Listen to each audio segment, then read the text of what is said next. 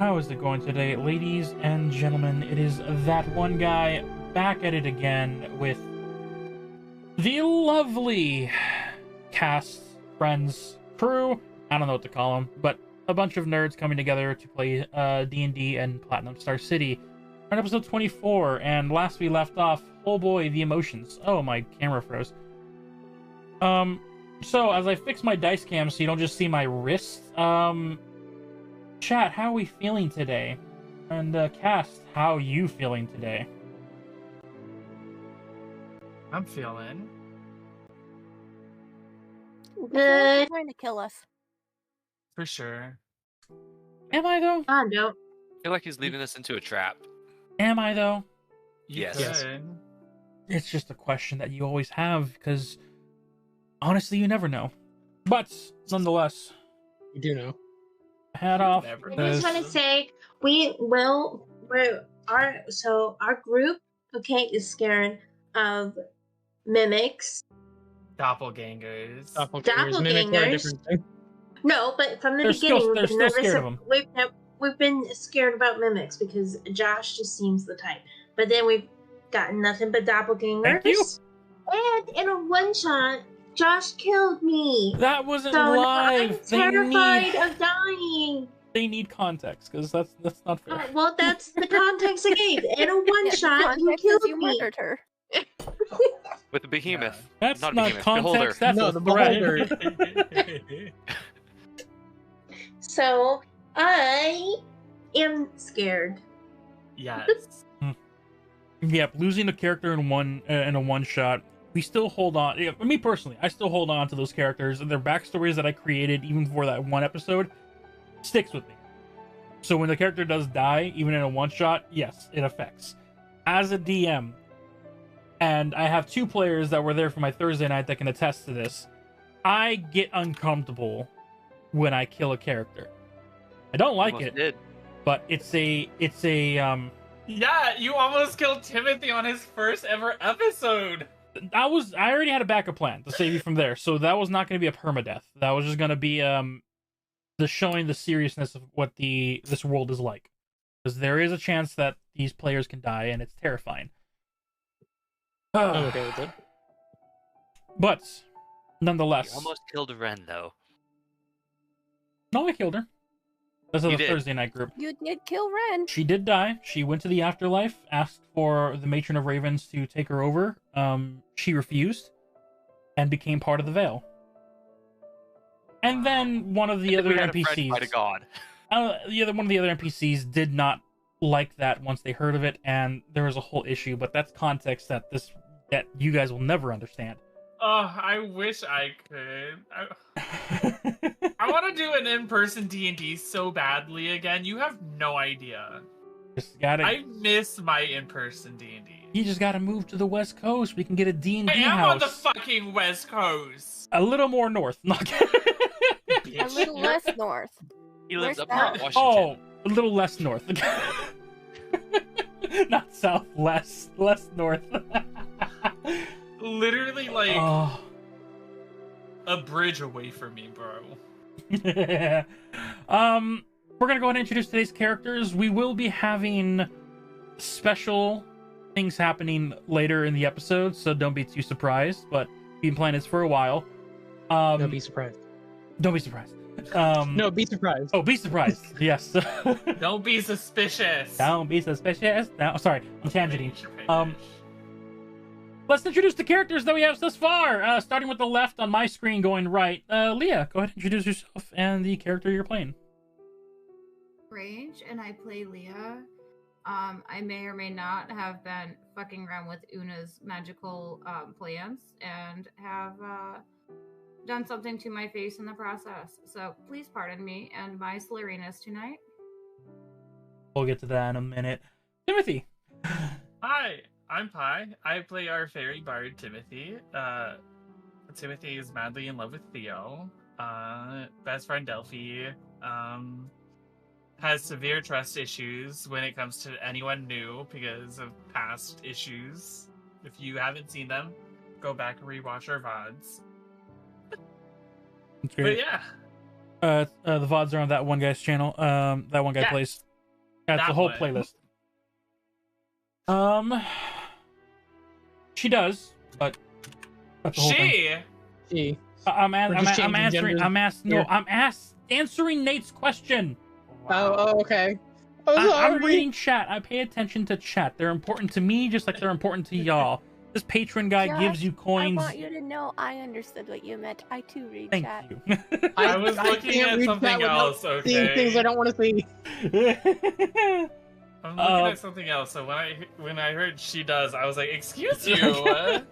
I know what I said. Context is different, but the statement still stands. Durant, would you like to introduce yourself? I'm Polly. I play Durant. It's a paladin of the Church of Palor. That's it. Yeah, our tanky tank paladin boy. Who can't hit anything. But nothing can hit you either. Yeah, I know. That's the goal. Oh, That's just a breath attack. yeah. Yeah, unless it's a breath attack. AoE spells for the win. Valindra, you're up.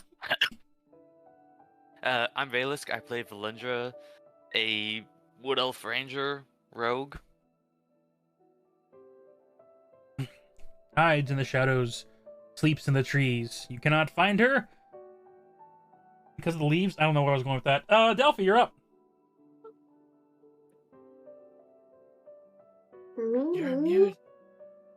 Me? Yes. Yeah, you. So I'm Princess Delphi.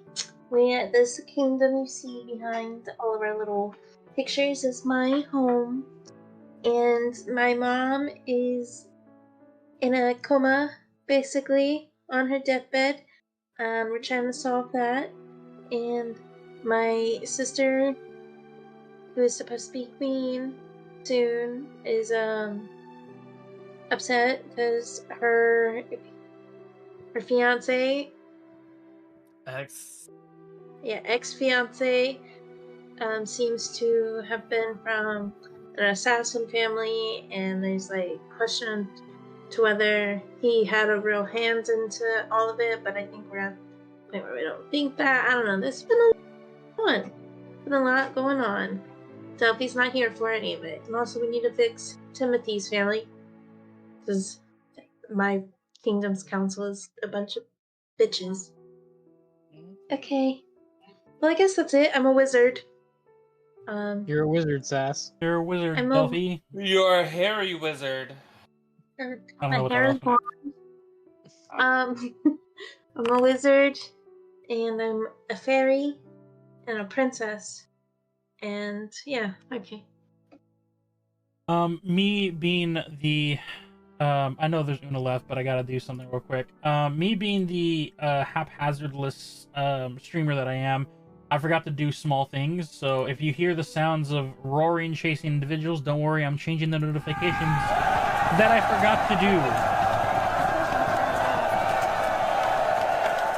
That is what it sounds like when someone raids us. It's great. Don't mind it. It's a good thing I don't hear it. Yes, it's a very good thing you don't hear it, because that was loud in my ears, probably loud in the chat's ears. Okay, after that, I think I'm just gonna keep the Grr I Like You, because I forgot which one I needed for this, and I don't want to just bombard all of the possible... wait. Oh, level up. There we go. Oh, we got a level up? Cool. Let me go No, do that no, right no, that was a notification wait, sound. No, oh, we leveled up? Perfect. No! Right? Nice. That's what I heard. Yay! We We're all worked so level hard 6 for this. now. Someone grab the net. We gotta ring these people in. All right. We Excuse got a you. clip. We're getting a clip. There's proof. I do not We need consent. Fate's net. yep, We need yep. Fate's net. Let's go get Oh, Fate's net. Look, Oh Nate my even said God. he heard level up, so... Yeah, even Nate heard level up. You need Una, to please listen. introduce yourself. Hi, I'm Umbra, and now I'm level 6. No. I play Una, who is an Eladrin druid. I'm also a newlywed, and I'm working on getting a second wife as well. Also, I maybe met my brother. I'm not 100% positive, but it seems like he's my brother, and I did ruin his life within 2 hours of meeting him. I mean, we read his book. We all saw what he did. Yeah. The book is posted in the Discord. You all can read it on your free time. Take your own opinions and hold your own hearts. Your own thoughts. For a second, I thought you were gonna say horses. Oh, No. I thought you were gonna say a different word that also sounds. said horses. Well, you guys can make, not even make, and in the book it does say the things that happen. We'll go over that on the recap. But nonetheless, ladies and gentlemen, let's go ahead, after killing enough time here of 16 minutes, let's jump into today's episode of Platinum Star City.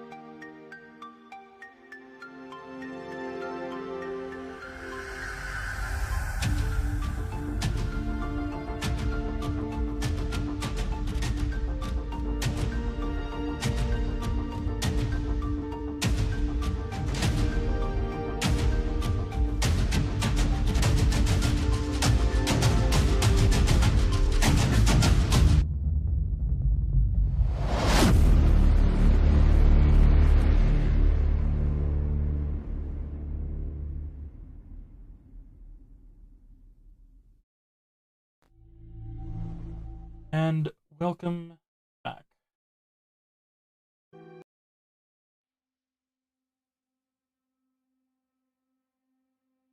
Last... What do you know?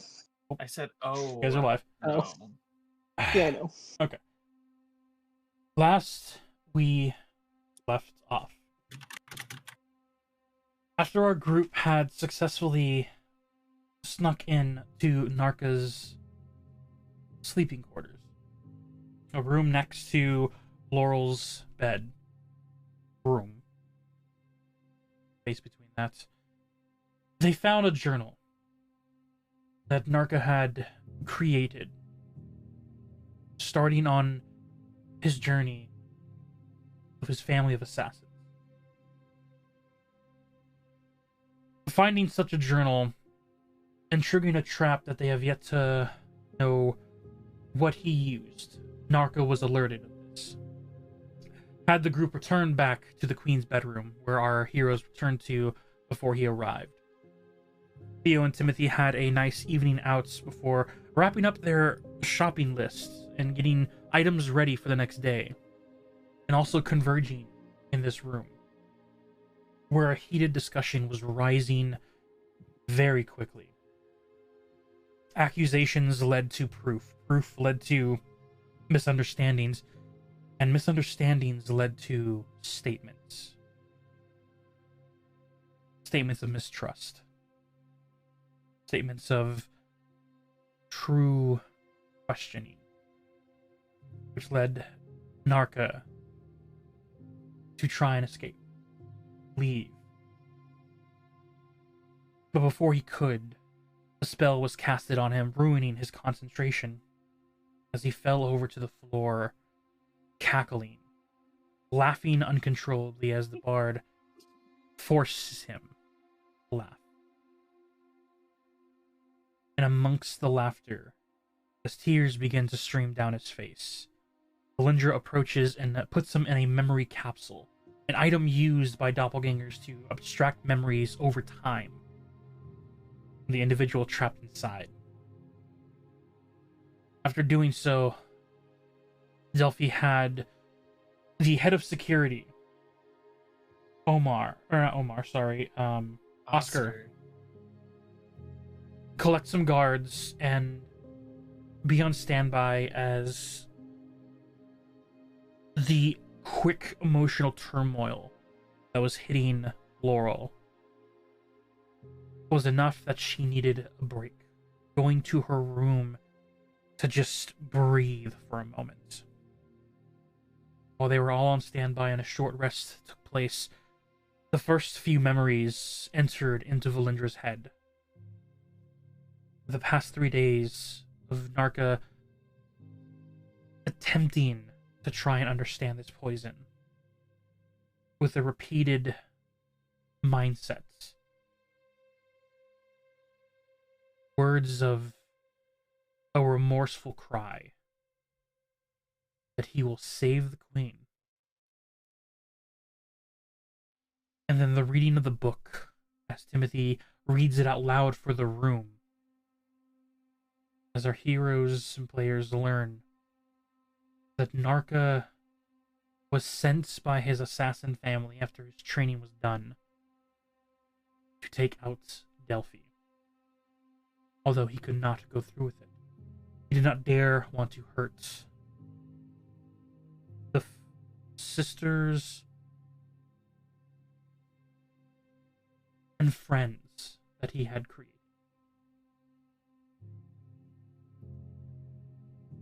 And so he prayed, in a sense, for someone to help him. And according to the journal, an entity entered, giving him a choice to give him the poisons he had created to this entity. In return, they would save Delphi and make sure that Narka's family would never be able to go after her.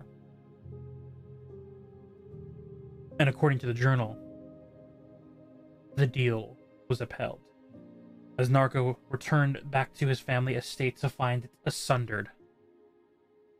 His family put on pikes, and the howling calls of werewolves, leaving to the forest in the west. After spending months rebuilding his land, he learns that the poisons that he gave away was used to assassinate and end the life of Delphi and Laurel's father, the king of the Oleander family. Only recently did he hear that the queen was going through the same, and he was not ready to hurt Laurel or their family any more than he already has to escape his fate. Once the information was given to Princess Laurel, holding her emotions to a royal pristine as best as she can, told the group to do what they can, get him to finish the antidote. And as she turned and was ready to leave the room, without looking back, simply told you all, whoever releases him, let him know that the marriage is no more. As she returns to her room, knights and security by her side, our group is left in this room. Narka still in the necklace, hidden under the shirt of Valindra, as he was unable to see any of what just transpired. And as your group is there, the threat to the west is still imminent. The rumors of lycanthrope-like creatures are beginning to hover.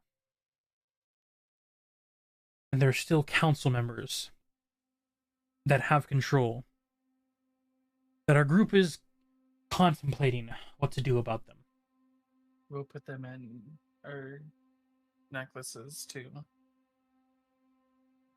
As you guys are here in this room,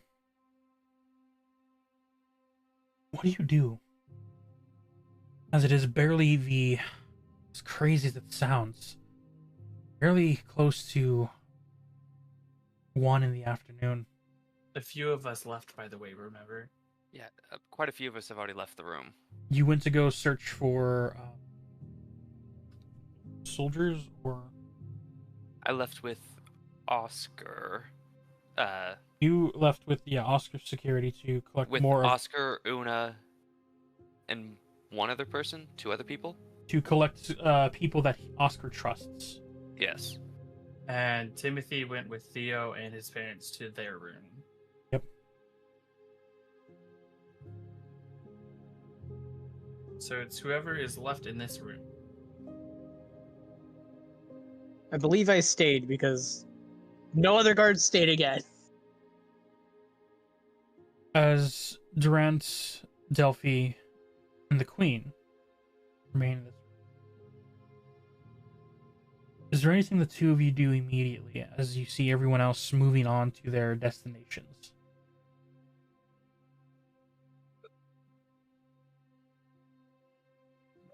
Delphi just sits down on the bed next to her mom and like lays like her head down and just kind of rests because she's like there's a lot going on.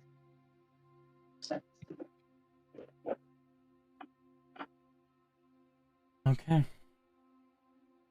As Durant stands guard of the room, double doors open or closed?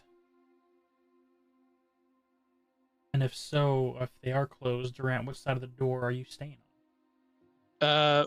We'll keep them closed, and I will stay outside. Okay. Leah, I get that inspiration. And as you stay outside watching the hallways, you hear the distant footfalls as your group leaves.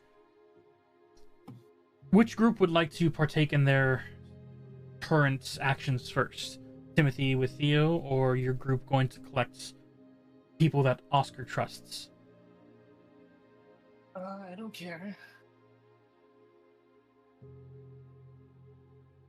For now, because it is closer. Timothy, you and your parents' rooms are the closest, as Oscar and them will be moving through the city and collecting the soldiers as need be. Okay. As you and your family reaches the room, your mother and father have been in a more serious tone walking behind you all. The conversations that they have been whispering to each other basically falls around the idea that Narka is needed, but can't be trusted. Mm-hmm. They have been upset, for they now know he is a reason. Maybe not the one who dealt, but the one who supplied the poison that ended a old friend of theirs and a king of this kingdom. But they are keeping their emotions in line with what is necessary. The conversation that they are going back and forth is the main priority of using him to find the antidote. Yes. And as Theo's walking beside you, you see there is another moment where he seems to be just staring straight down the hallway, like if his mind is somewhere else. I'll reach for his hand. As you grab his You okay? hand, his head moves over to you.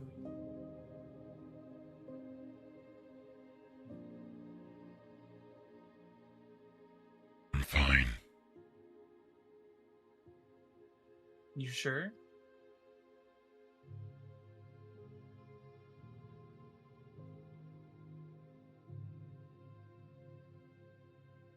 Do you believe he truly cares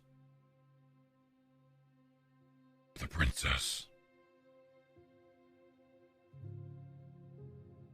I would like to say he does care, but that doesn't make him, gosh.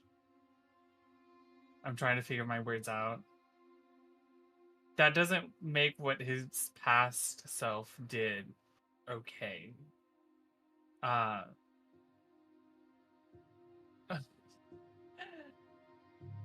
Even if he did it to look out for her. But then why would he give the poison to, kill her dad then? Like, her Didn't dad, give it to them from what to kill. According to the journal, he gave it to the entity, and they used it as they saw fit. which ended up getting the king killed. So if he wasn't making the poisons, he wouldn't have to have given the entity anything.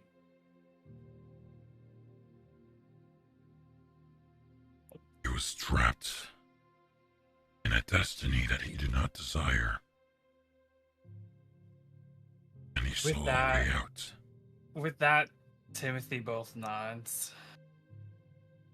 Yeah. Some point of reasoning, both you and I could agree with that, but it still doesn't mean he should have given the poison to him, though.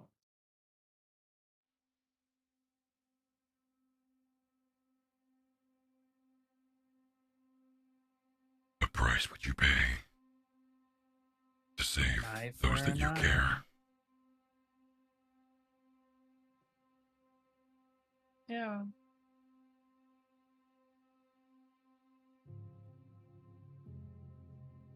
Guess he was born in the wrong family. But does that define him for who he is?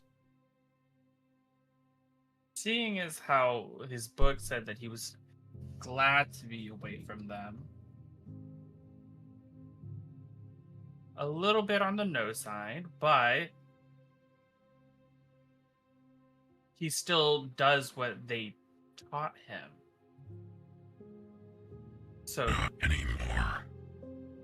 According to the book, he has been trying to become better, using poisons as medicine. He's trying to change. Well, I will start to trust him once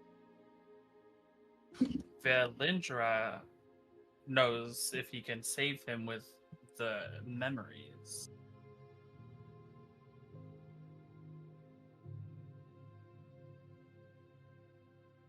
I just can't I can't stop thinking. But if I was forced to make that same decision, saving one person I love, or saving a city that needs me,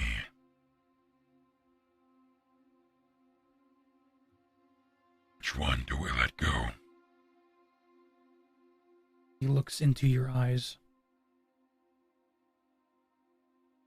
Timothy looks back, and with his optimistic self, will say, we'll save them both. One way or another.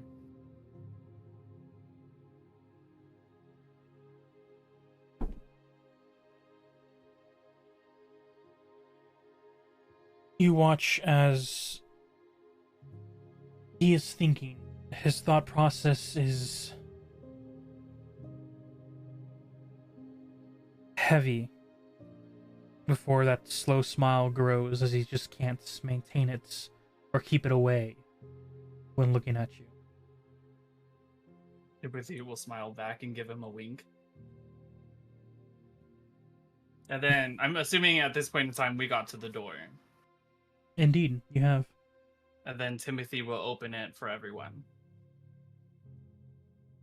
As the four of you enter one by one into the massive room, this is the staying place for you and Theo, but your family has gathered here for seems a conversation.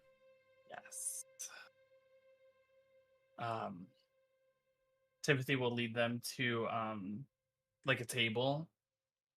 There's a nice little With tea chairs. table set next to a small window frame, openable to be able to take in the city outside.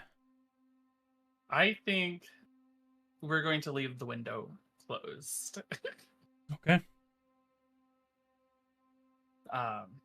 Timothy, after everyone sits down, Timothy will sort of be standing because he wants to, and he's nervous, so he'll be like moving around and all this.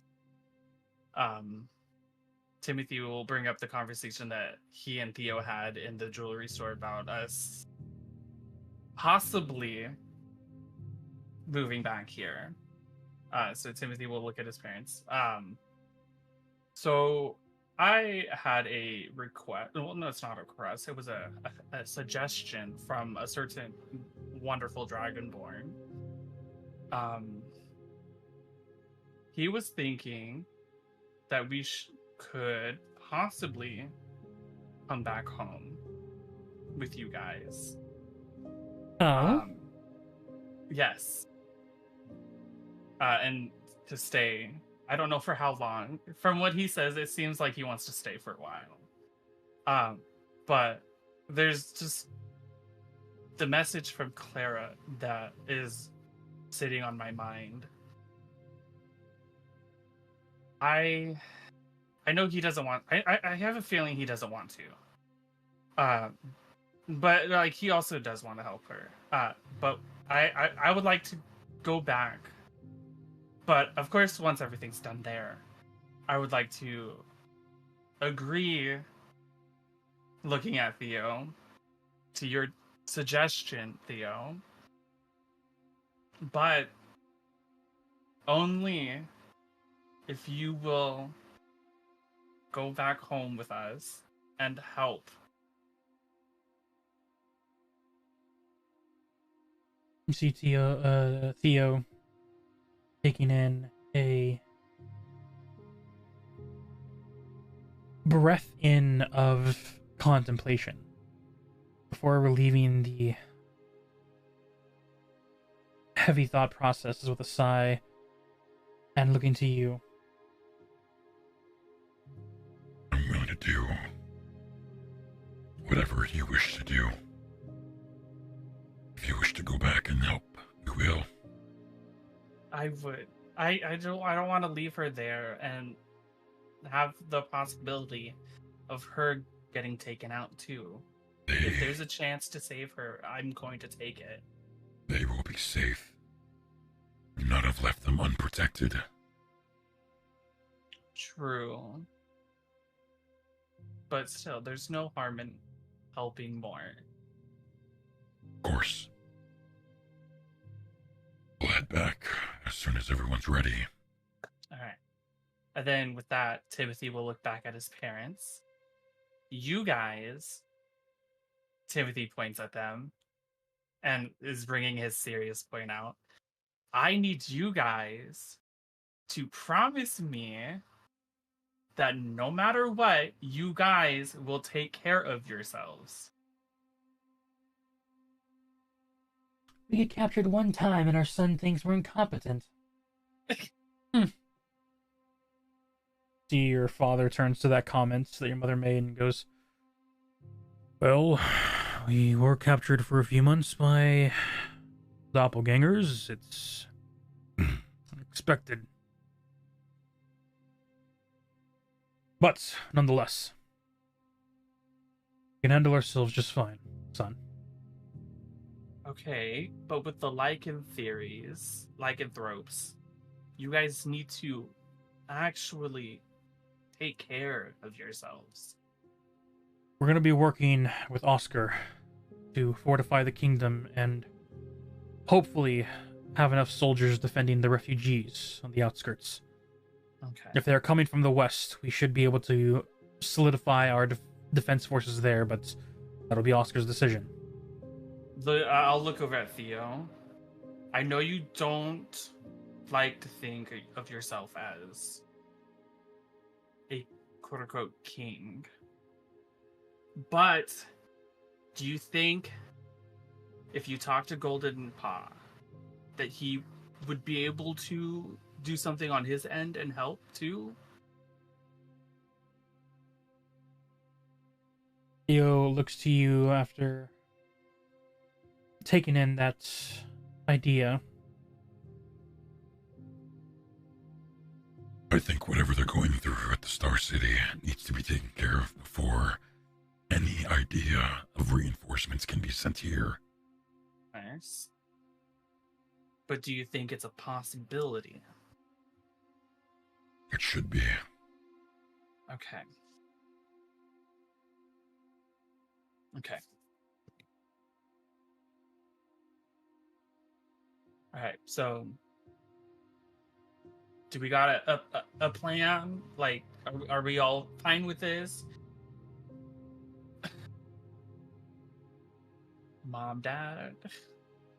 You look at your mother as they are already in their like war planning phase. Your mother is like thinking of, you've seen her thought process and the way she fights using her weapons, and if need be, calling in the spirit guardian of your household. She has a look of what it takes, or what the planning is going to need to be to win. There is not a look of desperation or even defeat in her eyes. She is planning how to overtake this obstacle. Okay. Your father also thinking, but then looking to you at acknowledgement. We will take care of ourselves, and your mother will take care of me. She always has. Okay, good. But I believe we should give you something so that you can take care of him. You see, as he's looking towards Theo. Okay. There is a moment where your mother and father look at each other. Your mother has a grin on her face as he is being refined and has that noble, like, demeanor about him. As they both turn, and you see as they reach into a bag of holding, and slowly and carefully, you see as they pull out a very intricately made instrument. A violin. As they then set it on the table in front of you.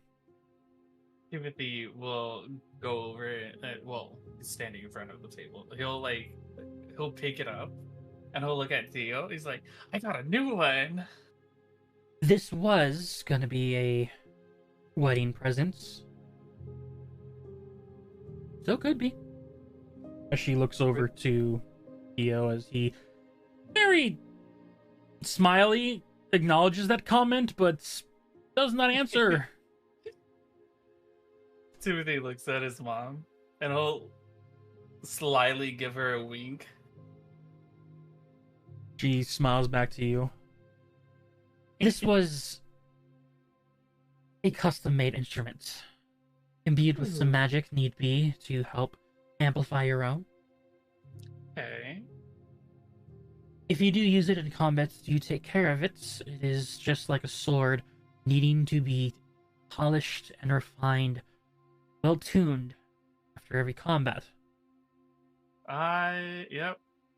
Or it can be used to soothe those that could have a heavy heart, whoever they may be.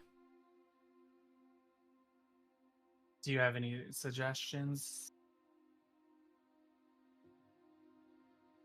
Helpful ideas for my airhead ability? The same thing I've been teaching you, that you have taken on your own without even knowing.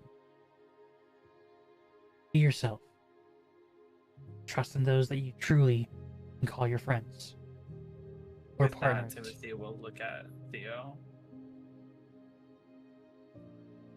Thank you, Mom. Thank you, Dad. As they both stand from the table and approach you with a hug. Timothy will hug back. As they both lean into your ears, you hear both of them simultaneously tell you,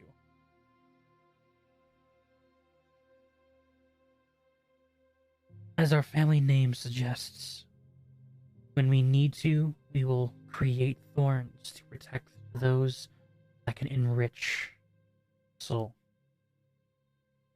And we can be sweet to those that we can truly call our allies.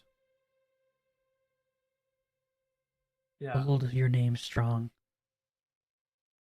young little Timothy. I will.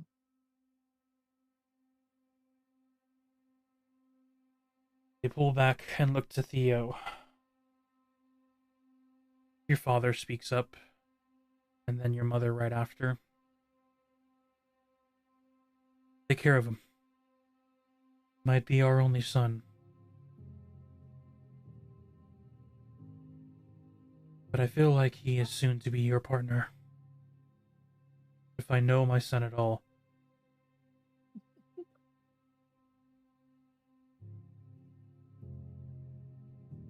Theo will then stand up.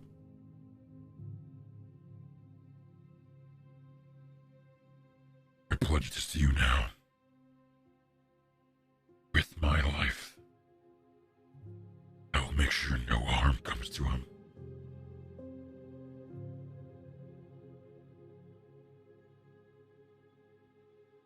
I do the same thing, Theo.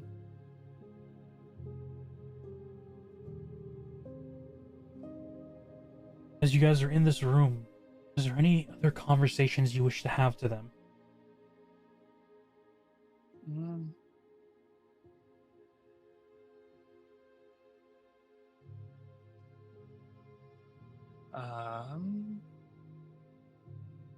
I'll look over at my dad. If, and only if, I'll look at Theo at this point in time, we do get married, would you walk me down? It would be my honor. Alright. Timothy will pull them into a hug last time. And then I think we're good here. As you pull him into a hug, move outwards. As Oscar is leading the guards and everyone else through the halls, collecting soldiers here and there, what conversations would you guys be having during this long, close to up to an hour journey of collecting individuals?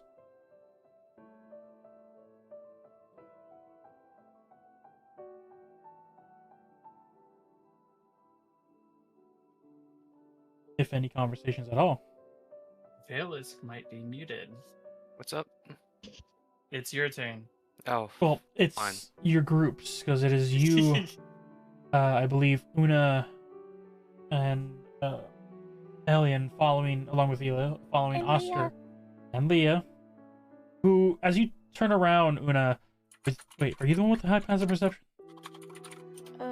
Probably not. But That's maybe. Leah. Leah's the I think one with Leah. Oh, I think it's I Leah have- and myself.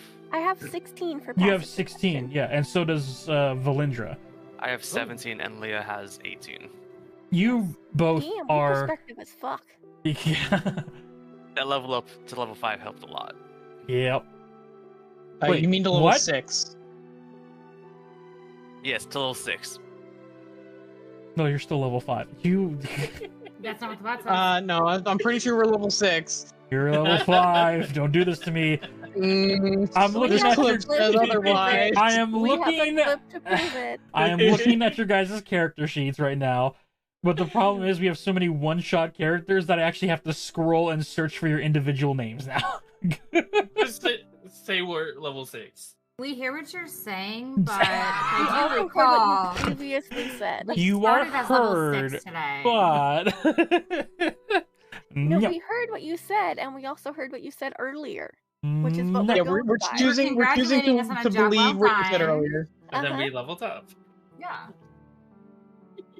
I'm gonna roll. I'm gonna roll for intimidation on top. No, persuasion.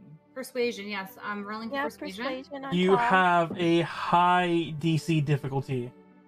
Shit. Can I give Got a advantage? dirty one. But see here. What I'm hearing though is You have a chance, is what the only thing you're hearing. How's a?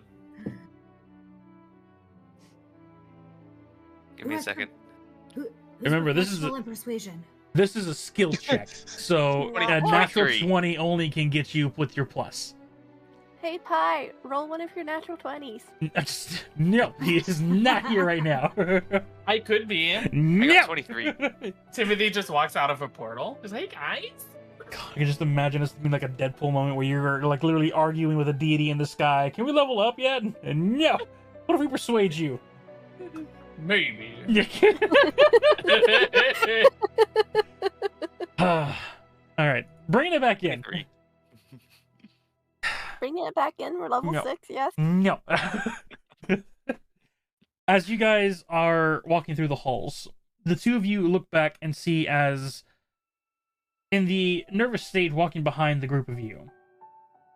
He is taking in the long, intricate sceneries, the multiple glass pane windows, items, pictures, and paintings all around, as she is just happily munching on like a mint leaf.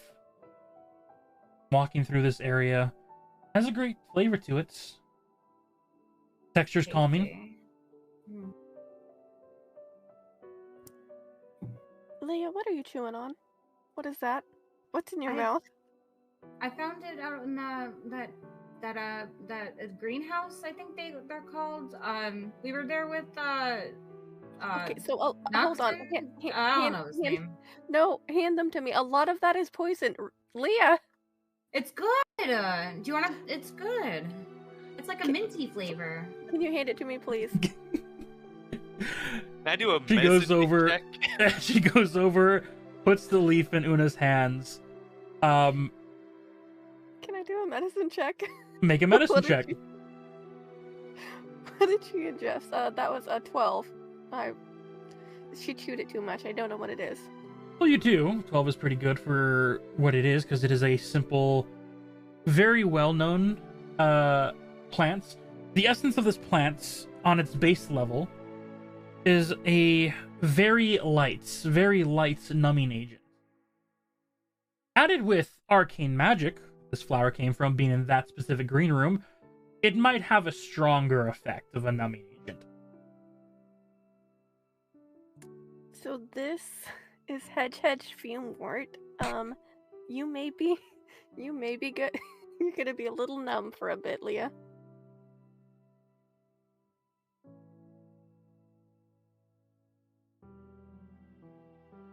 I think she Is it passed low? out. Hey, well, I mean that would explain why my tongue is not there. But I mean, it's not bad. Can I have it back? I mean, it's not gonna kill you. I don't know. You may have difficulty talking if you keep chewing on it. Is it localized numbness or just like throughout the whole body? It's the main... It's localized. I yeah. do. Please don't swallow it. I don't know if it's gonna make your throat numb too, and I think maybe it's a good idea for your throat to not be numb. I mean, though, could you make it into something? Probably I could eventually, yes. Oh. Why do you want to be numb? You can just drink alcohol for that. You don't need to eat random plants. I don't drink. Maybe that's a story for a different day. Okay. I will find some way to give you some kind of intoxicant. Please do not eat random plants. You see In the Feywild. Alien like look over to you, Una. I mean, to be fair, I probably should take some of that as well, because this has been a long day. Oh my god. You like No. some? There's some left, Elian. I'm just saying. I saved some. No. She like looked to Una as Una immediately replied with the no, and I'm good, thank you. I mean, it's your wife. Whatever. Do with her as you please. It's your life. You said it wasn't gonna kill me. It's not gonna kill her either. Hold on one sec. I'm drooling a little bit. It looks like it's already taken effect. Nice. I have a need for her mouth to not be numb. I beg to differ. For now, let's just focus on the task at hand. Oscar, how many more soldiers are we looking at? See Oscar turn around, who is having a half like cocked jovial smile about him, listening in on this entire conversation, leading the front with a couple of foot soldiers. None of the heavy knights, more of just common guards. As he looks back to your group. Well, I have Pool with about another, let's say, a small group of men. The rest are deviated amongst the other council members. For now, shouldn't be too long. What is your guys' plan with Narka?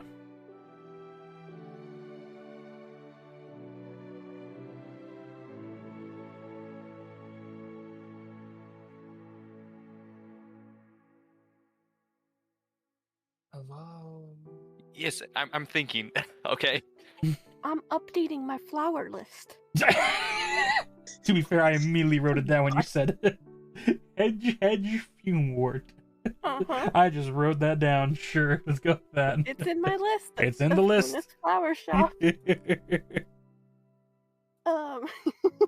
We here for the muscle at this point, for when they release him. Yes, I believe our plan is to take him to the garden and work on a cure for the queen. If we can figure out...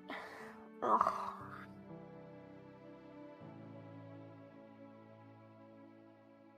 I'd like to work with him to figure out a cure for the queen. I feel like he would be helpful in that instance if we are able to prove that we can trust him to work on that.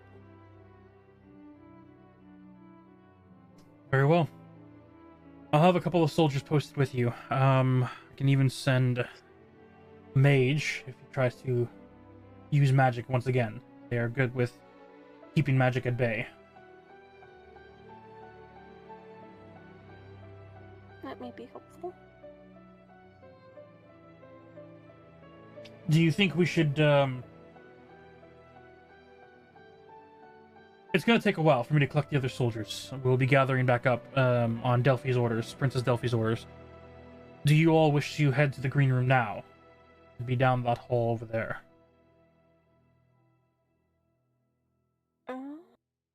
Una will look at the party. I think that'd be okay. You two, with them. I'm gonna have the mage head over to you all once I find them. I'll continue collecting the soldiers, and we'll keep in touch. He looks at one of the soldiers, and you see him, like, pull his hand towards, like, the hand over something. Soldier immediately looks down and pulls off a small bracelet with a blue encrusted gem at the center of it. Hands it over to Oscar, as Oscar then takes it and looks to one of you. This is a portable sending stone where we can relay messages to one another. Which one of you would like to hold on to this?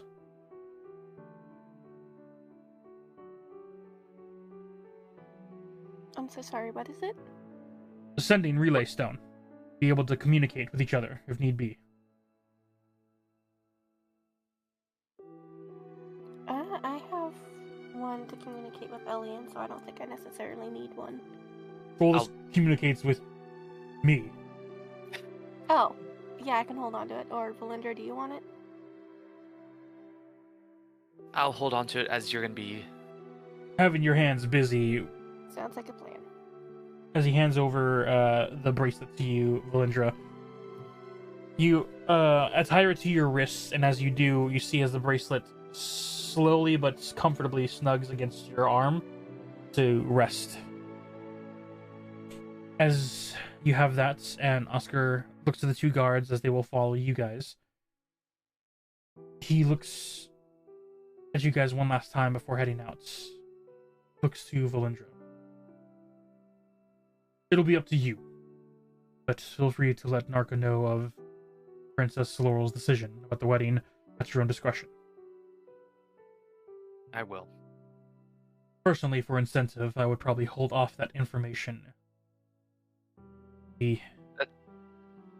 That's what I've been thinking so far. Even if he does want to help save the queen. We need knowing him that- focused. Yes. If he truly does care for the princess as he claimed all these days that he arrived. The last thing we need is more complications. I will message you when I get the last of my soldiers, and then I'll message you again when we arrive at the Queen's room. We're not releasing him in the queen's room. No, but this is to keep you guys updated of what I'm doing. Head to the gardening. Work on this. Please. Save our queen. As he turns, the coat flaps that he has on as he begins to march further away from your group.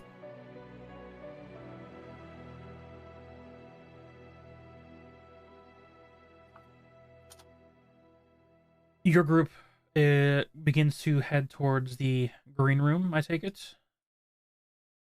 Una takes point because I have no idea where I'm going. I think I'm going this way. Yep.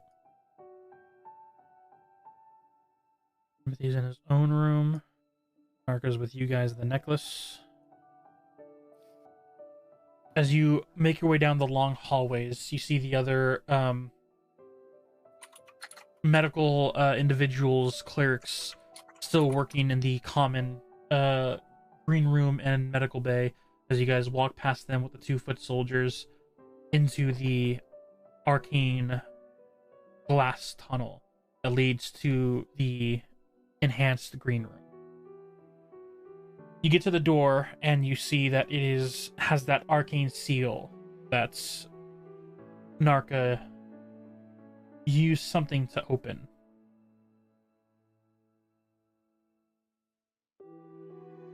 As you, Leah, Elian, and Valindra, along with 2 guards, stand in front of this door, do you try and unlock it yourself, or do you release Narka here? No, look at the guards. Do you know how to open this? You see one of the guards like straighten up slightly with the question.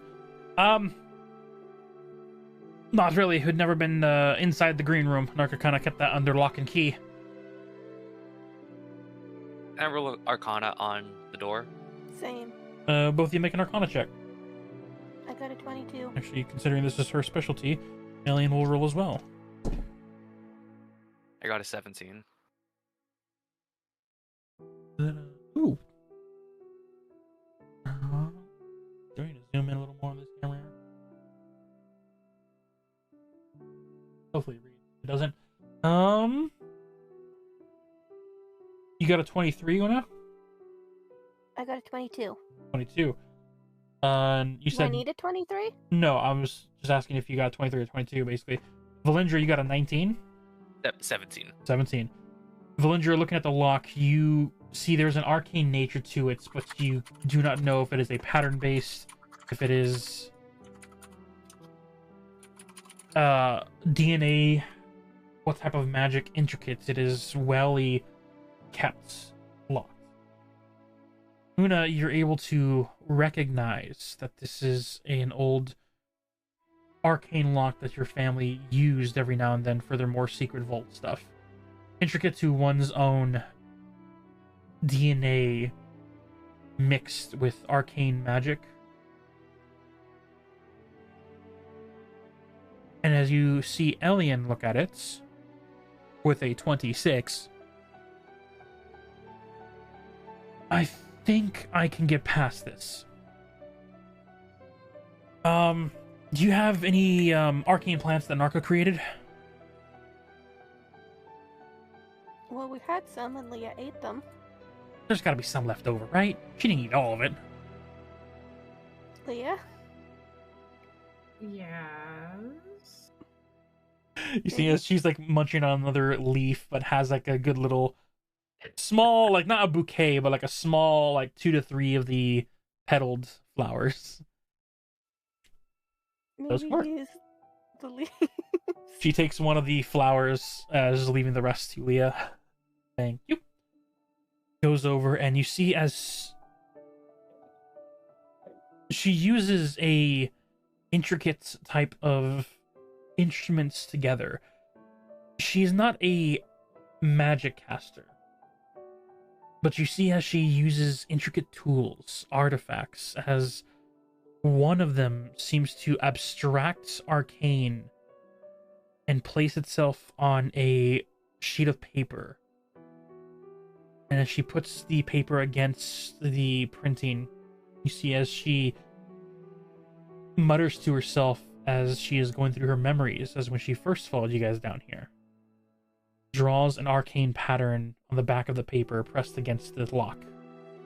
And as you see the magic begin to leave the paper, as the paper crumples and dusts away, the arcane lock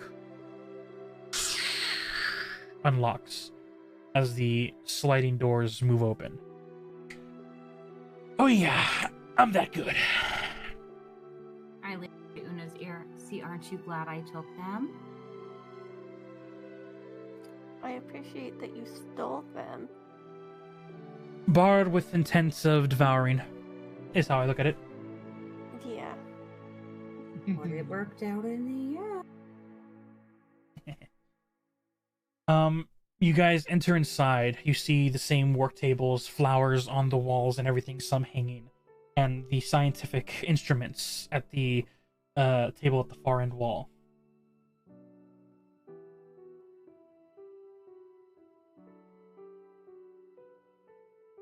What do you guys do? We all go inside. Una will gesture to have the guards guard the door. Are there any other exits from this place? You are surrounded by an arcane enclosed green room, so the glass that is around you is more thick. Think of like bank vaults, not pane glass, what are they called? Very I know what you mean. thick arcane glass, keeping others from being able to enter in, and from what you guys can tell on a glance, exit out very easily. At least not by brute force. Is there like another door, or is that the only entrance? It seems this is the only entrance.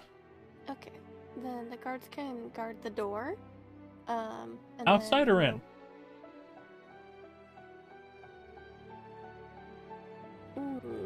What do you guys think? Stand on the opposing side if they want to stand outside. Just for safety measures. I'm okay with that. Valindra, what do you think? I think we should have one on the inside. Okay. That's true. We do need at least one of them in here if we have to stop him from like teleporting or anything. Okay. They aren't mages. I thought that he was gonna give us mage He's sending one mage above over. table. Yes, above table, Oh, he is he's- sending one mage over. So you're going to have 2 guards and a mage shortly. Okay. So then I let's I don't want to release him without the mage here to aid us. I agree. You can start looking over the ingredients, see if there's any books of what he's tried to do. And once the mage gets here, then we can release him. Yeah, I'll investigate. Does he have any notes anywhere in here? Everywhere in here. The paperwork I start is... reading notes. The paperwork is very scientifically scattered. made sense to him, and when you were working with him for the short time you were in here, you were able to pick up where you left off. But nonetheless, go ahead and make me an intelligence check to see if you're able to pick up what he was putting down. Okay, I also have a question. If I tell Elian, like, specifically what I'm looking for, like, these phrasing, this phrasing, this is what I want. She can assist you, Can yes. she? Okay. So you can go ahead and roll with advantage, as she will assist you in the search. Okay, just a straight intelligence check, or... Yes. I wasn't done with my sentence, but Oh. it will also give. I'm so sorry. It's okay. It's all good. It will also give time for if I can get more memories. That's true. Alright. So the guards is 1 in, 1 out in the meantime?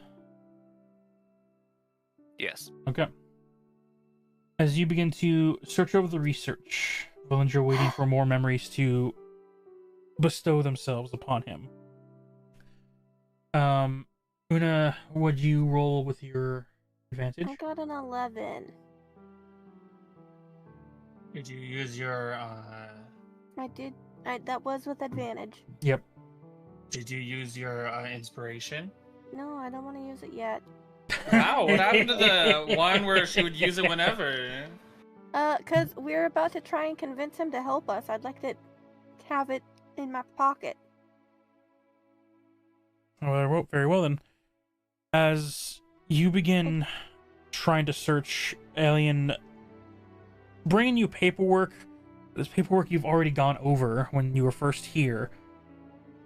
Some notes seem clear, but it's that same stump that you guys had before, without knowing what elements was added to his poisons.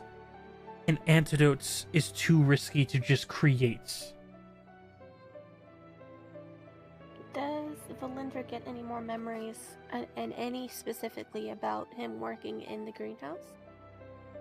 Another hour can pass for more memories to come in. Not much. You guys gotten 3 days worth, which technically you should have only gotten 1. But my exciting brain of doing a lore dump yesterday, or not yesterday, but last session, kind of over-exaggerated. But nonetheless, another 3 minutes, you might be able to get some more memories. Don't know which would get from the last memories that Valindra got. He was genuinely stumped on what could be affecting her that was added to his poison.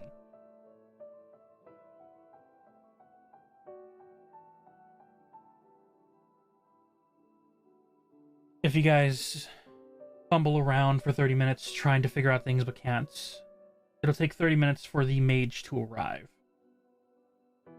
How long has it been in total since I started trying to look at notes and stuff? 30 minutes? How many minutes have to pass before I can roll another intelligence check? The idea of intelligence check is basically what you're able to decipher from the paperwork.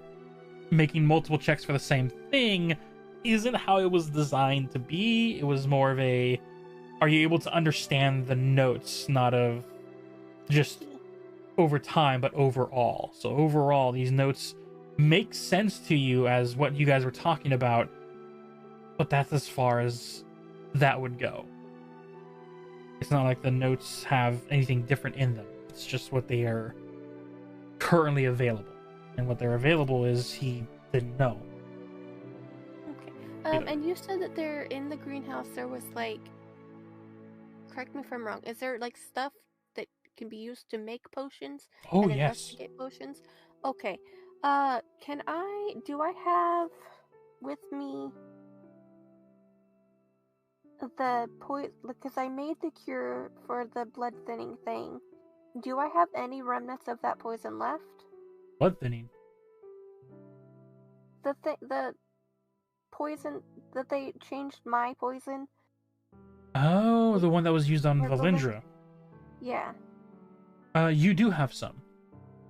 Can I examine it and see if there's anything I can see in there that would make sense, like any added thing added plant, added herb, whatever that would be reasonable This, or once would again, be similar to what would maybe be what's affecting Delphi's this mom? absolutely can. This will be a 2 dice roll like it was when you tried to identify. One's going to be Arcanum, one's going to be Medicine. Okay. I am going to hold off on making those rolls until we bring Narka. Narcan.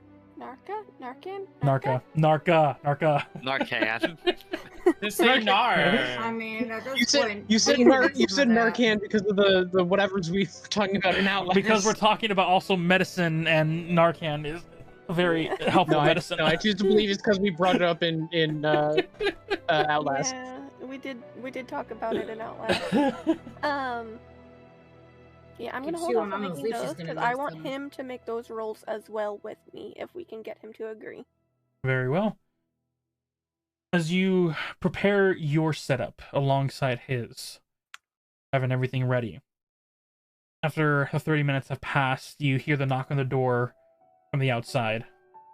As the guard on the inside opens up, you see as a well intricately dressed elven fairy maid. Pointy ears, but the wings are of a more smaller, gentle variety, not elegance as the butterfly fairy wings that the princess had, more of like a mixture of a beautifully decorated dragonfly. And as she enters inside, you see as she carries a staff along with a couple of arcane items on her person, a greenish robe with a blue tail, like not tail but fringe. The bottom of the robe has a nice thin line of blue on the edge. As she enters inside, hi, I'm sorry I ran here. Master Oscar told me that you might need a mage. Yes. Hi, Valerie, full name. Hope everyone's doing all right. Hey, Valerie. Hello. I am told I'm here to keep someone from running away, and I don't think it's any of you. Otherwise you would have ran before I got here. That is correct. We have him. It's Narka that we're trying to keep from running away. Yeah. Oh, Narka. That was the Oh, that was the one who's gonna be married to the princess. Why is he running away? Long story. Okay, and from the looks I get in the room, we are needing a more intimate response answer. Okay, keeping Narka from running away. 2 quick questions. Sorry to interrupt. Am I still listening to him? He asks for something. No. Okay. Second, and this is more of just for my own knowledge. Who are all of you? Friends of Princess Delphi. That is the best answer I've ever heard. Okay, so, where is he, Narka? I have him, and he is in... I will take out a dagger and do a slight cut on my finger. Oh! He is in a necklace that... I then bring out the necklace. Oh, yes. Oh, interesting. Smart. Oh, yeah, I get it. Okay, yeah, red blood, not a doppelganger. That's fine. And necklace of memories. It's very useful, but we tend not to use it. It's kind of invasive, but for criminals, it's a whole... Never mind. That's a long story in itself. Okay, he's in the necklace. All right. So are we releasing him in here? We are. We just need to make sure that he does not teleport away. That is what I'm here for. Now things are making sense. Okay. He's gonna try and teleport away. I keep him here, and our objective is for him to... Assist me with investigating some potions and possibly creating potions. Okay. So I'm specifically looking for him to cast any major magics. because I assume he was a magic wielder for the plants. So I assume the smaller magics that he used on the plants, I'm gonna ignore, or at least not cancel out. And then for any major magics, I cancel those out. Yes. Mm-hmm. All right, I think I am caught up for all I need to know.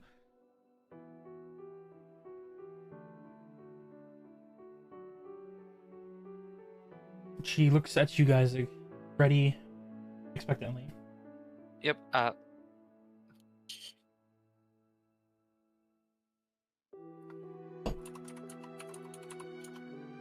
trying to think what to say.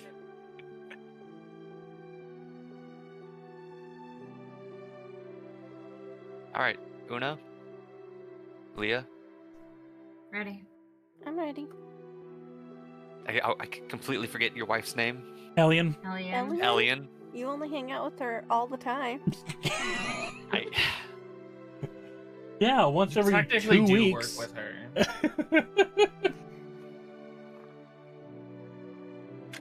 Just kidding. She looks at you, head nod, daggers out already, but like hidden behind her back. I will take off the necklace and attempt to release him. Okay. Put my hands on my daggers. As you guys are on the ready, and you see the arcane lights as the necklace glows dull, and you see the physical form on his knees. Not in that fetal position, but definitely like in a landing position.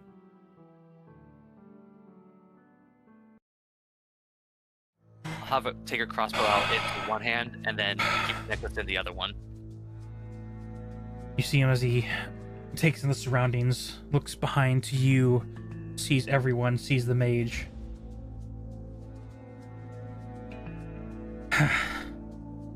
Where's Delphi? Where's Princess Laurel? I'm fine. You want to help the queen, right? What did you do? We did nothing to them. What'd you do with my journal? Above table, what did we do with the journal? Who has it? I Timothy think has it. Timothy still has it. It's in a safe place. No. Laurel has it. Oh, Laurel. Yes, that's right. Timothy gave it to her so Oh. she could read it. Oh. Yeah, Ooh, she said they explained what it said to her. She called off the wedding, or called off her engagement, grabbed the journal, and went back to her room. She didn't grab Oh. it. I gave it. Well, you know what I mean. Like, Oh, she took she the journal has. back to her. Oh, she has the journal. Okay Yeah. then.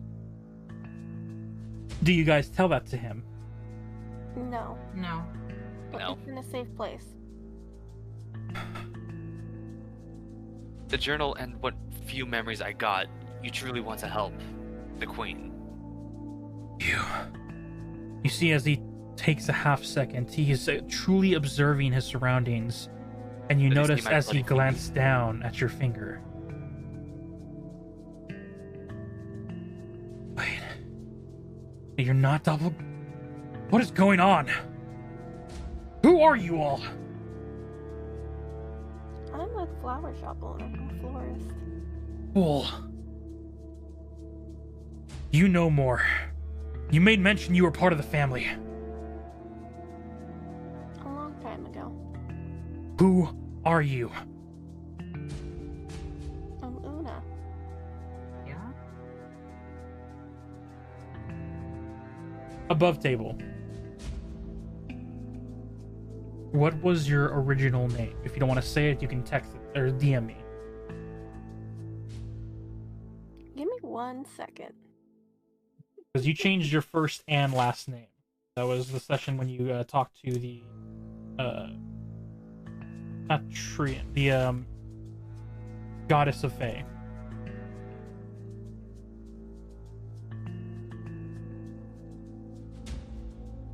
Give me 1 moment to remember what I changed my first name from. No problem. Yeah, goddess of Fae. Mary. Edit out the futa. Did that. I'm so sorry. Edit out the what? You're gonna have to edit that out now too. I mean, they don't get the context. That's already long past. People are Yeah, so but they gonna could be just- like, what? They get there. And they just get And to then they live can with that use question. Google, and then They they can use get Google to figure out what- Google. That's on them. Google at your own risk. That's on them. I'm not responsible for that. Pick up her leaves and I would disagree to an extent. There's several things I can mention that no one should ever Google. Last Hey, time I if- googled anything, I deeply regretted it. Hey, that Yeah, was the Federal that sounded Unemployment like Tax Act. your.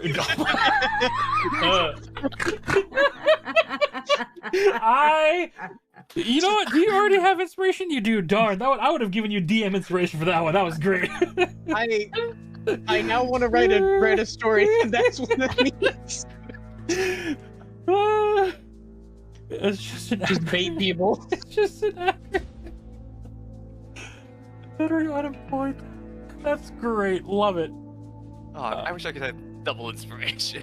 Oh, if only I could stack it, but I can't. I'm sorry. Oh, Josh, I DM'd you. got it. Bringing the mouse over here. I'm not apologizing. That's fine. But the main thing is, though, he can't put that. You can't what? It's basically nothing like the name you are using. No. Actually, god damn it, should I make it something like that? That's up to You you, should. because you made your last name Vaxis, which for Vaxolius was like pretty darn close. But if you wanted to disappear, having two names back to back, it's just whatever you wanted to change it. This is your power to choose it. If you chose that, that'd be great, because then no one would be able to find you if any of them were looking for you.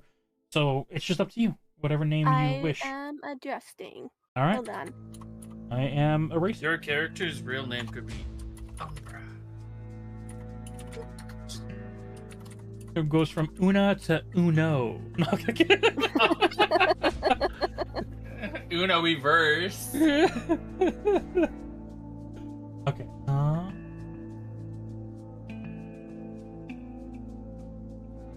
Oh, so Now I have a middle name. yep.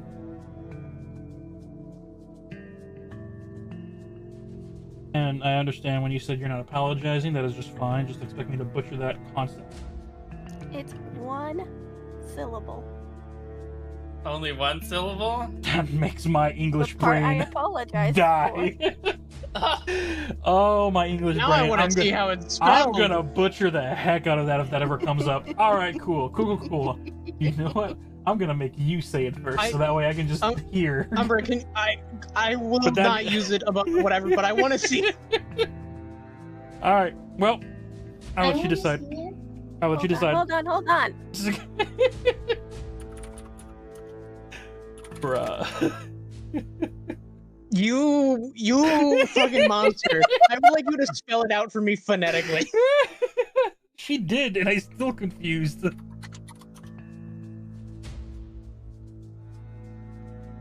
Those are not the sounds those letters make. Tell that to the Celtics. Can you tell No, me? no. Tell me. Fuck the Celtics and fuck Gaelic. Ah. This is coming from somebody who one of their favorite songs is Dulamon, a Gaelic song about seaweed. Oh my god. But the Celts and their goddamn language. I've seen the name before, so I'm not as taken aback. Yeah. I have a high school degree and a very bad English. It's a real name. I Yeah? don't doubt, but that's just not a name I would ever say, so my brain doesn't even know how to pronounce it. I literally showed you how to pronounce it. I know, but all I have is my English teacher in high school telling me over and over again, just sound it out, which is the biggest lie that the English dictionary could ever tell a child.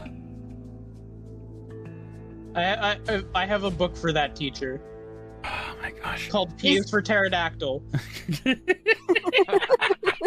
If you Every single goddamn word in that children's book starts with a silent letter. You Love should it. have made it. You should have made it this one. Alright, I'll let you guys discuss that. However, upon... Hold on, let her cook. Let her cook. No. She's done She can cook and we can continue the story. Okay. Bringing it back in. She's done cooking. Okay. As you say, my name is Una to him, he looks at you, no recognition. Never had anyone of the family named Una.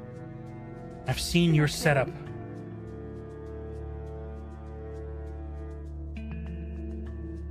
Una's gonna glance at the guard and the mage and sigh. And she'll go, Neve. To both of them? No, she's gonna say it to him, but she's gonna realize that they're in the room and can hear. They have ears. Oh. Oh, Neve. I Yeah, hate. Neve. Sorry, that was Josh once again. You hate? I'm sorry? I'm fine. I'm fine. That was Josh. I'm fine. Okay. Bringing it back in. As you say this, you see as his eyes make contact with yours. No. No, she's dead.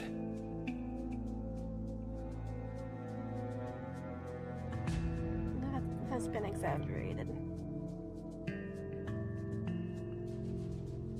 You claim to be my older sister.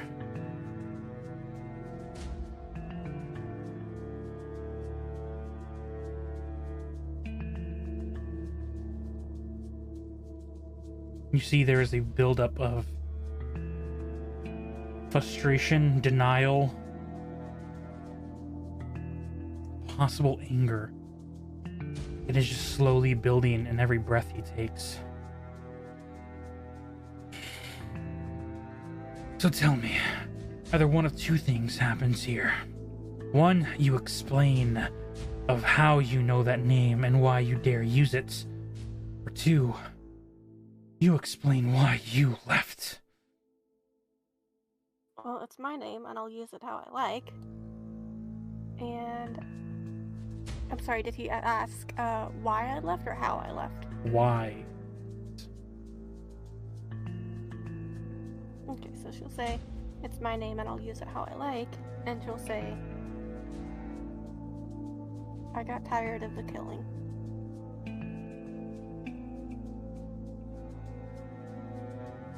And judging by your book, so did you.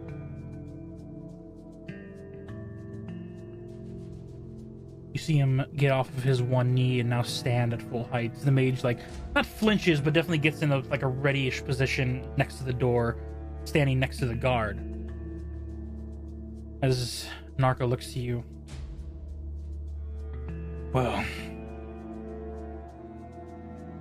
if what you say is true, good to meet you, older sister, for the first time. Nice to meet you. Nice to know that you actually exist. It was our parents' traditions to make sure we never met. None of us siblings met. It was absolutely necessary for a mission. Well, you wouldn't know that. You left. Of course I know that. How young do you think I am? Older than 100. She just kind of laughs.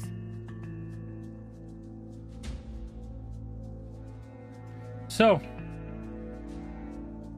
the one who got away, apparently.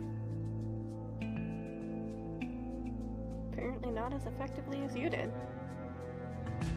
I got out, and I made sure no one replaced me. I kept them Yes, safe. I give credit where credit is due. Looks over to Valindra, who has the crossbow. Elian, who has her hands behind her back. Leah, is your hands like visibly on your daggers, or is your dagger hidden and your hand is hidden as well? Have in like little holsters, which are kind of like tucked underneath like the drapery of my shirt, so they're always out of sight, but I kind of have like my hands like on my shirt, like with my thumbs like on them, but he can't see that. All right. Looks to the three of them back at the mage. Looks to you, grabs the edge of his coat and simply shakes it off as he stands to his full height with pride almost. So, Una Vaxis, Solistream. I'd be surprised if your first name more similar. However, anyone can claim a last name. If you truly are the one who got away, I wonder how much training you actually accomplished. Decent amount. You want to keep talking, or do you want to get to work? You think I trust you? You think I trust any of you? I trusted one person in this whole castle. No. Okay. And now do I you learned she didn't want even to trust help me. her? Do you want to keep her mother alive? I do. Great. A good way to stay on her good side is to actually do that. What good side? You guys turned her against me.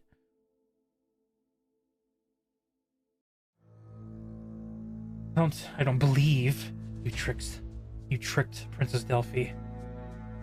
And even now, looking around you, considering how easily you could have just shut me down and said I was uncooperative, I don't believe you're hostile. I don't know what your intentions are. My intentions are to save the queen.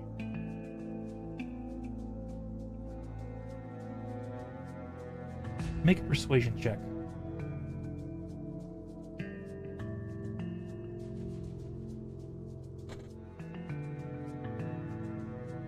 I want to use my inspiration. Alright. Inspiration used. I got 16. Okay. What do you say to him? I say my intentions are to save the queen. Anyone Whether can or not- have those intentions. Whether or not it was my direct poison, whatever's affecting her was from my family. Delphi's my friend, No, and I want to help her. they weren't the family's poison. They were mine. Someone twisted my poison. Did this. So I need to fix it. Okay, great. So let's do that. Let's get that done. I have a theory. Do you want to keep talking, or do you want to get to work?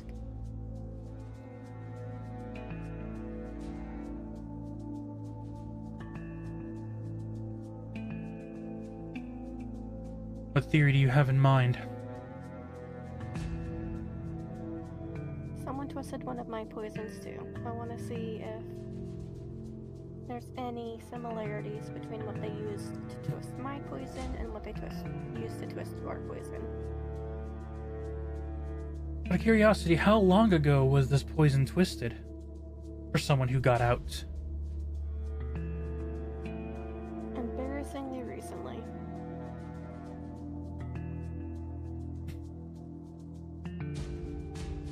You see, as he, with confidence, it's that stride up to you that could be seen as threatening, but his hands aren't reaching. His facial expression isn't angered. He simply walks up to you. How tall are you? She's tall. She's like 6 feet. Seeing him walk up to you, his eyes just barely below yours.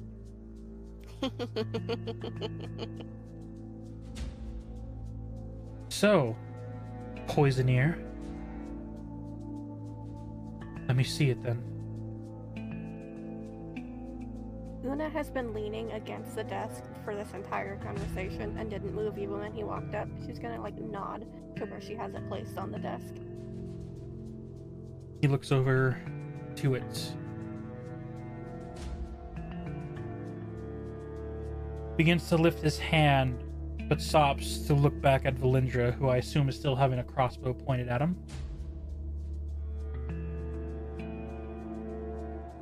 Valindra? God damn it, I was muted. Not fully at him, pointed towards the ground, but in a snap could easily snap it up to him. As he looks over to you, gives the hand gesture of essentially saying the words but not saying them, of may I. She'll nod and then like she'll stand up and kind of like move to turn to face the desk, and will bring out her own notes about what she's noticed about the ingredients. You'll pick up the vial, the very small droplets you have. Not really much to work on, but I've worked with less. So tell me, where did you collect this stuff from? Your lab? No. We unfortunately had an altercation with the people who twisted it. This was the poison that was used against me, right? Above table? Yep. It absolutely was, yes. Yeah. I don't mind saying that. It was the poison that was used against me. It did not do what I told it to do. What were your symptoms as he looks over to you, Valindra? I will explain that I started to heal, and then healing, and then eventually it's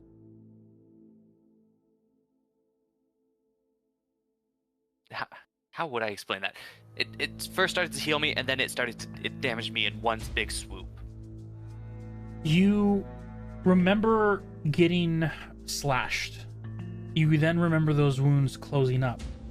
I believe only one time towards the end did you actually fail the check and got the poison condition. And that's when you felt something change in your body. A weakening that was constantly building.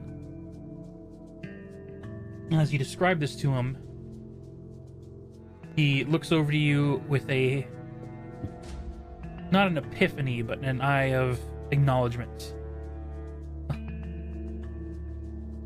Oh, that assassination attempt is nifty. Cut someone up with the poison.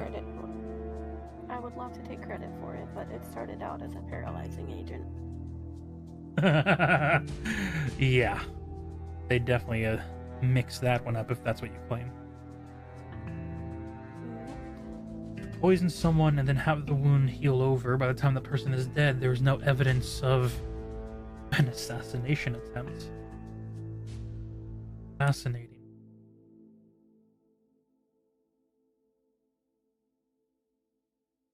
He is ready to make one of the first two checks. Which check do you guys make together? Medicine. Starting off with medicine.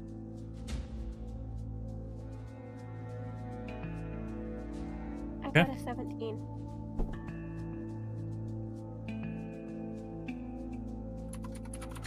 Okay. To switch dice so you guys can actually see what he's doing, I'm gonna give him the rosary dice that I have, but I am gonna set the first number he rolled for it, so it can be more visible on. But nonetheless, with a 17, you look for identifying natures. You are having a hard time putting them together. And as you see, as Narka is looking intricately at it, he takes a quick glance at you and sees how you are unable to connect them.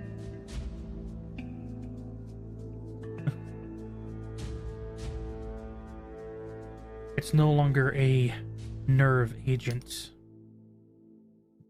It attacks the arcane weave inside. As he explains, you realize that the medicine that this poison holds attacks not the body, but the arcane nature that gives life to a soul. It drains, amplified. The exhaustion that the physical body would feel gets drifted and moved on to the essence of a person. Fuck. That's not entirely a bad thing. You see, I would like the group watching him to go ahead and make a perception check of Narka.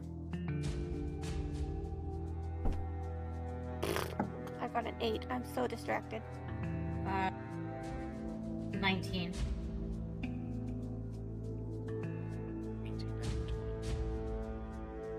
24. Very nice. Can I use my passive perception?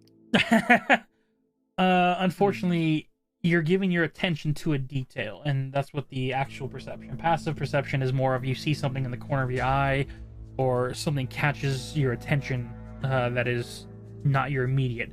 You are trying to read him. You're trying to figure out if he figures anything out. And right now, the rapid typing is great. Love it. There it is. Not everybody at once. Ooh, sounds delicious. Anyway, bring it back in. Leah and Valendra, you both are able to identify as, even though he hid it from Una, he is not able to hide it from you.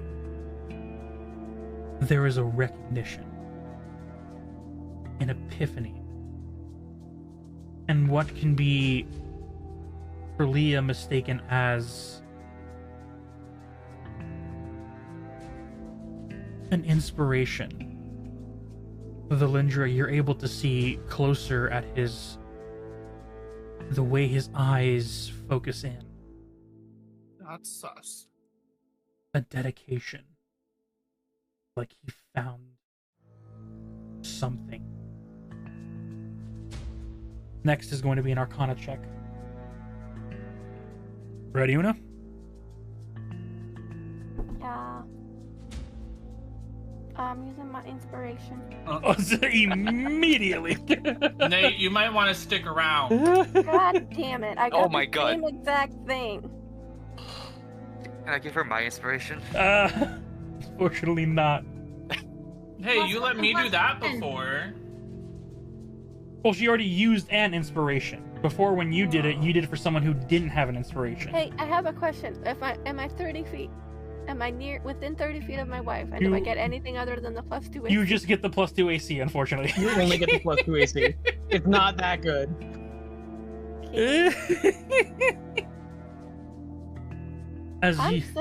Una's just real baffled right now, okay? She's so used to seeing this as like something that she needs to find the cure for. She's having a hard time getting out of that mindset when looking at it.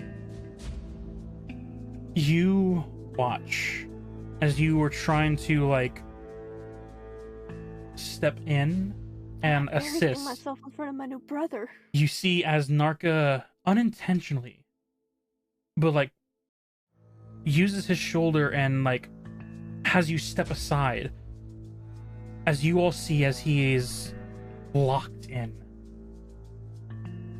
A natural 19 for a grand total of 27. Yeah.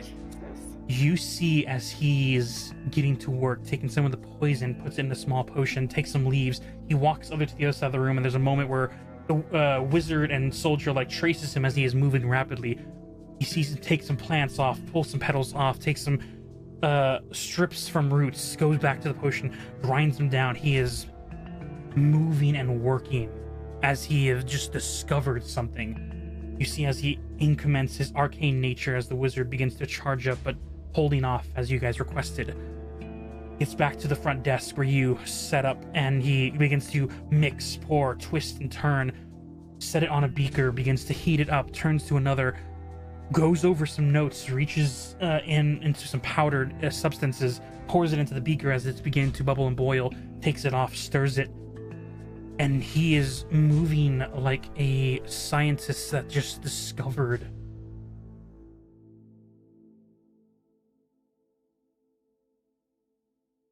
And there was a moment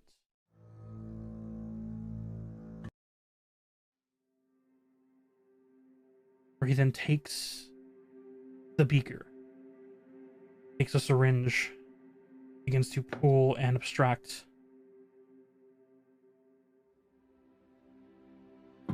And you see him. Luna is gonna gently rest a hand, like lay a hand on his arm.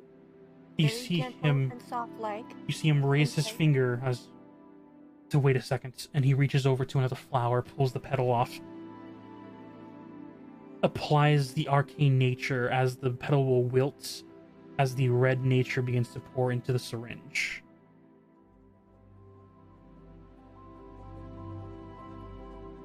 This could be it.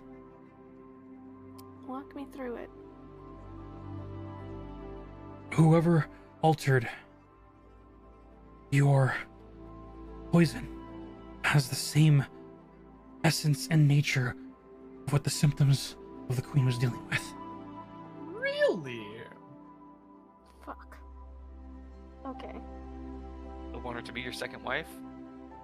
Above table, I'm beginning to fear she may not be my second wife. I told you this above table episodes ago. Above It's a table. loss for the lesbians today. Above table. Hi. I was Hi. lonely. Hi, we love you. Okay. Above table, I'm getting some great things done while this is going on. Above me table, two am I inputs. making the connection? You Like, do I know that this poison that Valindra ingested? Oh, he didn't ingest. I didn't just. I got stabbed. You got Yeah. Okay, got stabbed. stabbed. Like, do I know that this came from the same woman that set me up to come here? Nah, there's not your even a character- conversation that is connected to that. Yeah. Yeah, you have I have no idea fucking where clue. to go. You haven't even met Mr. Wolf. You really no. haven't. Or Moose. You haven't met Moose. Okay. I want to be. Fucking So I'm Wait. still left in the Table, I Moose shadows. is banned. Yeah, Moose we is hate banned Moose now. from the woods. We hate Moose. Wow. I don't hate Moose. What? Why do you wait? No, why do you hate Moose? He betrayed me. He stole my wolf friend. I've been here for like that was 3 not your days. friend. I'm having a really hard time trying to Kind of separate my how long I've friend. actually freaking known people. You've Like, known them for He 3 saved that one days. time. It's He's been basically 3 my friend. days. Mr. Wolf is not your friend. Mr. Wolf kept me safe that one time. We're basically besties. That one time. I mean, Okay, he so almost anybody killed that me. saves you ever is your bestie? Okay. No. Girl is Delulu. Well, Mr. Wolf saved me too, you guys remember? Yeah. Yep. So That's two because people he's is the cutoff? Supposed to. He's Again, literally been Mr. told. Wolf Again, he almost had killed me. a good heart, okay? Did he? No, I don't think he did. Misunderstood. I mean, technically, He was he- misunderstood. he battled me so that they could go past the fog, so they could find out more information. He tossed you the antidote the moment that battle was over. He did. See? Anyway, can we go back? Can we? Yes. Can we get off the table? Like everyone I like above being table, on above the table. I just imagine we all It's a just nice step up table. onto the table. Stepping off the table, getting back into the game. As he has the syringe in hand, and with a quick motion, stabs himself with it. Injects, Okay. and I then removes think the they syringe. Walk me through it. Not exactly what I would call walking me through it. You were part of our family, were you not? You know the best way to test it is to endure it. Great. I'm so glad I left our family. Fuck. So Did you say that out loud? you see as Yes. he points to some plants that you have. Grab a few roots of those. I need some petals of that over there. We're on a time clock. Yeah, okay. Una will immediately begin grabbing things.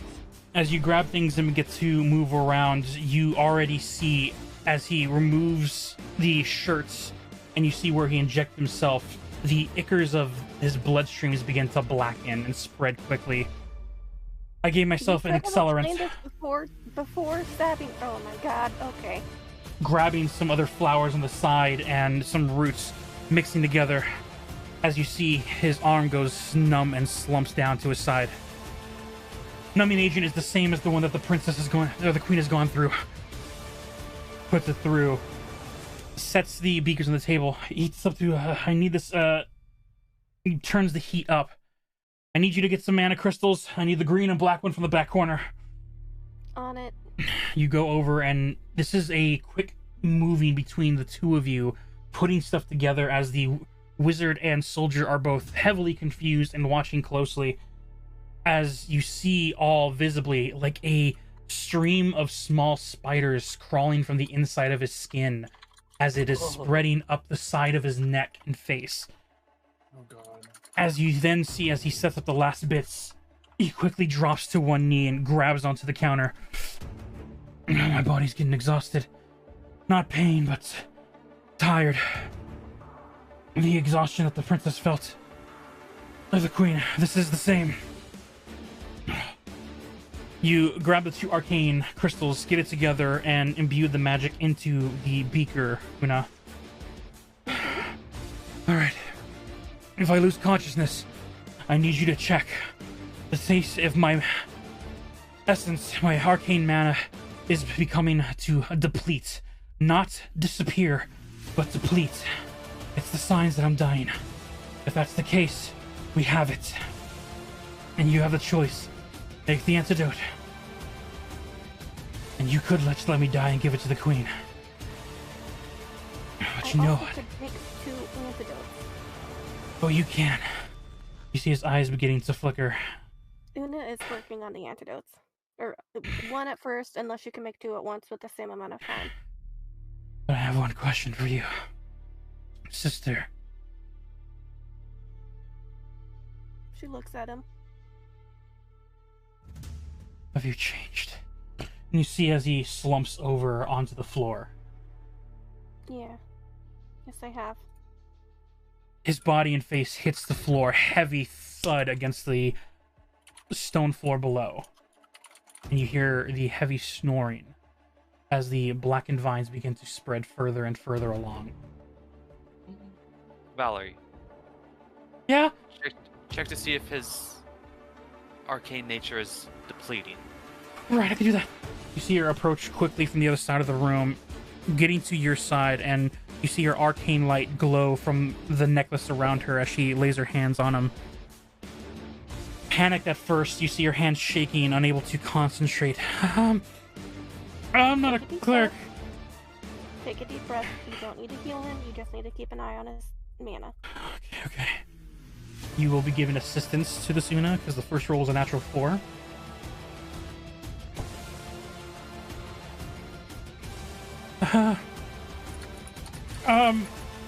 You see, like, lays her hands down.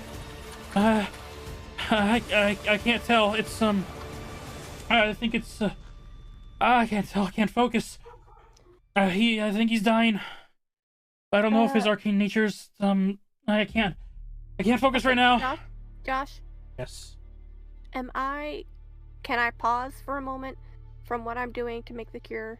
And, like, pause, Oh, go yeah. check on him, and then get Make back the to Arcana. Yeah, make the Arcana check. He did ask for you to do it, so you can. it? Please? You have Oh, inspiration. Rika gave it to you. Damn it. I'm using it. Yep. What? Jesus, fuck. 13. Oh my god.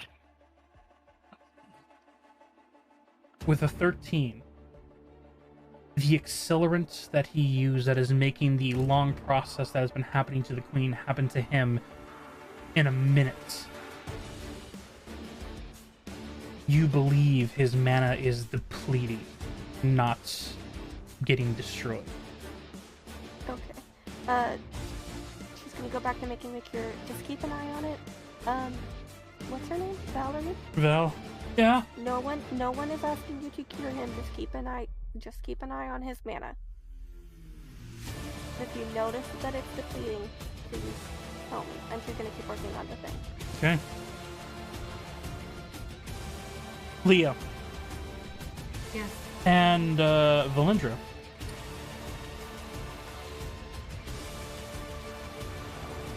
What is your guys' first response when you see as the veins reach his heart and you no longer hear a heartbeat? I want to try and imbue mana. I have 3 spell slots. Can I try and imbue mana? You go over to him. What level are these spell slots? They're only first level. As you go down, as Leah goes in shock, as you quickly... Not Leah, sorry. Val goes into, like, the... Is he dead? And then you immediately drop next to him.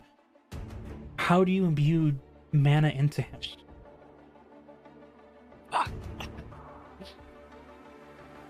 I want to try and use just cure wounds into him. Okay. But I don't want to use cure wounds itself. I But want just, like, you're using that the magic mana.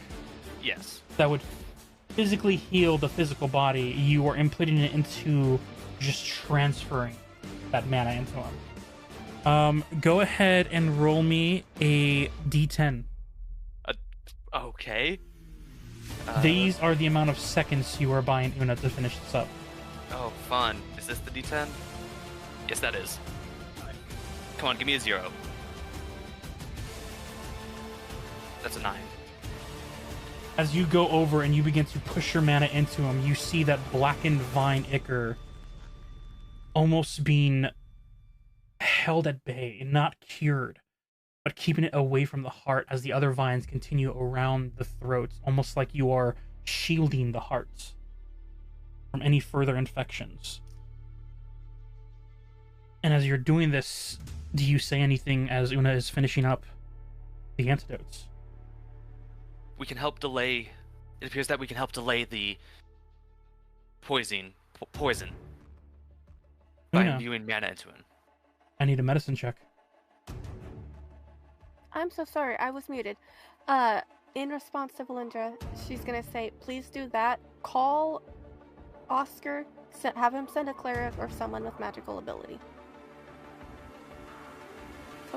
Can I even do that with me focusing? You have 9 seconds, and Okay. casting a spell is less than 6. Oscar, we need more. We need a cleric, or someone else, or something else, in here now. Immediate response. Copy that. Sending one your way as soon as I can. I look at Valindra with my hands up. I don't know magic. Valindra, what do I do?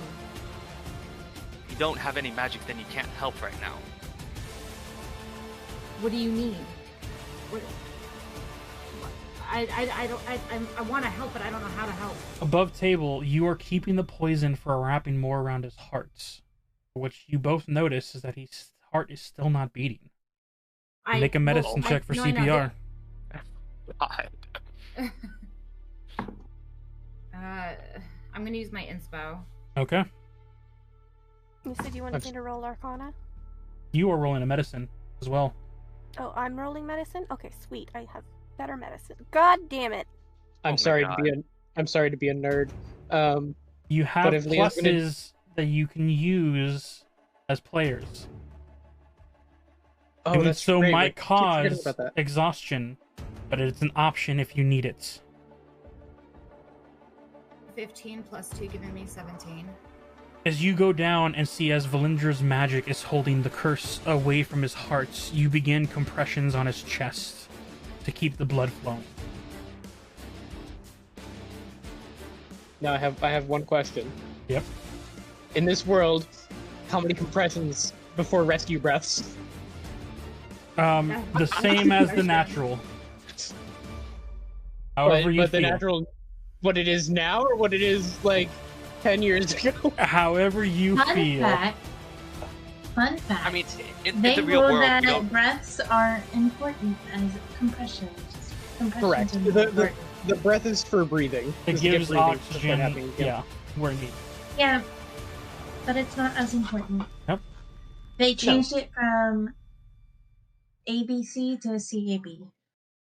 Una, what did I you got get? an 8. Do you want to push any of those points into you? Can you describe to me exhaustion one more time? 3 pluses to any one skill is 1 point of exhaustion.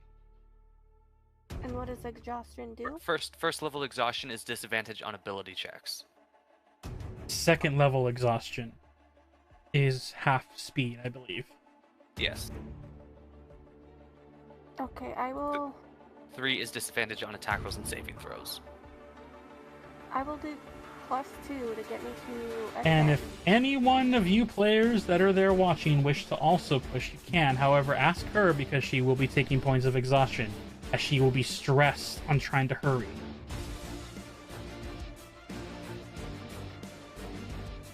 Because this gets you to 10, right? This gets me to 10. Does anyone else wish...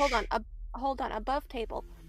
As someone who makes a lot of potions and poisons, does Una feel as though if she gets it, she gets whatever block this is, that she's done with it?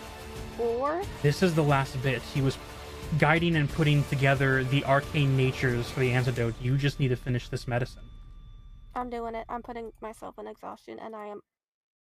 For other players who may be listening, I am open to 1 more point of exhaustion. I'll. Okay.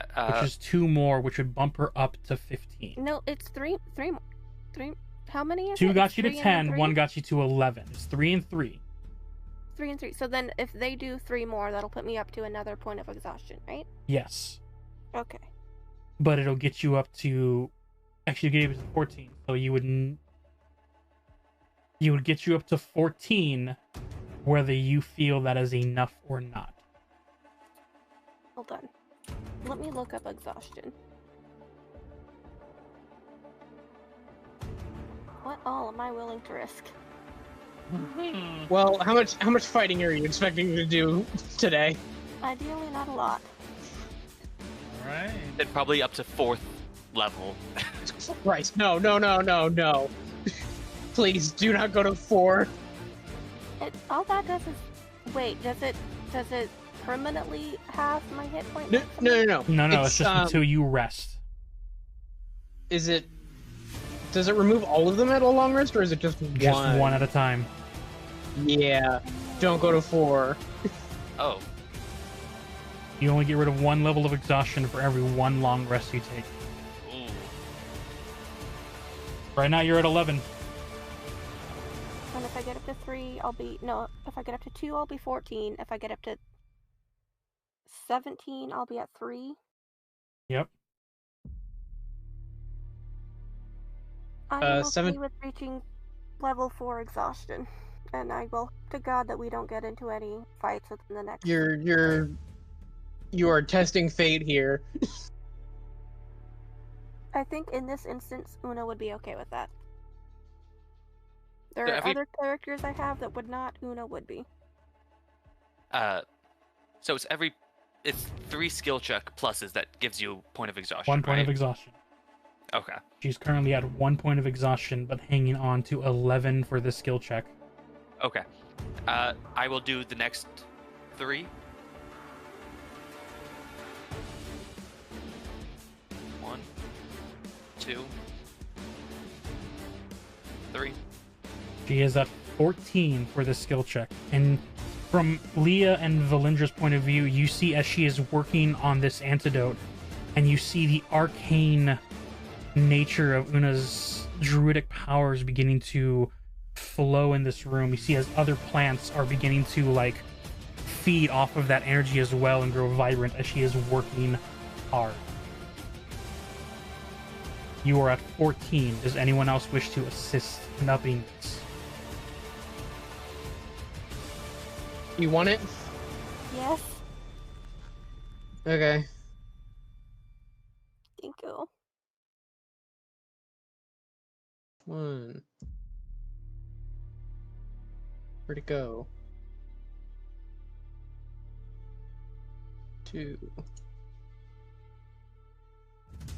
3. In the meantime, I'm going to begin rescue breath. You are at 17 as you see Leah's beginning to do rescue breaths and then move on to compressions. Durant, you begin to Nope. see footfalls. As other individuals are running through the halls, you see and hear news from one of the guards as they have the standing stones. Find the cleric, send him to the guarding room. As you then begin to realize who's there, what prayer do you send out? I'm gonna pray to Taylor for luck and safety for my friends. As you Roll push percentile. this prayer, you feel that Very warmth in your slow. chest begin to almost evaporate. Una, as you are working on this antidote, you see as Leah's giving rescue breaths and back to compressions, you see as Valindra's holding back the curse, and within these withspans that feels like minutes when only 9 seconds have passed. Valindra, do you use another I spell? use another spell. I use Okay. another spell slot. Roll another d10. That is 10. Very nice. You feel the panic begin to set in, not knowing if this is right, what needs to be done, what more needs to be added. And you feel a gentle hand. And for a fraction of a second, you feel as if you see a ethereal form of a gentle-hearted Durant, calming you down enough to focus. You take that deep breath, you feel the arcane nature pushing past its limits as you go back in and you work on the antidote, and after another 6 seconds, you feel it. This is it. This is what he did. This is how he created it. You take the syringe needle and you clear the antidote from the vial and you go over. How do you inject it in him? At his neck artery. Get it spreading as quickly as possible. You go over to the neck area as they give you room. You see Valindra push in another arcane magic into him, keeping the vines from wrapping around his heart. And as you push into the vein of his neck, you pull the needle out. Leah stops the compressions. Valindra steps back.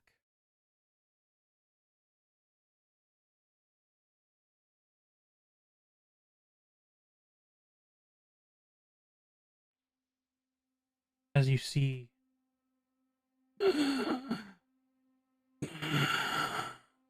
chest rise and fall ever so weakly.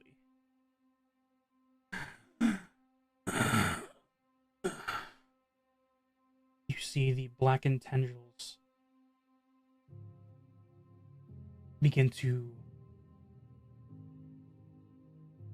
be replaced. Almost like the gentle roots of a flower, slowly maneuvering and clearing this blackened poison. Where his naturally close to pale skin, clammy as it turned into through this experience, begins to show life. You notice that the green texture almost solidifies itself, like a gentle tattoo showing where the scarred veins now give life once again. As he slowly opens his eyes, heavily trying to get a better grasp of breath.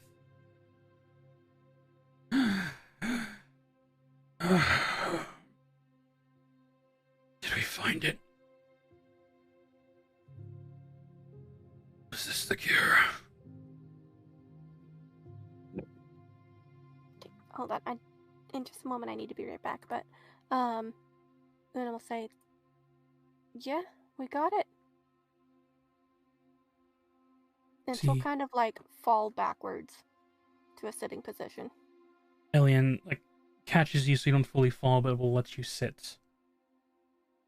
As you then see the singular tear roll down the side of his cheek.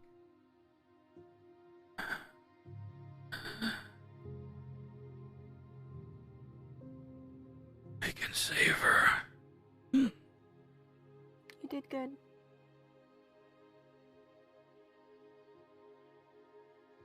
I can correct one wrong. Yeah.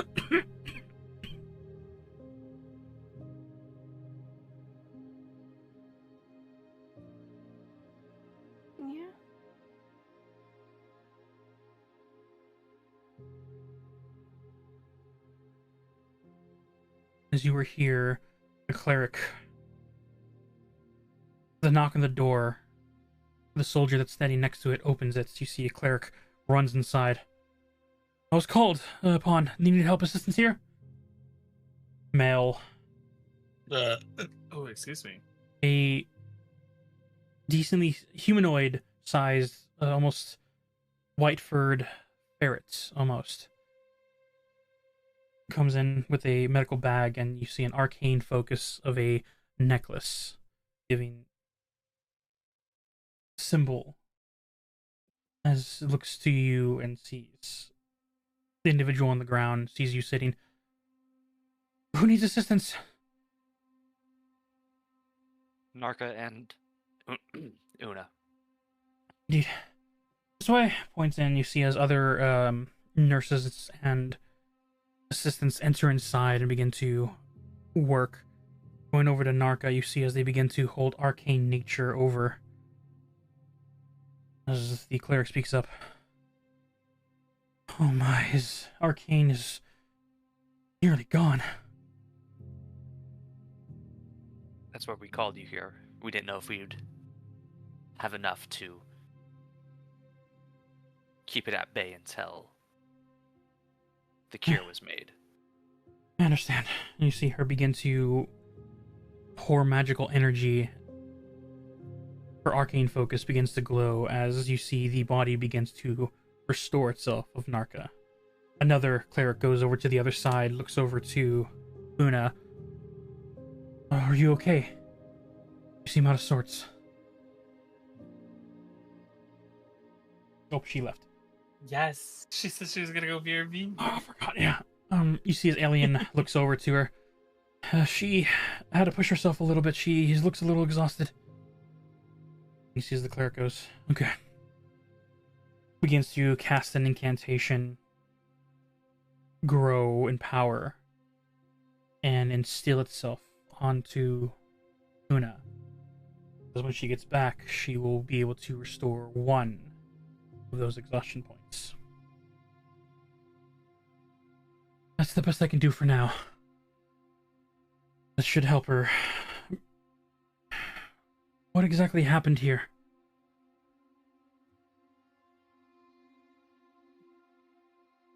Elian looks over to Valindra.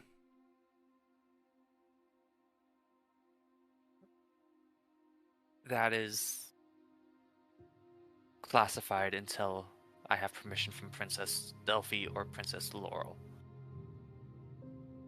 Very well then, you see the cleric say. You see as Narka is helped sitting up, extremely tired. A definition of how tired he is currently at 3 levels of exhaustion.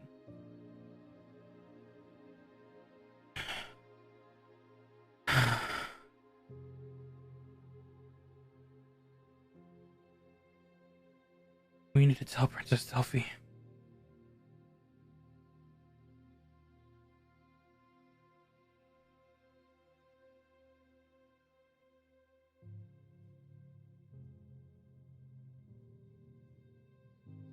It is at this point, during a slight moments, calm returning.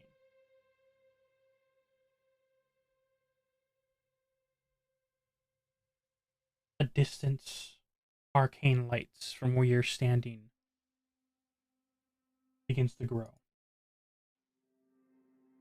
And you see towards the center spire of the main castle, a gentle beam of lights extends.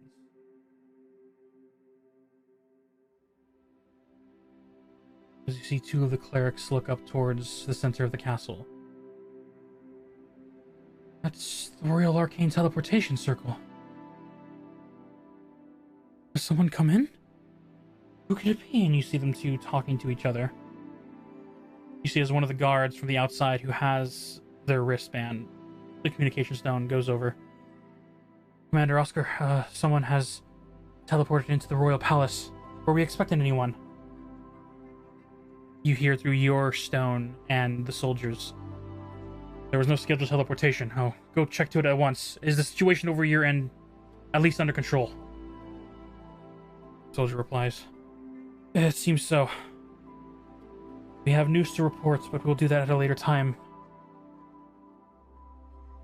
Very well. Keep me updated. I'm going to be heading over to the throne room of the teleportation circle first. Then we have to head the soldiers and get over to the queen's room.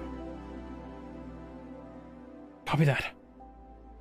Looks over to you, Valindra. You heard the entire conversation with the wristband that you have on. Was Valindra? What should we do? We get the cure to...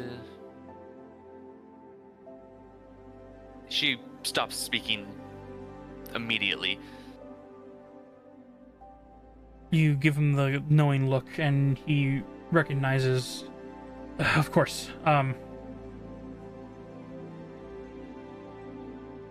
Looks over to the assistants.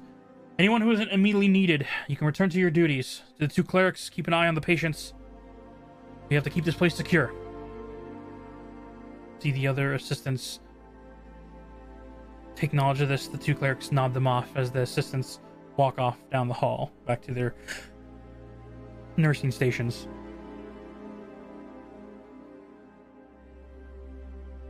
Delphi. Unaware of what has happened in the green room, you see the lights glow, and you hear the arcane magic that flowed. You know this, as the Royal Arcane Teleportation Circle has been used.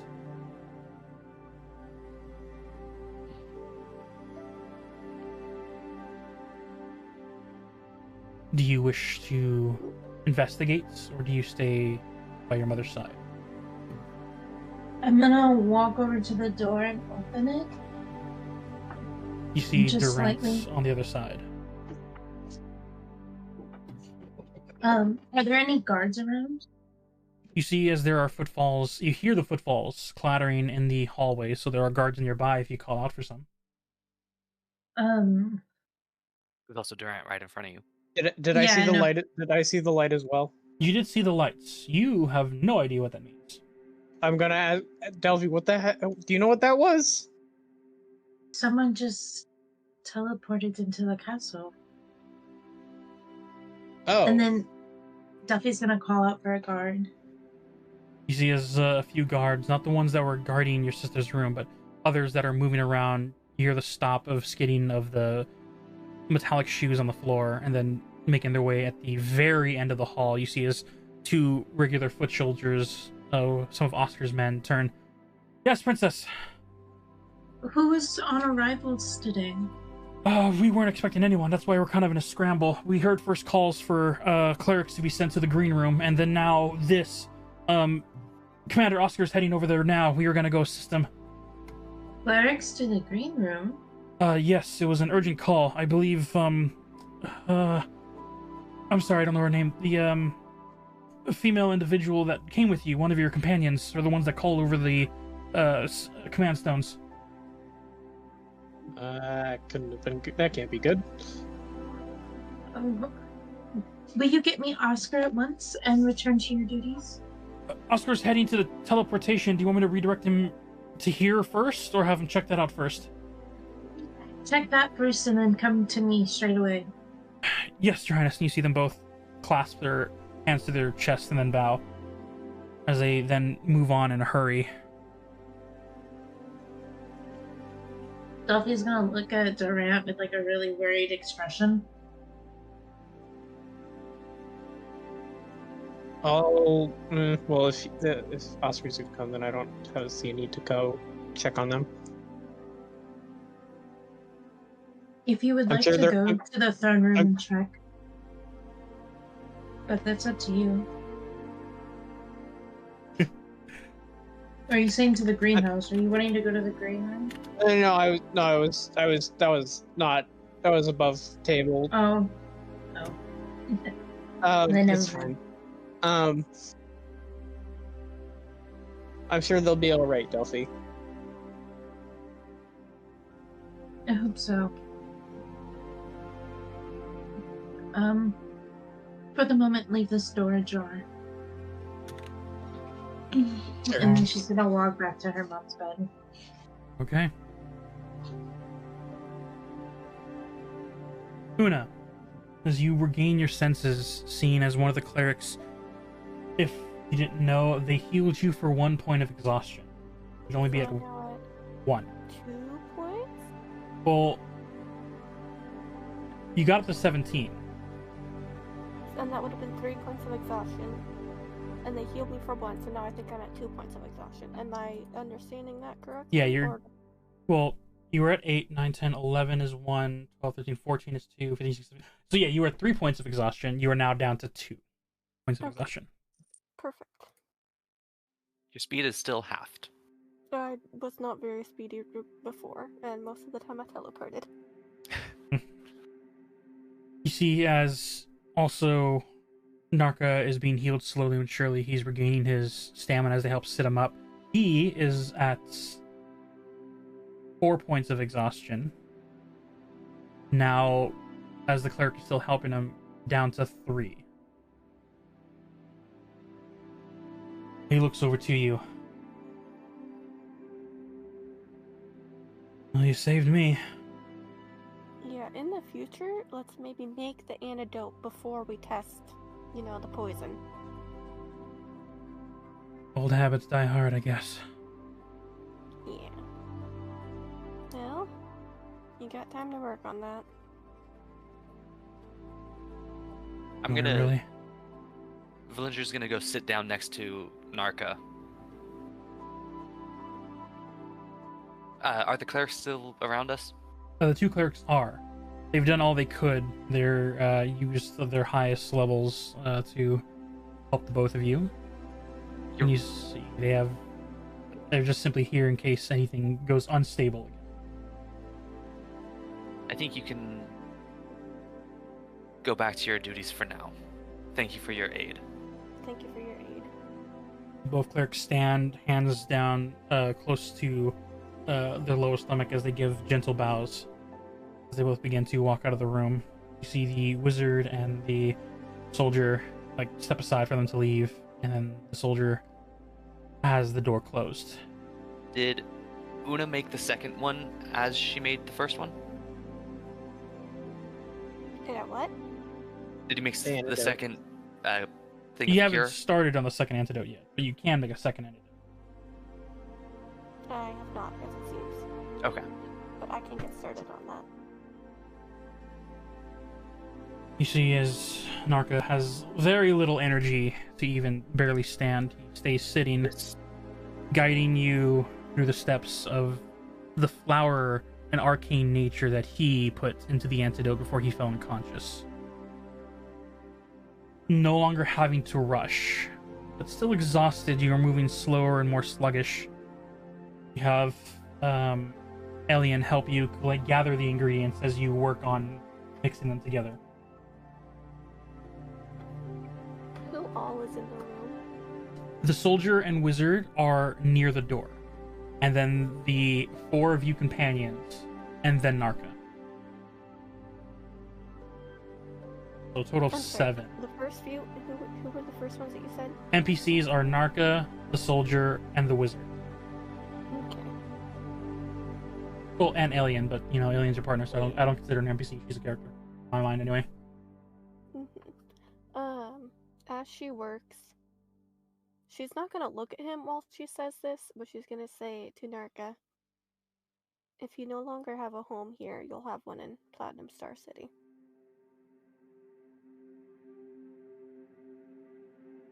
I don't know what the princess is gonna think of me. I'm sitting down beside him. That's something I want to discuss or tell you. The last thing that she said before she went back to her room. He called off the marriage.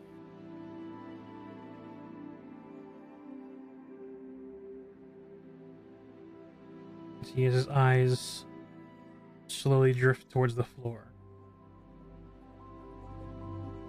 There are no tears.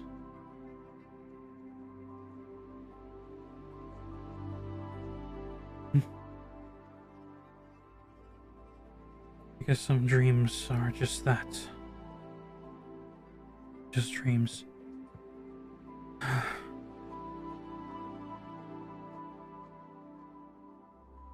If they finish reading the journal, as much as I appreciate your offer, do you still go by your old name, or is it the new one? She stepped away. You see Alien turn. Just call her Una. We all do.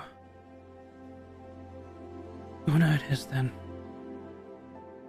As much as I appreciate your offer, Una, I don't think they're gonna let someone who is responsible for the king's death simply walk away. As long as the council's in charge. Heck, even when the queen wakes up, I expect them to have my head by the next morrow.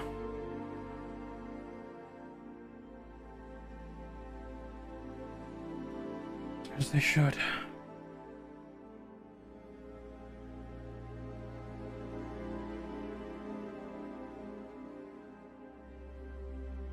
As you guys are there, he slowly begins to try and stand, like reaching up and grabbing the table to help lift himself up.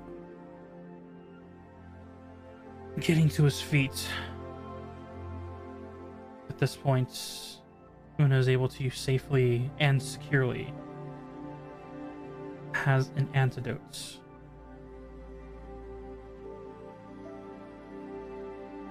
For the queen. As you guys look amongst your group that is here,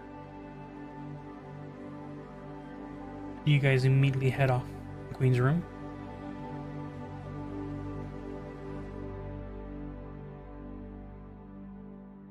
Yes.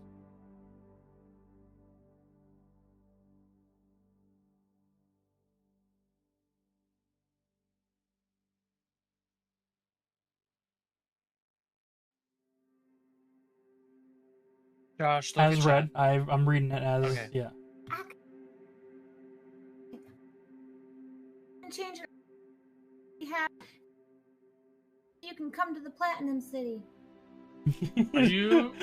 You were cutting in and out, but you were trying to. Cutting in As and out you were- because you're. You were doing your high-pitched voice to like resemble Una, but in doing so, your mic cut you in and out. So all I heard was behalf in the city, Platinum. the Platinum City. She has a very soft voice. I'm so sorry. Yeah, it's all good. I could As try again. as Una, if you want, go for it. Una speaks up. I'm living proof that people can change, and I will testify on your behalf. If they no longer want you in the city, you can come to the Platinum City. And I'm not Southern. You're a little southern. Oh my god. Just a touch, like Be- you're somebody from the south that has To moved be- up north and has lost their southern accent a bit. You're so exhausted that your brain is not sending the right signals, and you're just randomly thinking about the individual that you got this poison from, that her accent just now imbues into Leah's character. At least you Speaking through didn't you. turn randomly Australian. Okay, hold on here. Y'all know I can't hold on to accents to save my life. My Eladrin accent is kicking in. I didn't know Eladrins were southern. Narka comes from an interesting family. They weren't from the south or from the west, but heck, it works either way.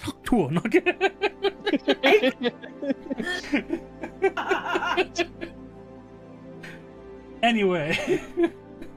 Gosh, I love this game. Oh my god. As you all gather together, antidote in Una's hands. As she hands it over, or do you hand it over right away, or just want him to be the one to present it? She did say she wants him to present it. Yeah, but it could be as you get there at the front door, hand it over right away. Okay.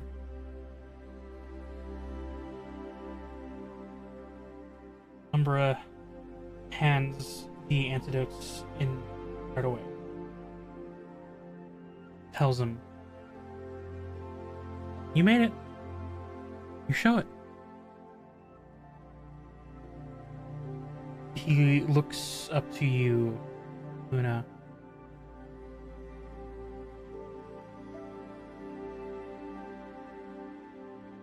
Gives whatever weak, exhausted smile he can.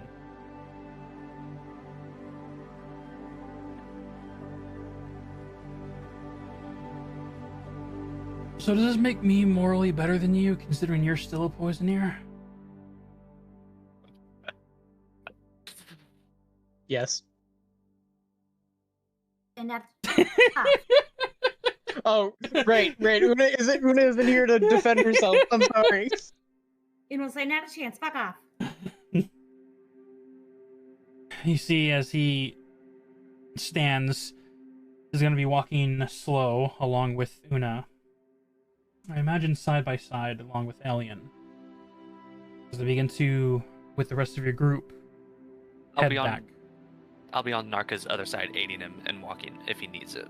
Oh, he does. Then yes, Alien I'm is very helping much... Una. You are helping Narka. As you Yeah, I'm guys, still working on the whole morals thing. you guys begin your journey back. It takes you guys a little longer. Timothy, moving Yes. back a little in time. In your guys' room, the flashing lights and arcane magic you and your parents are able to recognize as the royal teleportation circle has been used. Theo, none the wiser, just sees your reactions. What happened? Yeah.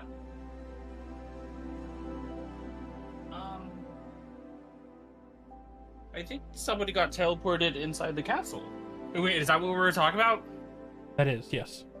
Okay, thank God. I had to go check the door real quick. All good. As And we saw the thing. you saw the lights, yes. Okay. As Okay, so forget what I said. We'll go check it out. Let's go check it out, Theo. All right. you begin to head over in that same direction from your room.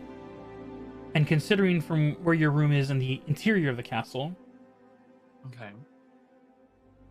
as you and Theo are walking through the halls, Durant at the very end, you see as the two of them come off in that T section further down.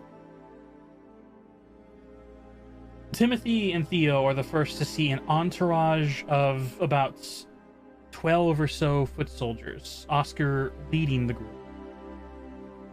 Two individuals in the center, and everyone in this hallway is hearing a voice speak out slightly familiarly obnoxious as a familiar toned voice of an old foxy individual cries out, Oh, "Look, God, we no. were just sent by the king, all right? I'm looking for Theo. I'm looking for Timothy. I'm looking for Delphi. I don't need to be escorted to y'all's courtroom or dungeon, all right? We have the king's permission." Jeez, man. Timothy walks up. Can you let him go? Oscar sees you approach, gives a head bow. You know this beast folk, and you see as the soldiers part, in the center, red-eared with the white-tipped fox ears, a tail rooting outward, you see Hogar with his goggles on the top of his head, looking directly at you. Ow! Timothy's gonna walk up to him, I have a question. and Hold he's on. going. So sorry. Just real quick, because I need my memory refreshed. Didn't Hogar go into the mist? Yes, he did. Okay. Sorry to interrupt you, Pi. I just was very confused for a second. Proceed. You see as Hogar is like, "See, they are who we're looking for. Dragonborn." And Teeth. right as he starts talking, Timothy You're- stops him. Aha! Ow! That is what you get for ditching us. That was like a few weeks ago. What the heck? Fair. Oh, I don't give two shits. Why are you so tall all of a sudden? You're the same height. Okay, we just teleported in. We're here on a mission. We're here for you.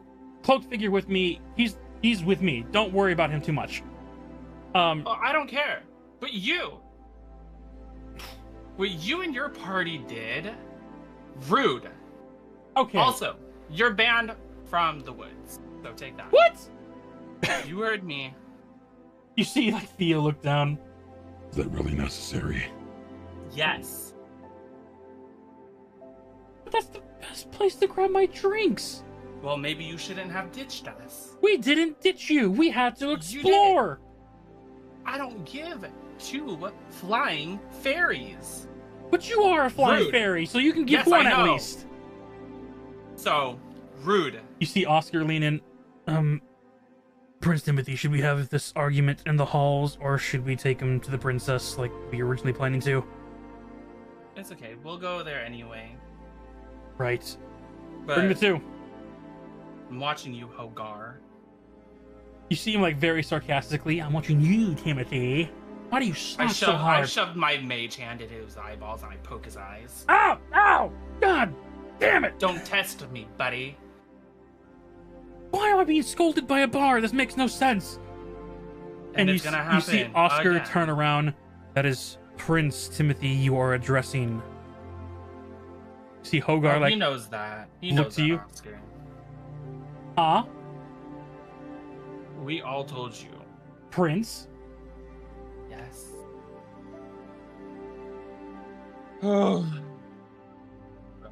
No one tells me anything.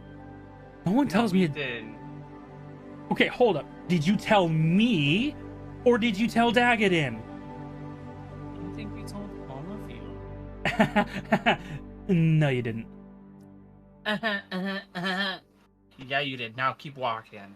As you're Timothy walking, grabs Theo's hearing, hand. yeah, as you two are walking hand in hand, the group is still surrounded, but the opening leaves where Durant, you hear and you now see the individuals approaching you down the hall towards your door. Oh God, no. Oh, there's another one. That's 3 down. About a handful more to go. I think I bit my cheek on that. Good. I'll make you bite the other side. Why are you so mean? He's Ah, always mean. You guys ditched us. We didn't You intend did. to ditch you. You guys just No. wanted to go back. We wanted No. to keep exploring. You ditched. We all agreed to go back. No, the Dragonborn demanded that we go back. Speaking of demands, there's other demands that need to be made, but that can be told later. Well, here you They also get went no against my orders. demands.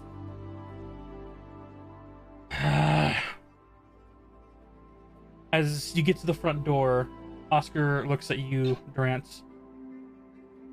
Considering the reaction of both Timothy and your own, I take it you know these individuals? Yeah. We know the fox I know man. We the don't fox. We don't know the hooded man. As the hood gets pulled back, cloak draped aside. If we can, I have a quick question. Kojiro, would you like to introduce yourself and the character that they see right now?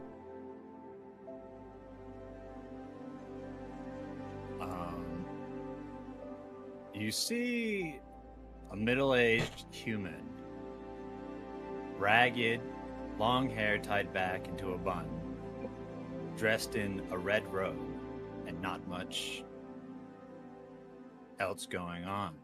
Fairly plain looking, wearing straw sandals.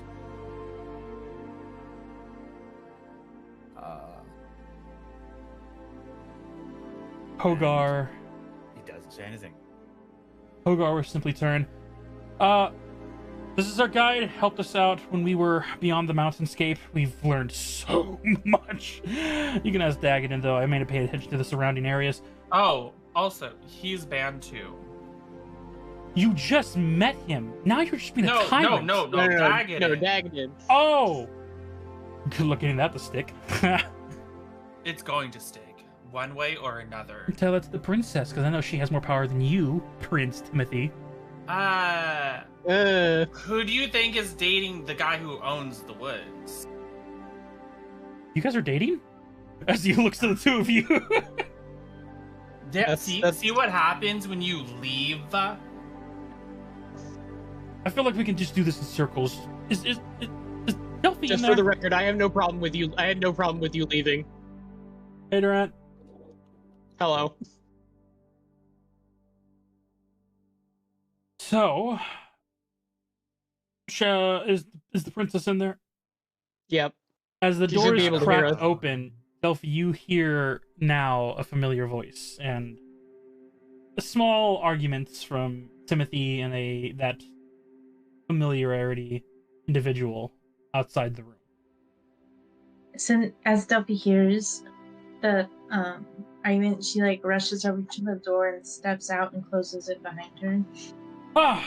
Delphi, that is 1, 2, 3, 4 people looking for 5. Oh, goody, you could count. We're missing 1. No, we're missing 2. We're missing. Where's Valindra and Una? Now, technically, but 3. Who's the third? This is what happens when you. Wait, who's talking? Who is this talking? It's This Hogar. is Hogar, the fox humanoid Okay. individual that is with Dagadin's team. Okay, and Who who's all left? standing? So it's Hogar, the guards, Oscar. And this Let me- other ragged individual, middle-aged human. Okay, Yeah, we and then don't know his Timothy name. and Theo and Durant. Like that's everyone that's saying. Yes. Mhm. Okay.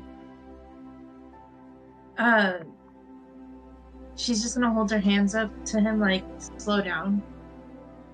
What are you talking about? Oh, right. I'm here to pick you guys up. Oh, hold up. And you see him, like, pull his satchel aside. Oh, like, the guards immediately drop their spears in attacking positions, and he goes, "Ugh," and stops midway. Delphi, like, waves them, like, to stop. Friend. Very, very friend. I'm a friendly fox. Meow. I don't know. Meow. Fox is Delphi last time looks- I heard. So about I, meow. I know foxes make a lot of weird noises, but I'm pretty sure meow is not one of them.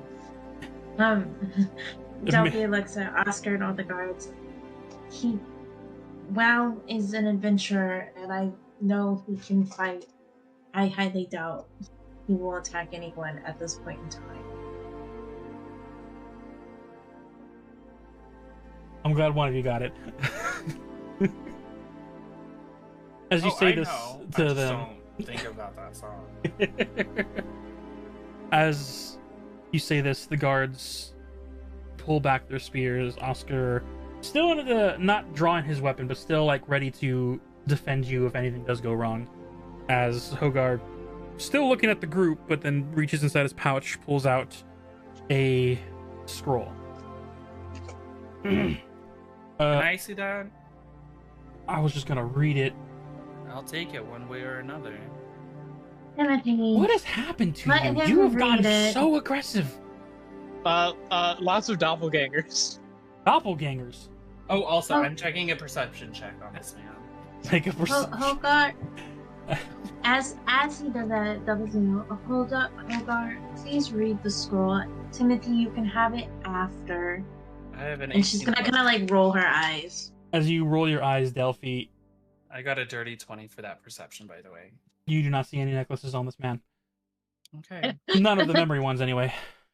I like that it's not like anything. Oh, you do not see necklaces. Yeah, that's pretty much it. But he does have some jewelry, but none of the memory necklaces that you are accustomed seeing and traumatized by. However, Delphi, as you roll your eyes and tell him to continue, you see down the hall, approached with behind a soldier and a wizard. You see Una, Narka, and a group of them. And Una is being slightly guided by Elian, as Narka is being guided by Valindra, as they seem to be having a hard time standing upright on their own. Una is Delphi? making it up to be pampered by Elian. He's gonna pamper Delphi. you anyway. Delphi reaches over and like taps Durant's arm and like is like points like at them in that direction with like that same worried expression. Looking at past the guards, you see them approaching, as Oscar also sees the group. Valindra, Una, or Leah, what indicational markers do you give to them, whether calling out or facial expressions, as they see you approach? We're all good. Y'all don't look all good. As the back soldiers make way, you guys finally see the two individuals in the center, as Una and Valindra, turning around, Hogarth sees you. And the gang's all here! I'm gonna Will look you at. hush up? Ugh, I'm gonna look what at are you the- doing here? I'm gonna look at this fox like a. Who the hell are you? He looks at you like, who the hell are you? With that, We don't have time for this. We don't have Timothy time- we don't have slaps him time for this. again with his mage hand. Ow! We don't have time for this. Why is he Leah, getting so violent? Leah. Can we see the antidote like in either in Not- The antidote is not Narka's visual. hands? He put it in his coats for the walk here.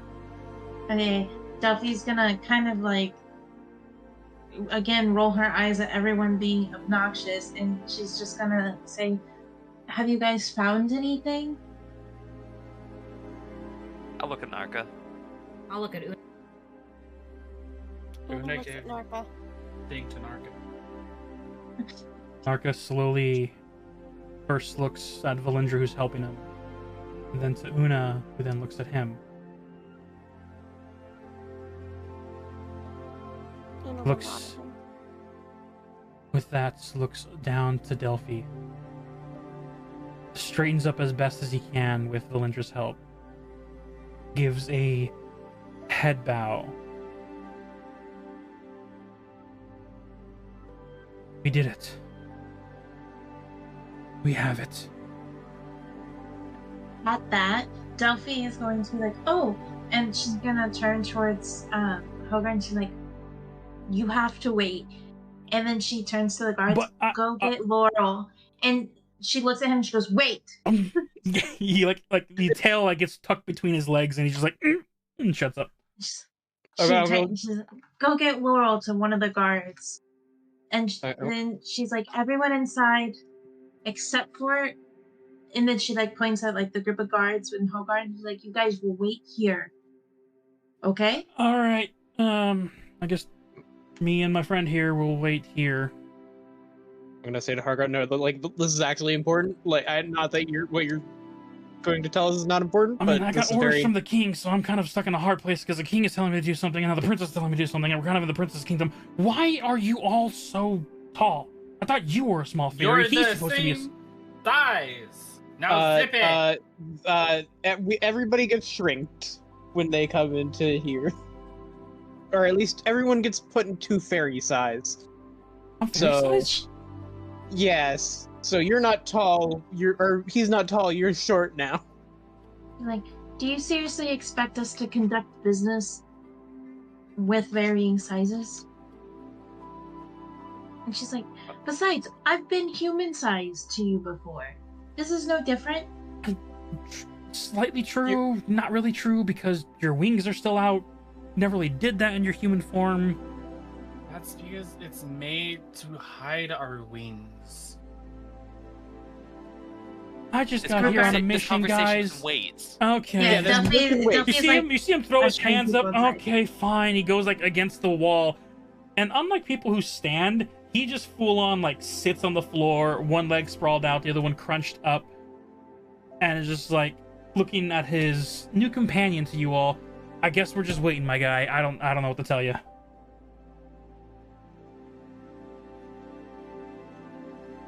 Above board, I think Kojiro and the Hogar would actually enjoy each other very much.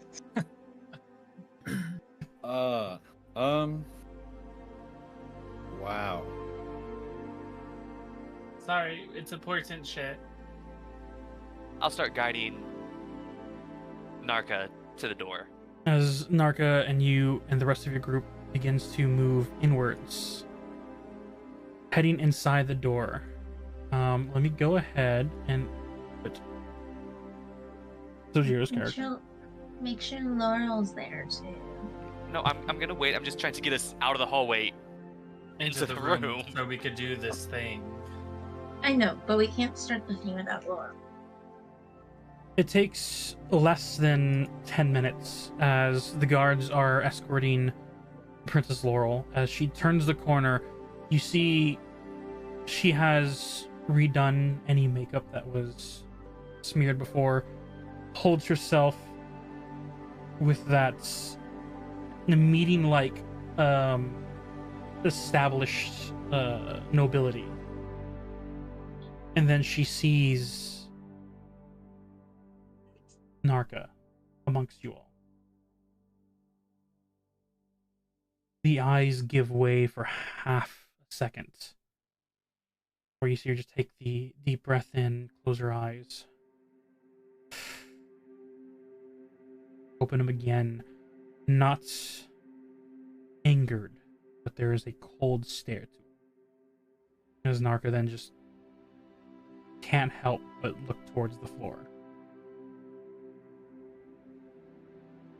Sister, you had them call me? Yes, they said they did it, so we're going to go see if it works. That coldness drops as the expression of fearful hope has re-entered.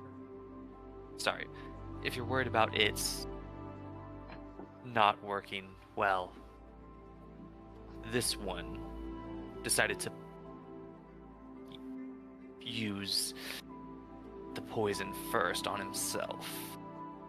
What?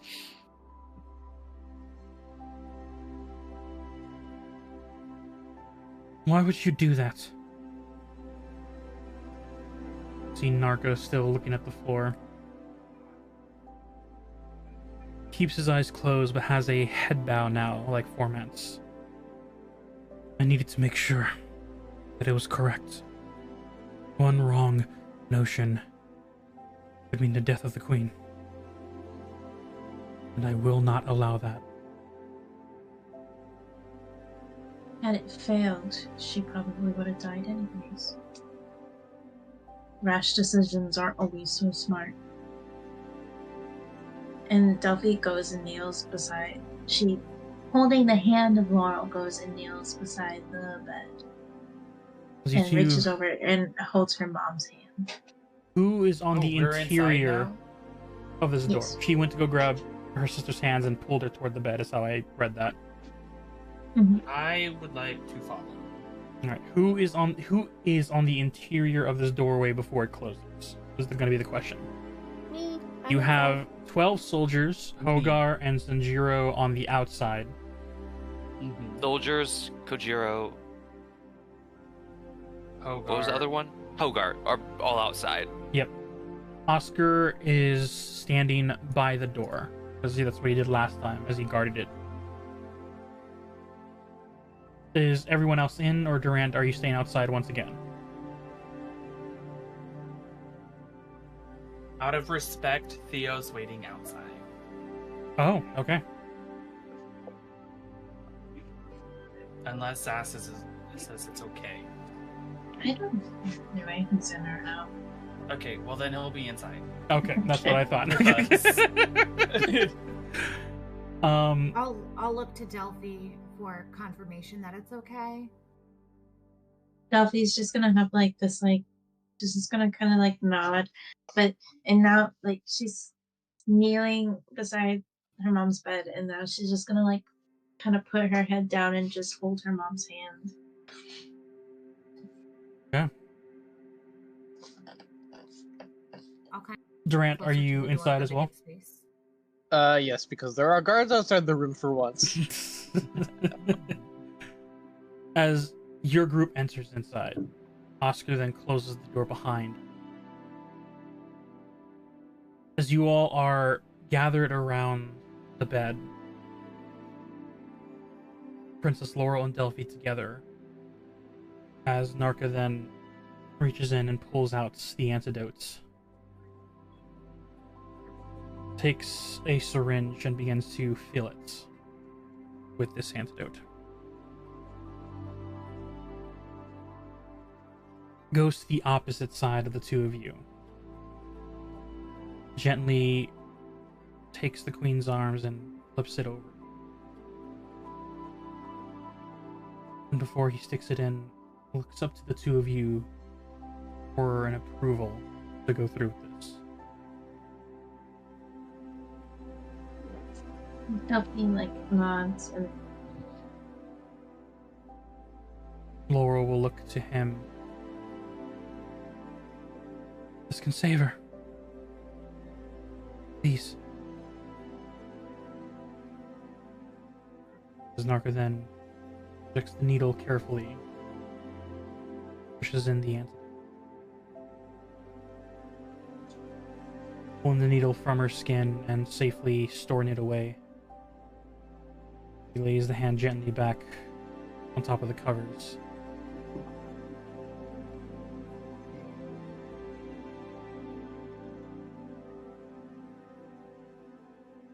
Feels like you're holding your breath for hours as a minute goes by.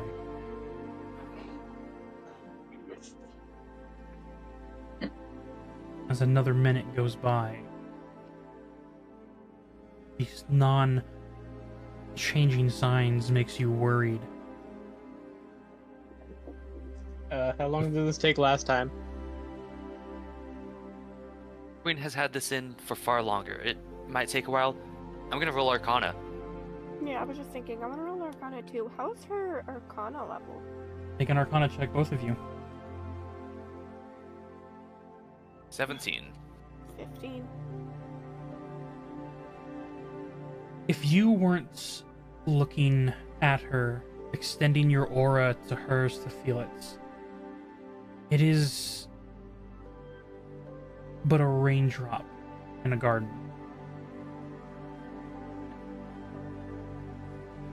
Then you feel a small pulse as it grows ever so slightly larger. As the princesses see their mother's eyes slowly begin to flicker open. Delphi gets up from kneeling on the ground and like sits on the bed beside her and just like starts like kind of like gently rubbing her arm and like looking at her, and she's crying a little. Timothy's gripping Theo's hand tightly. You see as Princess Laurel does the same, brushing the hair on the side of their mother's head. This whole time also Delphi's been holding her sister's hand, so like now One she's hand kind is one hand is holding Tia's, the other two are with your mother.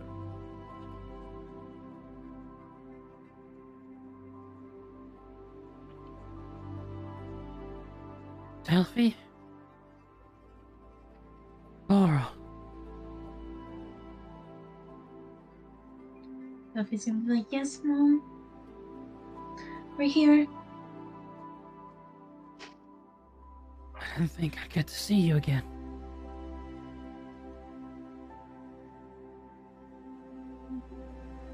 We're here. Delphi kind of like leans over and like hugs her mom and is like crying. Timothy blurts out, "We love you!" Is that Timothy in the background? Yes, Mom, he's here.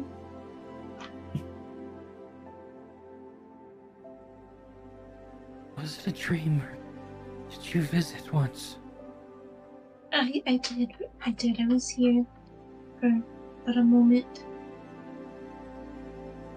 There's so much I wanted to tell you. I was just I so still tired. have so many. I understand, and I had so many questions, but we'll have time to talk. And Delphi's gonna look up and towards Oscar. Send for clerics.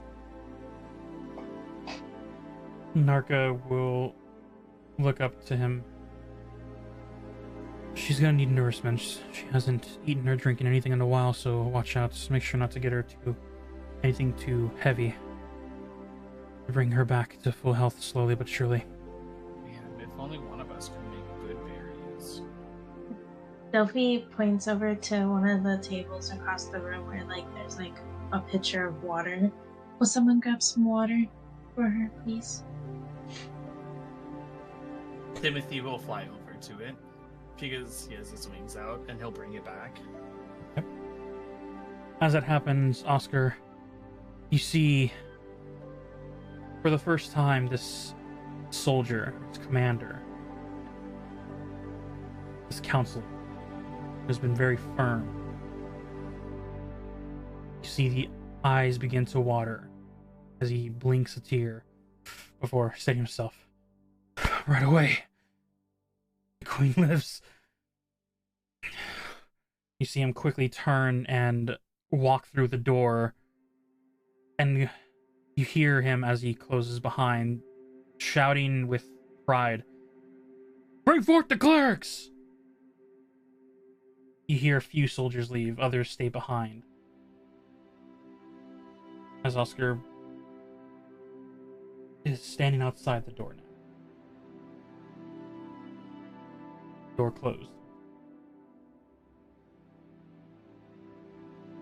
Timothy hands over a cup of water to Delphi. She slowly tilts her mom's head forward and tilts the glass to her mom and just gives her tiny little enough to sip. You never really noticed from the blankets and coverage. She is very thin. Has not eaten and recently not drinking, and she fell under. Magic has been kept and used to keep her in a steady state. You help her drink the water, there is a moment where she can only take sips at a time before needing to just lay back down. Delphi puts the water back aside and is still just softly crying and leans against Laurel, who I'm assuming is also crying. Her eyes out, but at the same time also just not throwing herself on her very fragile mother. Delphi didn't do it hard. She just. I know, but it's that scene where the one sister already hopped on, so the other one has to wait her turn. But nonetheless, a peace of mind restored. It seems your mother is in the process of now recovering from this poison assassination attempt.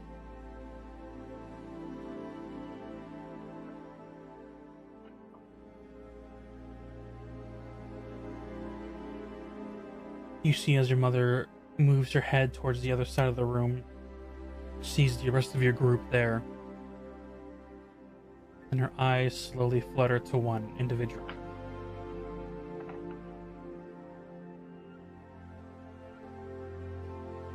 Is that you?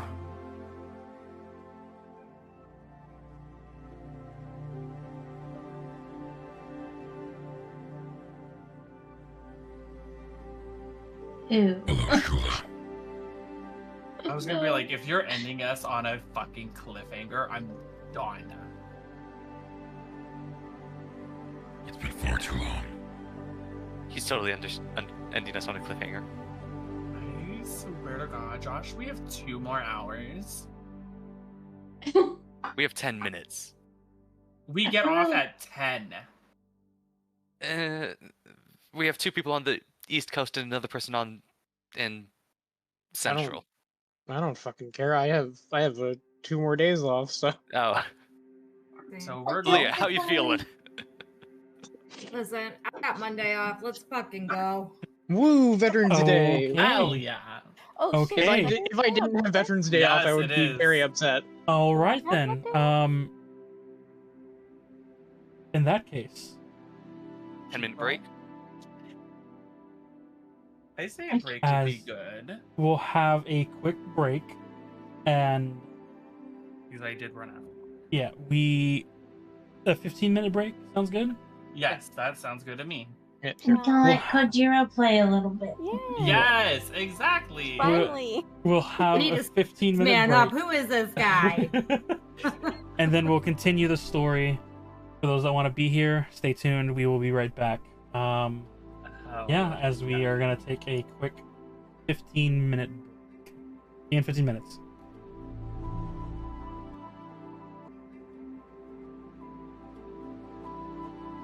Ladies and gentlemen, welcome back as we are continuing. This is gonna be a long video edit, but I'll get through it. But we're gonna continue. Episode 24 of Platinum Star City. You're asking the wrong person. I look at my session notes, and my pencil was like perfectly over what session it was, so I had to move it. Yeah, episode 24, Platinum Star City.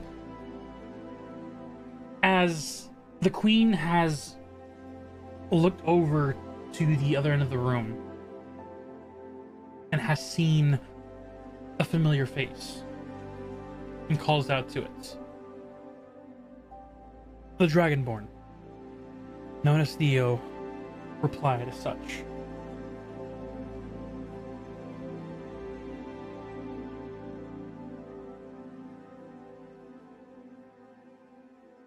It's good to see you again, Shula.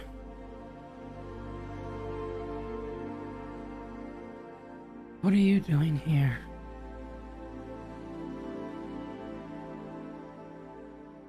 Apparently saving you all with my friends. Turns out the council group that you have is a little bit of a hardhead. It's kind of what they were meant to do. In case something happens to me.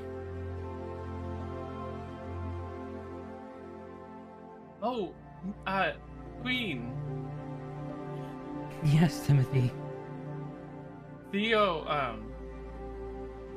my boyfriend now too. Are you just gonna walk up to every random person you see and tell people that? Okay, but she's not random to take Timothy, She's not. okay? No, but He had There- to let her know. There's a She was moment. the reason-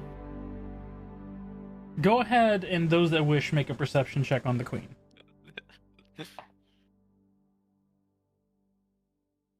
You said perception. Yeah, you know, she's the Queen. Dirty 20. She gets my giant globe dice. I also got 16. another dirty 20. I'm gonna shake up the globe. I'm giving her my 20. giant globe dice because that's what she deserves. 21. I feel like Sash should get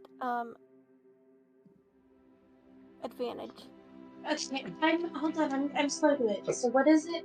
You're Perception. making a insight Oh, insight? or You said perception. perception because You you did have to. say You guys have to. perception. Yeah, you guys have to see if you see it first. I guess. Okay, hold on. I'm trying to see what mine is. Okay, perception is a +3. Come on, now, pretty purple dice, Excuse don't me. fail me now. T. I'm gonna use my. I'm gonna use my inspirations. You have inspiration? Yes. She got it from Nate earlier. Uh-huh. Oh, I must have missed that. Alright, my bad. Alright, sure. Okay. Come on, pretty dice. Roll better than that. Okay, 14. 4 episodes. Okay. Did anyone get higher than a 20? Me and Vale both got dirty 20s. And 21. So, Vale, Timothy, and Leah. The three of you are able to grasp that there is a quick glance from the Queen upon hearing this news. As she looks at Theo, and then her face goes back to you, Timothy. When did this happen? Over in Platinum Star City, it would have been about a year ago. We've only made it official these past few days. I made it official a year ago. The moment I saw him. I see.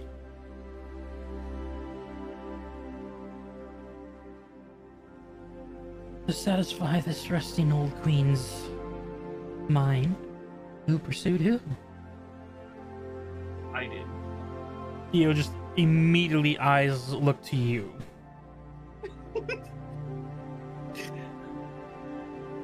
Somehow that doesn't surprise me.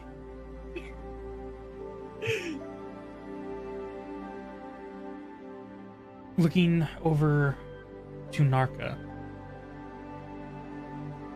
You were the young one who hanged out with my daughter. Nar, was it? As there is an immediate withdrawal.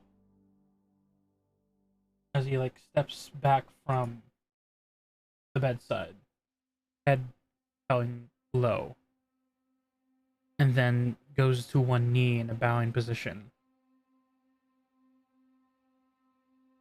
Yes, Your Highness. My name is Narka Solistry.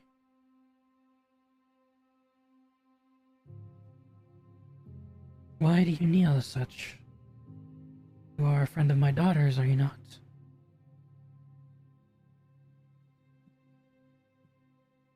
As he does not reply. Does not raise his head. Princess Leah. Not Leah, dang it, Laurel. Laurel. Yep. Snooze. Princess Laurel does not look at him either. Looks downward towards the bed end where he is kneeling. As the Queen is looking to her and back to Narka, unable to put the connections together.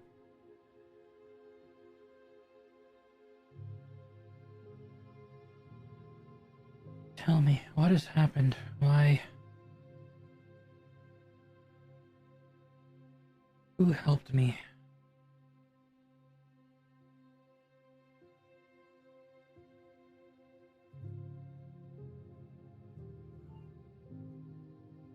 Duffy's gonna sit up and look at everyone. And then look back at her mom. Lots of people in this room helped you. Some of them will know better what was done to help than I, but there took a lot of people to get you better.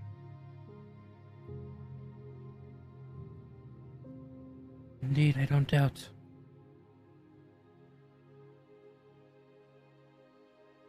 To each of you that helps, You have my thanks and my gratitude.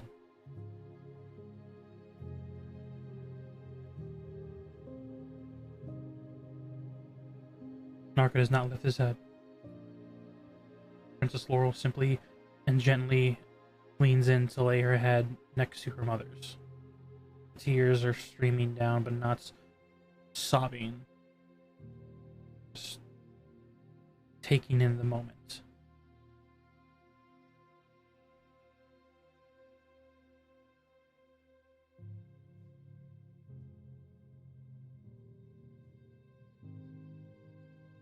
Anyone say or do anything as you are here?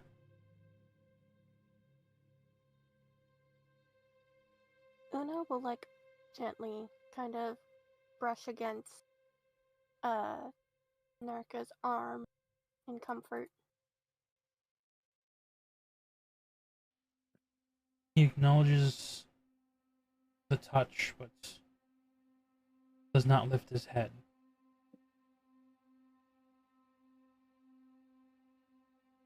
As you hear the moving footfalls approaching the door, or you hear on the end. Princess Delphi, it's me, Oscar. I brought the clerics.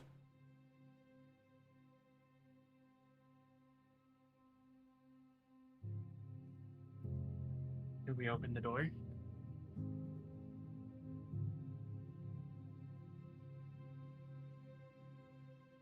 I will go open the door because nobody else is apparently. Everyone is muted. I was My waiting for mage Delphi to hand speak. opens No, the door. I was muted and I was talking. Yeah, it's like No. everyone should stay muted. Okay. So, Okay. Delphi, so- what would you be saying? Delphi, I mean, I assumed Oscar opened the door when he said, Princess Delphi, it's me. I brought the clerics. Pretty sure that meant that Oscar opened the door. No, he knocked and simply yelled through the other side. Oh, okay. Well, Because Well, he doesn't know what then- you guys are doing in there. So he's being respectful. Alright. We're having a party. Delphi's going to say, come in. And then when they open the door, she's going to like wave them over towards them. If everyone could please give my mother some space. And she's gonna stand up herself. Timothy Cool. walks over to Theo and takes him away to like a corner area. She pulls Laurel back to a chair that's next to the thing and like sits down. They both sit down on like this little chair. As the clerics begin to use their magic to restore the weakened body, it's not a fast process. The skin tone begins to tolerate. Muscles begin to return.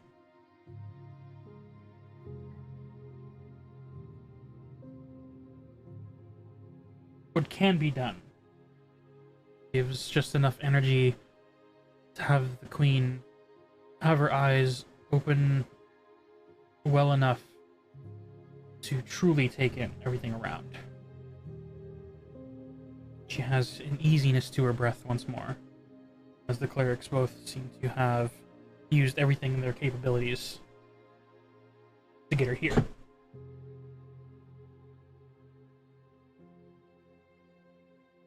So,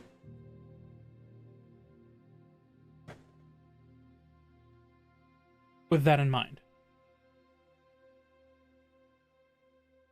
Oscar stands about 10 feet from the foot of the bed, bows to the queen as she sees him. Your Highness, so much has happened. I must ask. You feel well enough to take power back?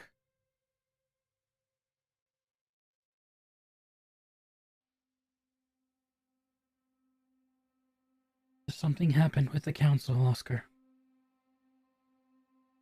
As Oscar then looks to you, Princess Delphi.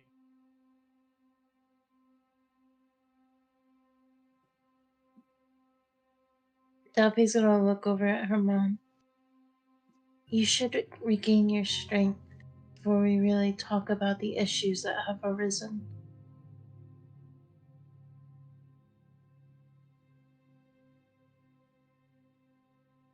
May I have a pretext of these issues?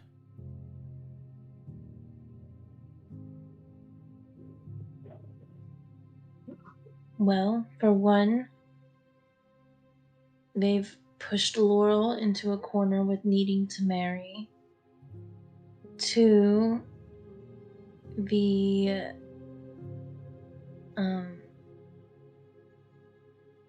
they were having, from my understanding, issues above table. Was it financial issues or was it It was defensive. defensive issues? They were having defensive issues because there were some problems arising in the Western. west. Sorry. And because of that, they decided to remove House Thornberry from their titles, which is absolutely apparent and appalling. Apparent. Apparent. You're right. It's a Appalling. abhorrent. Yeah, and appalling, and we need to correct that first thing foremost. But without your voice, there's not much that they'll listen to. It was like, even whenever I came home and spoke, there was a sense that they did not care that it was, that I was of royal stature talking to them, that they have almost an air of arrogance about them at this point in time. You see as your mother looks to Oscar with almost an expectant look as she simply says, "That certainly sounds like Sibian."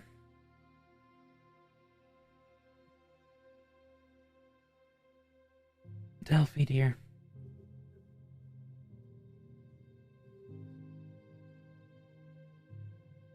You don't know how much time has passed. And I don't remember being told of the troubles in the West, whatever they might be. But before I could have the strength taken from me, I did ask for Laurel to take wed.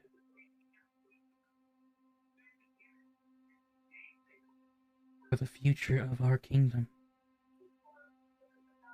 And I asked her, pick someone she marry. I never got that answer before I fell under.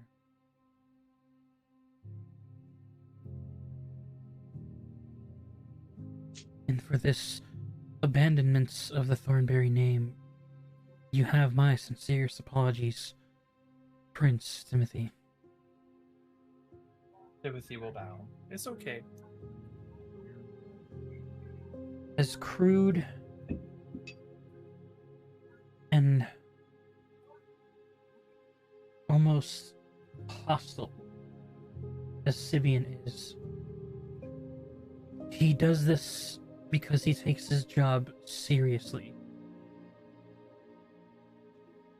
If he believes that we could not have kept our kingdom safe and Thornberry, he did not do it out of a plot or malice. He did it because he knows whatever threat is coming, the city needs its full attention.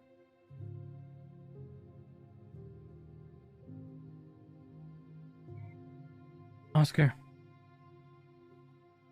what are we facing?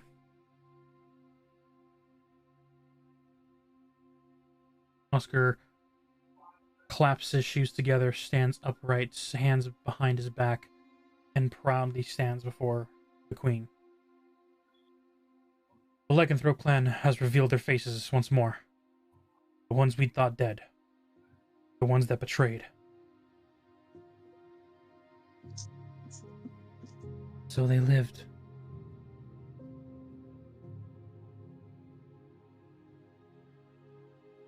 Timothy, your parents within the city walls. Yes. That is good. Although the city will not be able to easily keep the citizens safe. Was your parents' first decree to send the citizens here?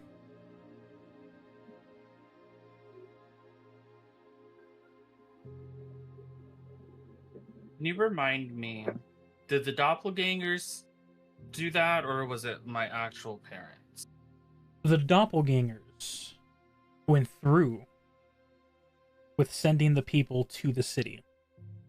From whatever intentions they had in mind, who knows? However, make me a wisdom check. Let's roll a d20 and add your wisdom modifier for this. I got 19. Okay. It's the sequence of questions that the queen has just asked. She first asked if your parents were within the city walls. And then she asked if the citizens were brought. It's that concept of,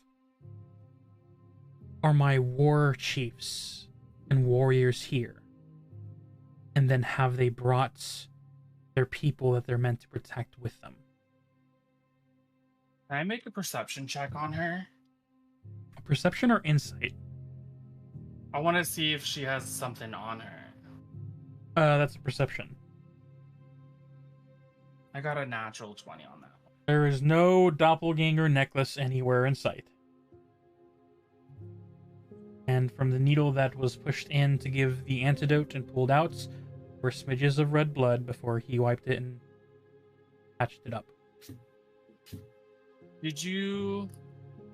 Were you awake?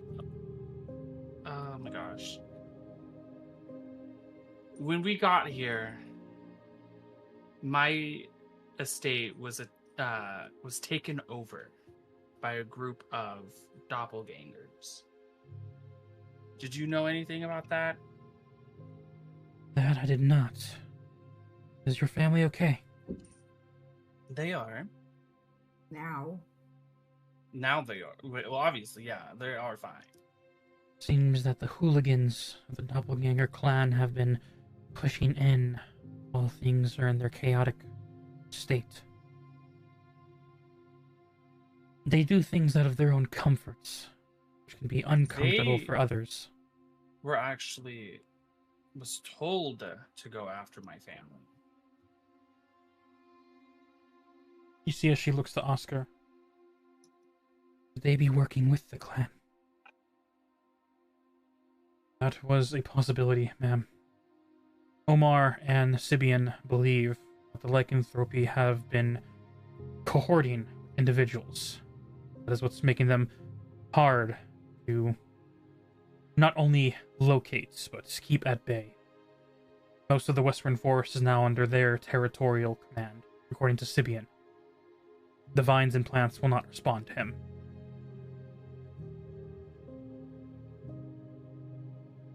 I think whoever hired them made them a deal.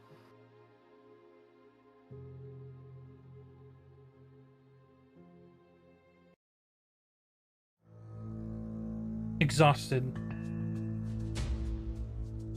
But a word that triggers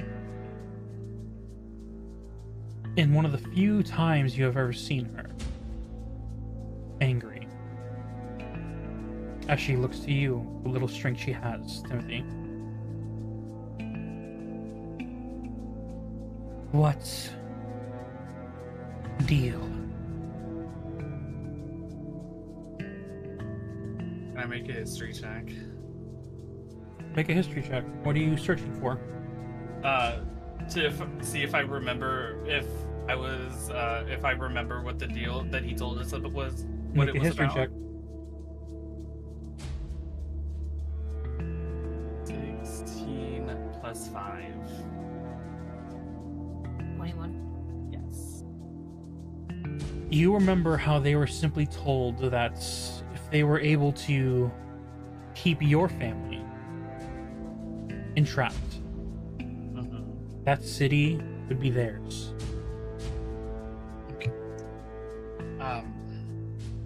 The deal for them was to keep my family trapped in their little necklaces to keep the city. That would have weakened us greatly. Parents are very powerful and smart individuals, and along with their guardian, would have shortened our manpower by a great deal.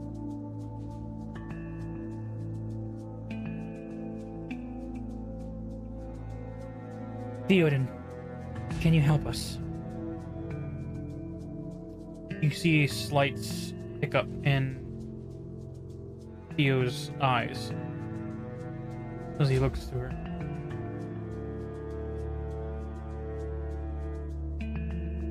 I can assist where I can, but there's been an issue recently. What is that?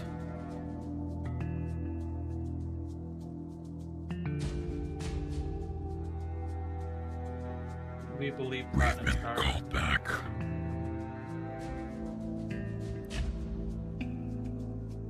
The Platinum Star is under attack.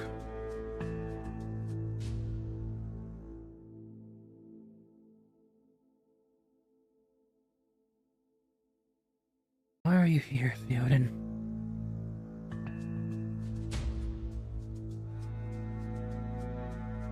Me. I wanted him to meet the parents.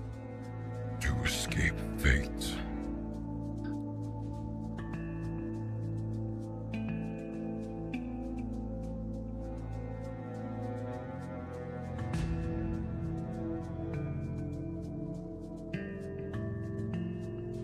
Oscar, gather the other council members. Bring them here immediately. Ugh.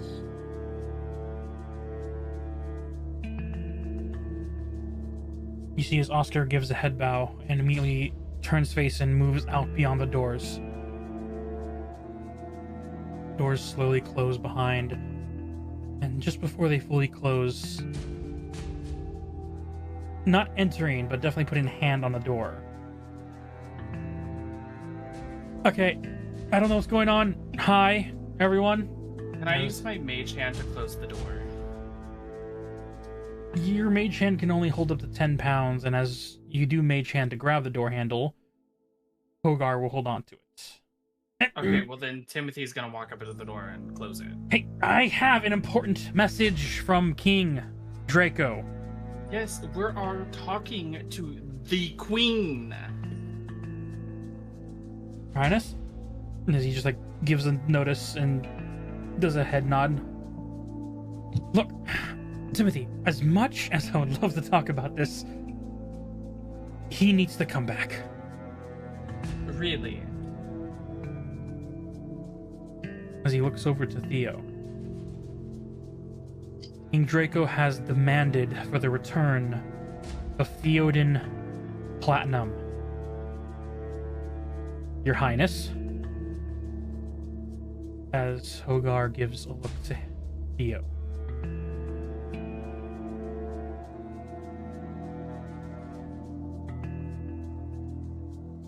We will talk to you in a minute, Hogar. Look, we have been spending the past few days fighting off an excursion of these sea creatures on our western coast. Citizens have been attacked. And the family, the royal family of our mortal plane, no offense to the Fae folk here, are in that battle. They have taken to the skies and have been holding off to the best that they can, but they have demanded that the king returns to protect the city. Okay, I understand, and I respect that you are trying to tell us this, but we are also trying to deal with something, and as soon as we get caught up on the dealings here, we will go and help. Capiche?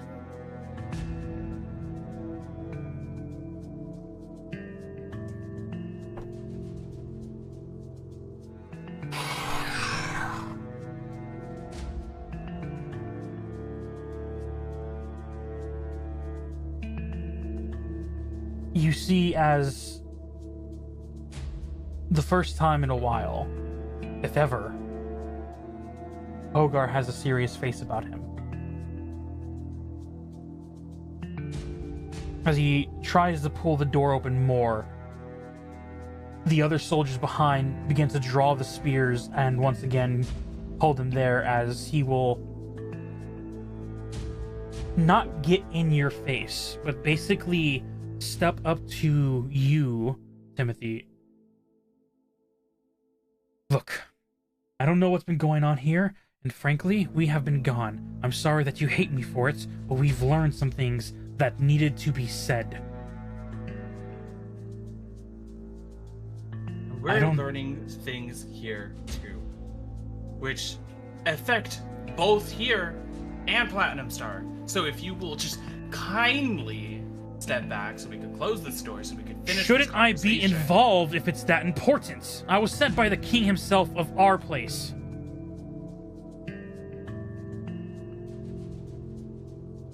Timothy will look back at Delphine. Delphi is gonna look at both of them. Stop arguing in my mother's bedchambers. I'm trying to close this door so we can finish this conversation without him interrupting us, Delphine. Who are you, sir? As you seen Queen speak out to him. Hogar, enter. Timothy lets out a sigh and walks back to Theo. As you walk back to Theo, you see as Hogar opens the door. Sanjuro, you are also one from the outside. We need you for this one as well. Sanjuro follows.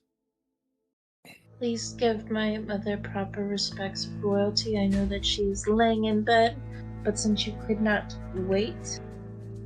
No, this could not wait, Princess. And he closes the door after Sanjuro enters.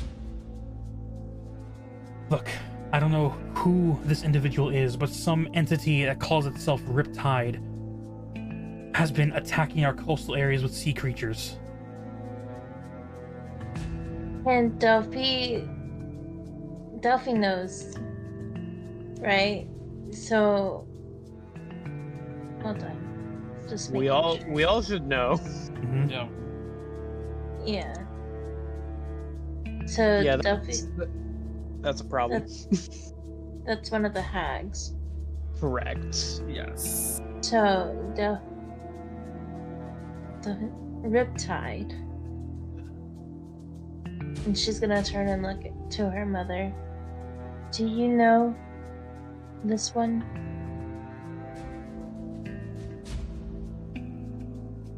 Riptide, the hag, Mom.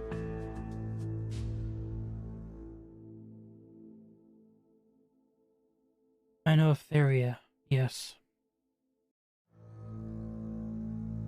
Is that her Fae name? She is not a Fae.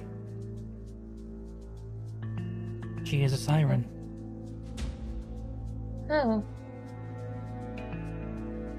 Fun. She is the one who has commanded the oceans of the mortal realm for eons now.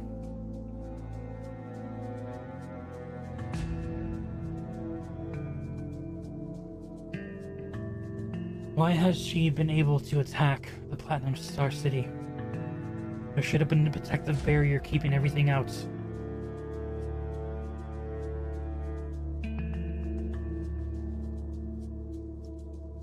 Barrier seems to be faltering. A hag was able to get through. Why can't a siren? There's been 2.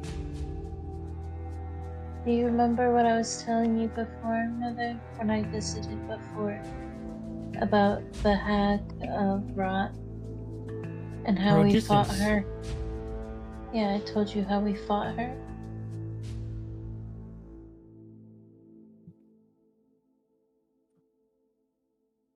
I briefly do. And that she kept trying to come after me. And then Duffy's gonna reach up and show the mark on her chest and how she did this.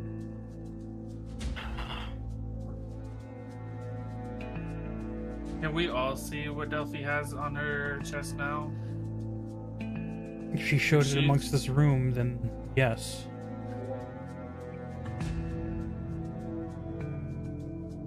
Duffy's gonna, like, cover it back up. It seems that Platinum Star City is not as protected as it was. And you told me before I had to abruptly leave and we could stop the conversation that the shit, now my brain is like, I'm sorry, I'm so tired. You guys are the ones that wanted to continue? I'll see if I can find a wrap-up point. No, you're fine. I'm just trying to recall that conversation. It 'Cause was she- a while ago. Yeah, Yep. she said Roll a history that... check. No, I know what she said. I just have to find the words. She said that, like,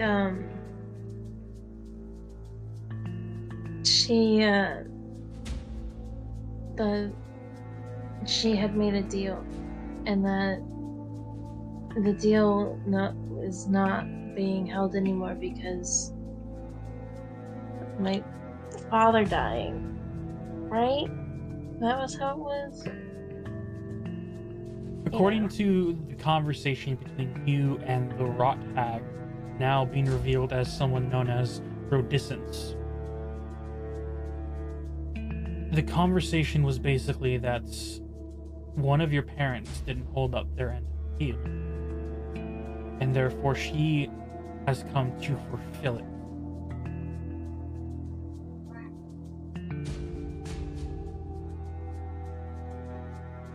That is what the Rodissance told you. No, but I talked to my mom. Talk to your mom about said deal, and she Yeah, and she said because my father died. she basically was telling you that was her fault. Because she was the one that didn't hold up her end of the deal.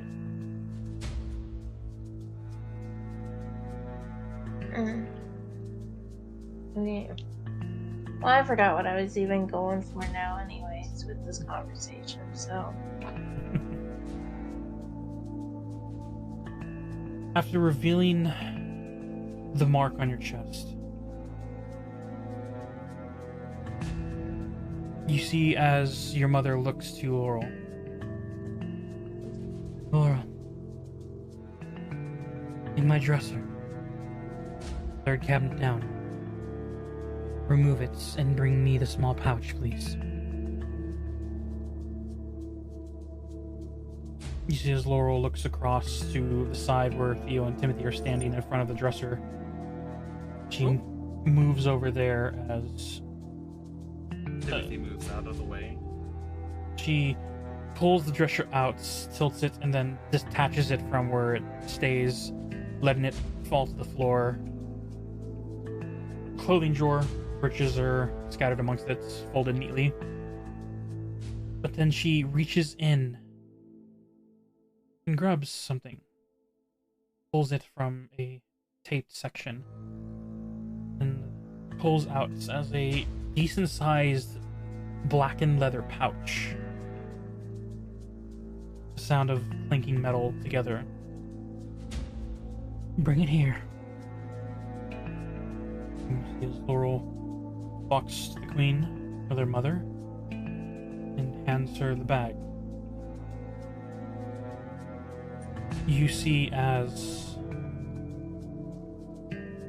the queen opens the bag, reaches inside, and hear the sound of her nails clattering against the coin before she pulls out a coin of a symbolized tree. And on the back, a setting of hag arms opened up, expectant.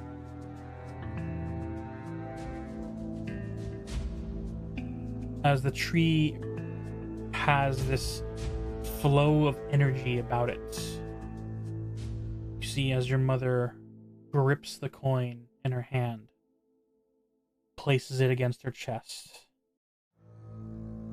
mutters some words. A very familiar arcane glow lights up. And as the glow fades,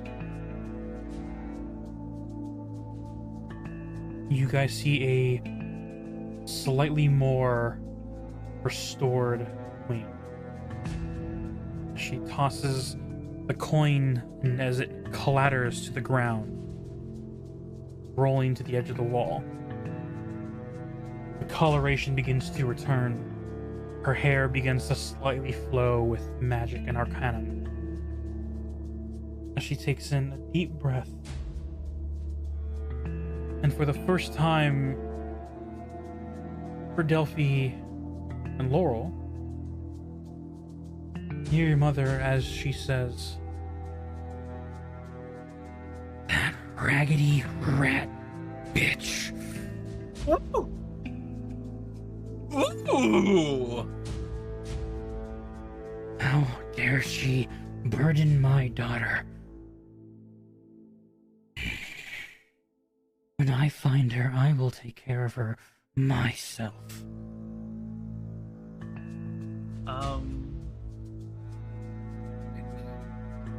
Is anyone gonna tell her? You see, as the queen removes her covers, her weakened state seems to have faded ever so slightly. Not at 100%, but definitely not in that bedridden state that she was before. Would there be anything I could do to help that? Unless you have a spell of greater restoration. I have, cure wounds. Fortunately not. Wait, can I do my bard thingy? Oh wait, no, that's just HP. Yep. Yeah. You see as Narka stands finally and steps back away as the queen moves to the other side of the bed and begins to stand to her feet. Delphi kind of protests. Mother, you should really rest. I'm fine. The soul coin has done its job. Delphi's just- gonna look over, towards like wardrobe, and like go over there and grab a robe so that she can take it to her mom, who's now just standing in her bed dress. You bring the robe over to her, and as you see your mother extend her hand, arcane magic begins to flow, and that's powerful fairy magic that you have seen in her prime. You're such The girl clothing and the room separator, this room essentially comes slightly to life as inanimate objects are moving on their own. First covering the section separating her from you all as Delphi, you bring her dress, as she still addresses the room hidden as she changes. Theoden, as pressing as what's happening here is taking effect, I am now reinstating myself as queen and rightful power holder of the Oleander Kingdom. Play boss, energy girl boss mode, bitch. Play, yes. Number one fan, Timothy. Work the boots house on down. As the clothing begins to be changed, you hear her continue. You need to hold up yourself as well.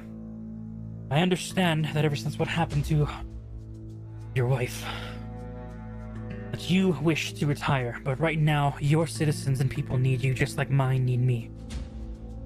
You have found new love, Theoden. You're still able to hold on to it without fate repeating itself.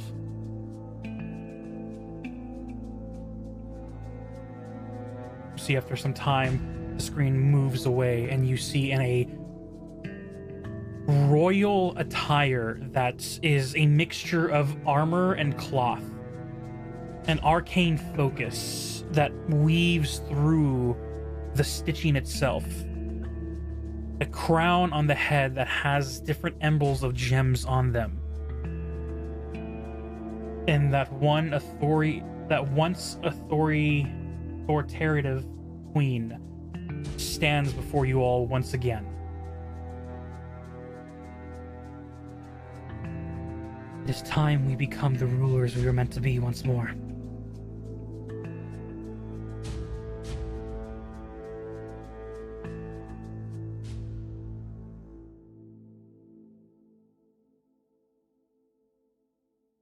Yeah.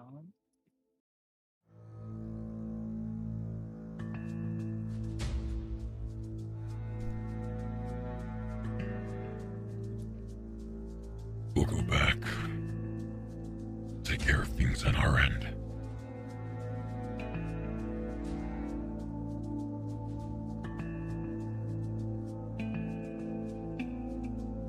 All If you right. need our help, call us.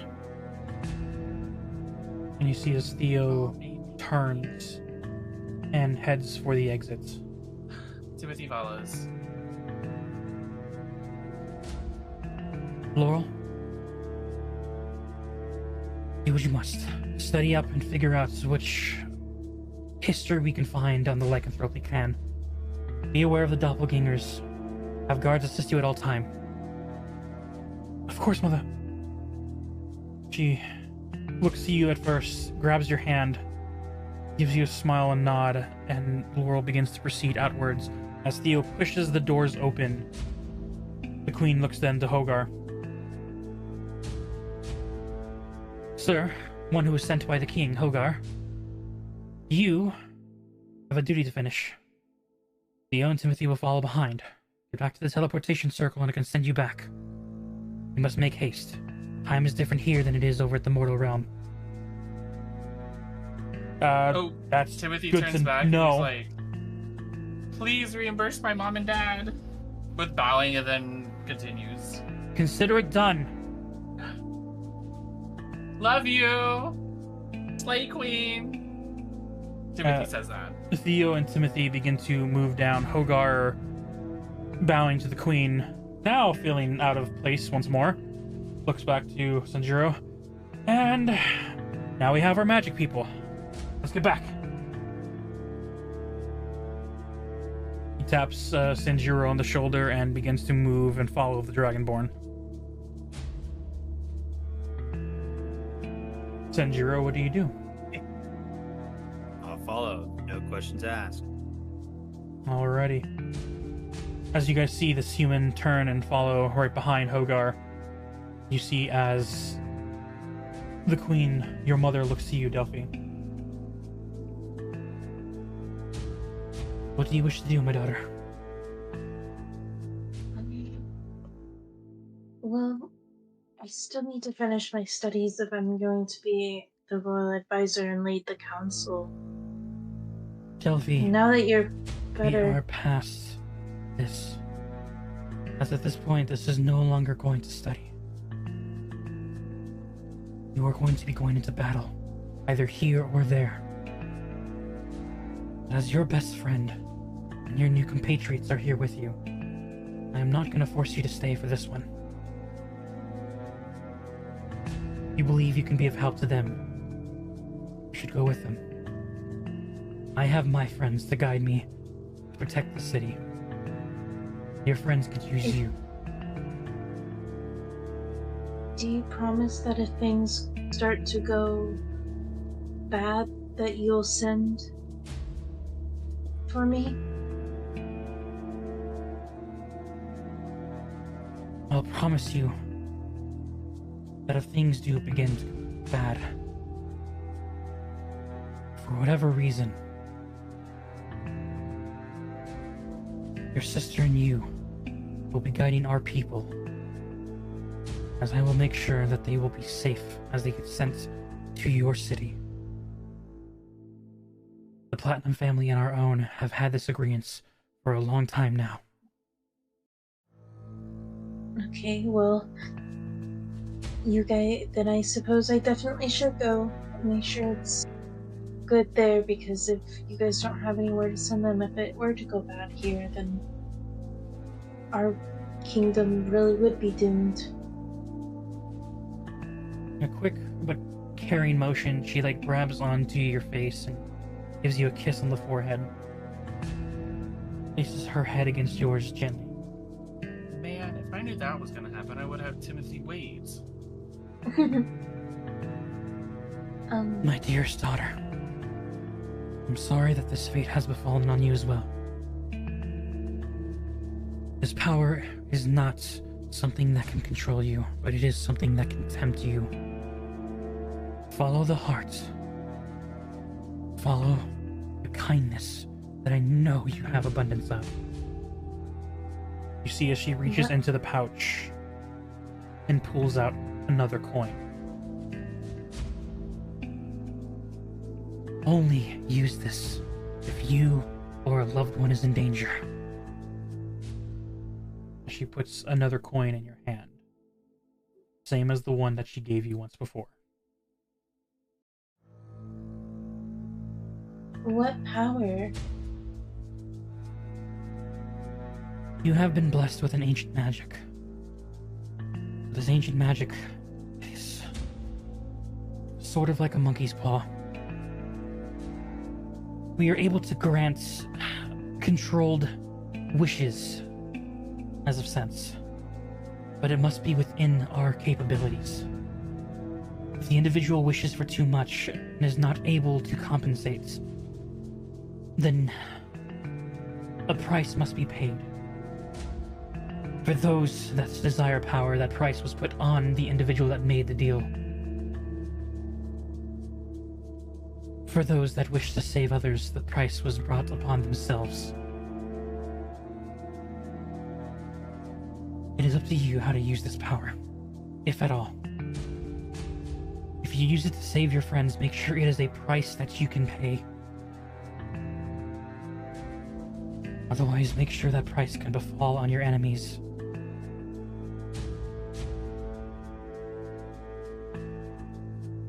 You are a deal maker.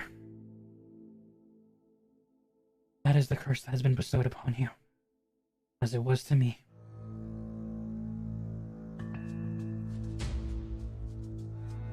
Buffy just stares at her mom wide-eyed.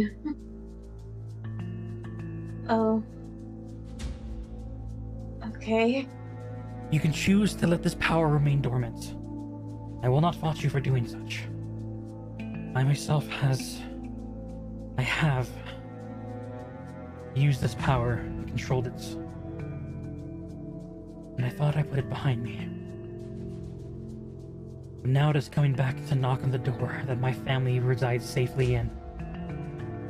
So they will feel the consequences of ruining what they have brought upon me, upon us.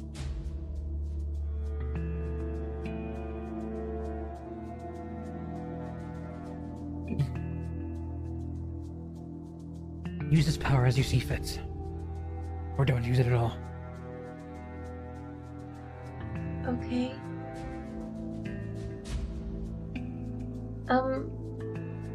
Before we go,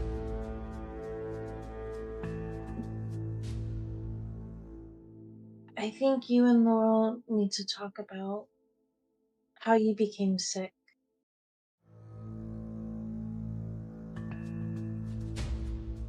I assume it was an assassination attempt by one of the old ones.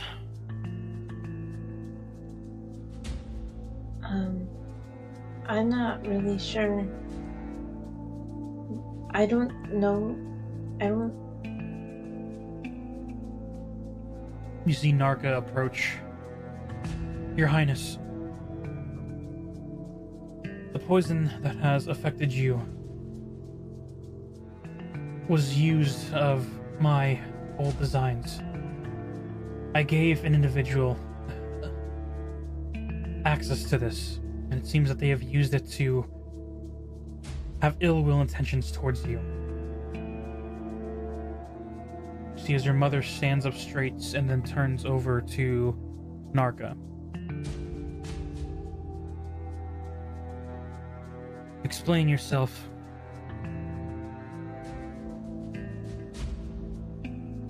My name is Narka of Exolistry. The Vexolistry family was a highly skilled group of assassins. I was originally meant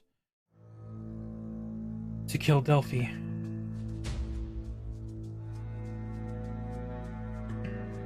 And in that moment, I did not wish to hurt someone of my friend's sister. I only wished. And in that moment of him speaking, the sheets of the bed fly off, and you see as an instant noose is wrapped around Narka's head and pulled on the opposite end of the room, dangling him about 5 feet off the ground.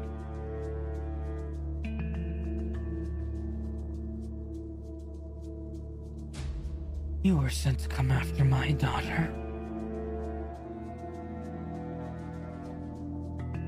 You guys watch as Narka is currently being hanged. He was, but he didn't do it. He ended up... He didn't do it. He chose not to do it. And of this poison. It wasn't... He is not the one who poisoned you. He's the one who made the cure to save you.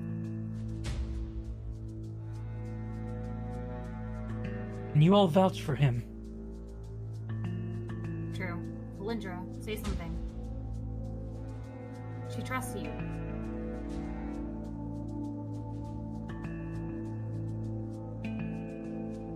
You're muted if you're talking. No, I think Valindra passed Oh. out. No, I'm still here. Oh, there I'm you still are. here. Delphi will listen to you. Say something. I think he's changed. When I had him in one of the memory necklaces, the emotions that he truly felt, he truly did care about Princess Laurel and about trying to save you.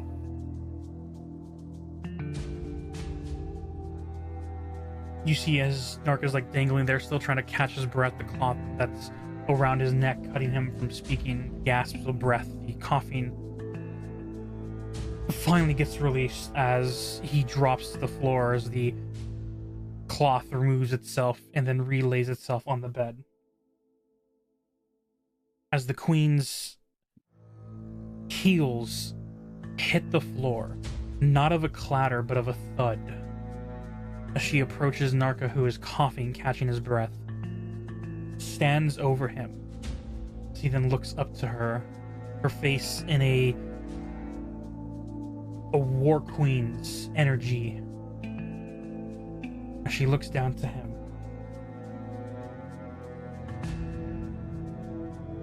I need two things from you. First, information. The second, a question. What information that you have of this individual who took your poison?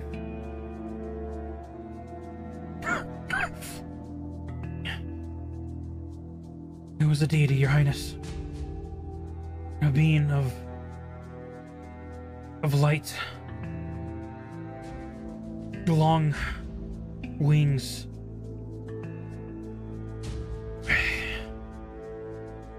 I believe it might be an angel.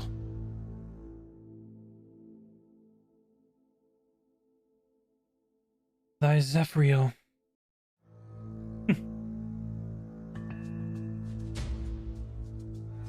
It seems all of the old ones have decided to gather together for this.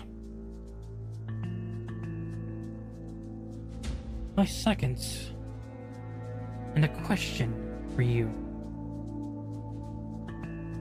For now, I don't know if you are still under a deal or not. We truly have genuine feelings for my daughter and wish my safety and hers. Then I thank you. But at this moment, I cannot take risks.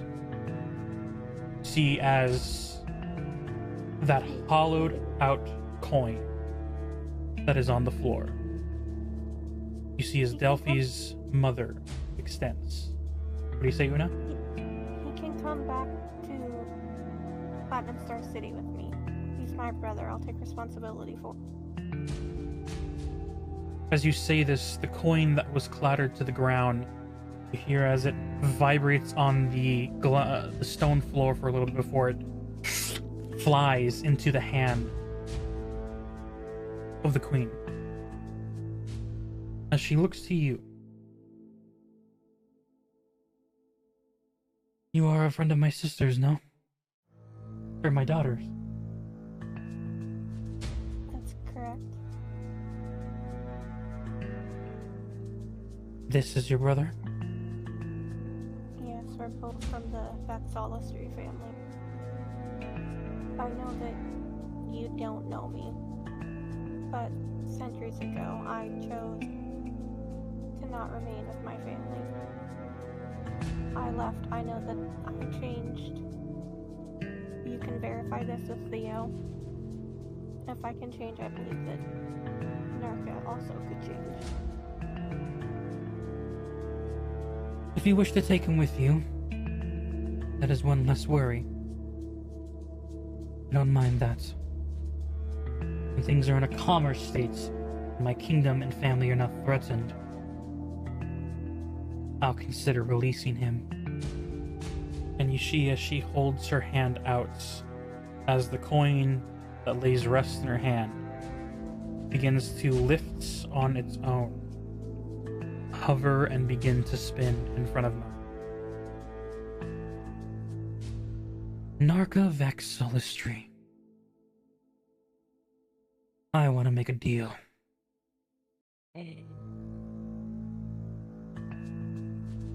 You will not harm my family or their friends. And if you do, your soul will be mine.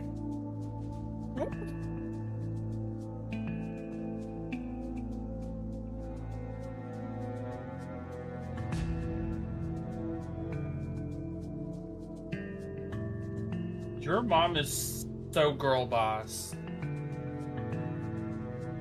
As Narka looks up, eyes of determination. I promised myself I would never hurt Laura again. And I held true to keeping you safe. That was thanks to my sister and her friends, and your daughter. Even if you didn't, I would still do it. So deal. You see as the coin flies at him, and what looks like impales him instead embeds itself into his body. No pierce, no blood, no scar. And as the coin is left from view,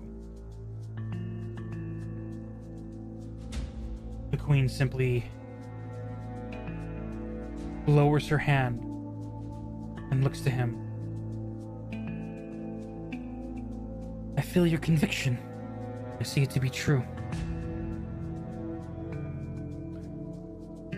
I'll hold you to your word. And I'll speak with my daughter and see if you are able to return to our kingdom once everything has settled. In the meantime, you are hereby banished from the Oleander Kingdom.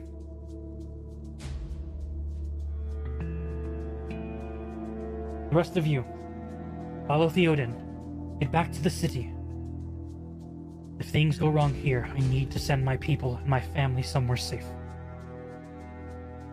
If things go well here, I will send word. And if you need refuge, your city may come as well.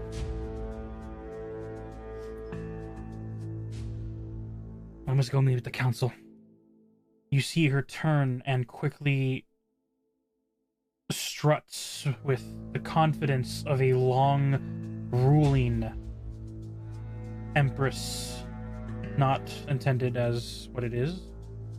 The Queen of Oleander is on the move.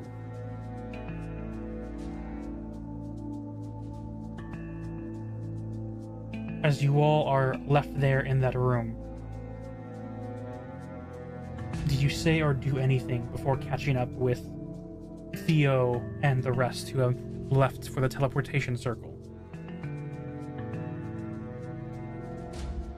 Delphi gives her mom and her sister a really big hug and is kind of crying a little bit and telling them to be safe. And that, yeah, she's like, I love you guys so much. Please be safe. Please send me letters and send me news on what's happening, and just make sure to not get poisoned and stuff. One by one, they're able to hug you before you depart. A kiss is given from mother to you. If none of you have anything else to say or do, you all will begin to head to the teleportation circle. On your way over,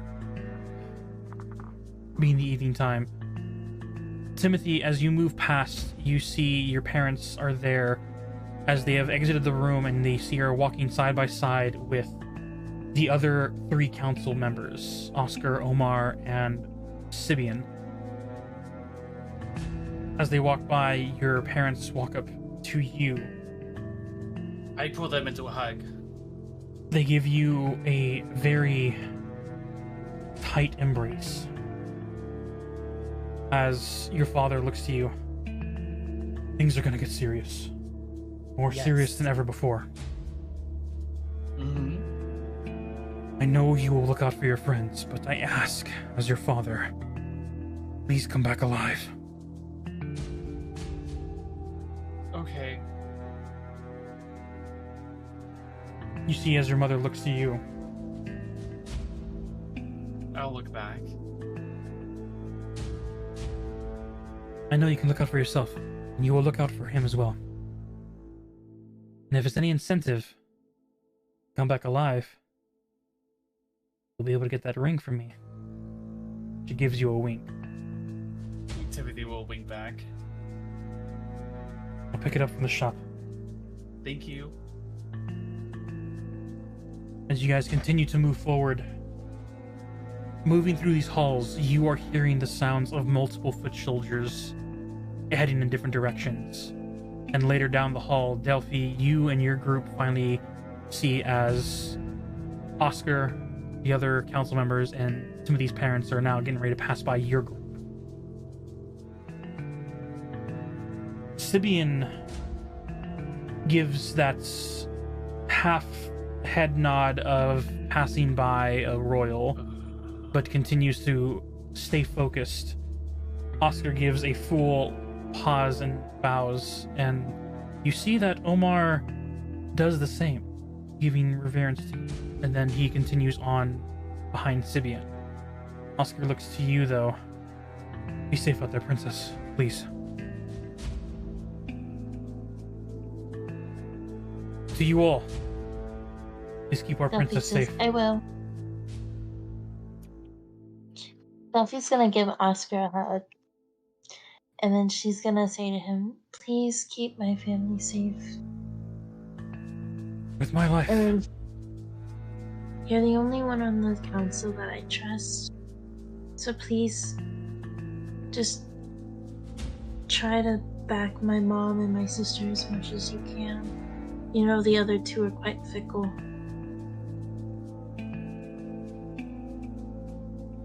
I'll keep an eye on her as I've always done. I will make sure that we keep this place safe. With your mother back at our side. If it makes you feel better. I now know that the city will remain secure. I know your mother. I know what she's capable of. And you too. She's a really good queen. As you leave and he catches up with the group, you guys continue forward. All of you, one by one, gather up in the center platform, the place where you and Timothy first departed from. The teleportation circle, massive dome room. As you all enter into the circle-less area, you see as one of the mages nearby turns, you do have a focus point on where you're going, correct? Yes. Making sure. For the last time you did this, you didn't end up where you meant to be. That's fine. I know where I'm going. Timothy will hold Theo's hand. It takes a few seconds for him to realize, and then he looks and Not my small hand. will wrap his hand around yours. We got this, Theo.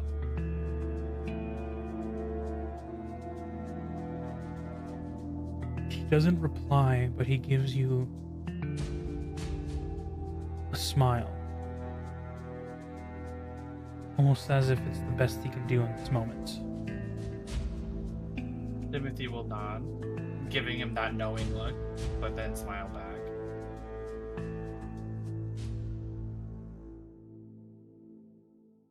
Hogar standing with all of you.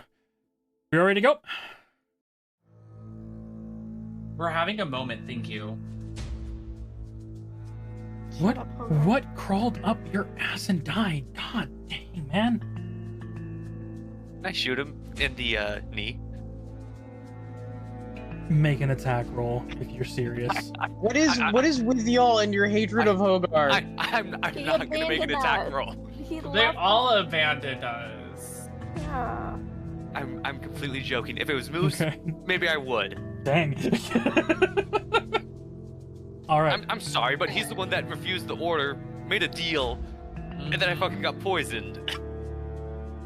But that was like insight check as to that was a Timothy's full hatred towards week this ago. man, because I have no idea why he hates him so much. the reason why he hates him. No, there's like real- I get it, but the animosity right now, I have no idea. Yeah, not a clue, So- but the hatred is visible. No roll needed. No, I know. Valid. He's looking for understandable. Unless you ask him for like a direct question of why this has happened, or you can ask Hogar. He might answer. Who knows? But I'm like checking him out because I don't know him. I'm looking at Sanjuro going, "Who the hell are you?" Can I like?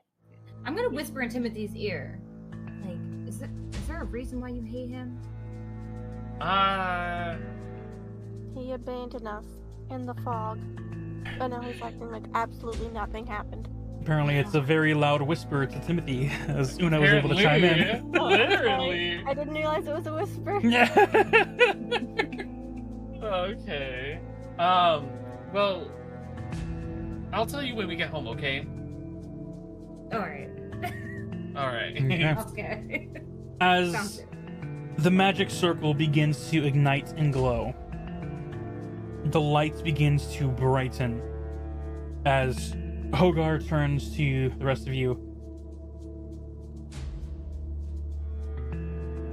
Things are not going to be the same. Just prepare. Like, As what exactly? the portal brightens up, the beacon ignites, and you guys are teleported away. Hooray. Did you guys see what I posted in the D&D memes? Can't say they have. No. It's exactly how I picture us landing back at home. Standing there. It's exactly in those motions. Giving control of this character to Kojiro. Give me a sec.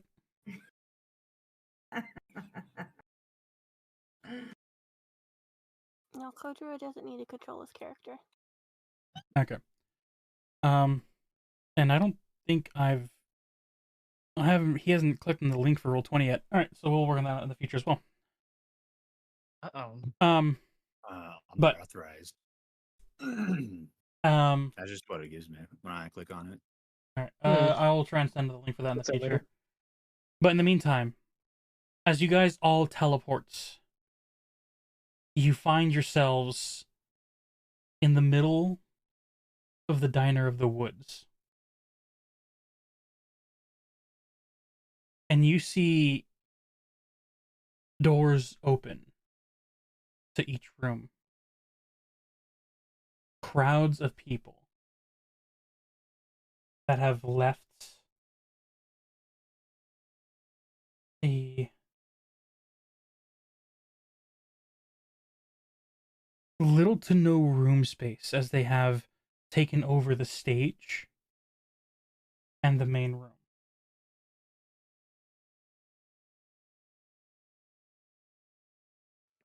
It's a little cramped in here, eh? And then you see the red, The red? the bandages.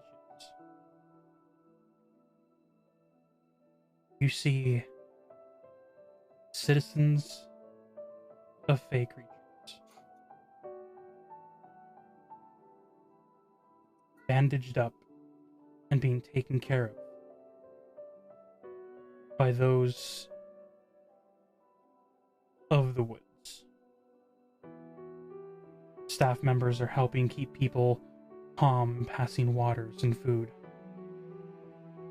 See some that have citizens that have cuts, bruises, others bandaged over the head, slings on the arm.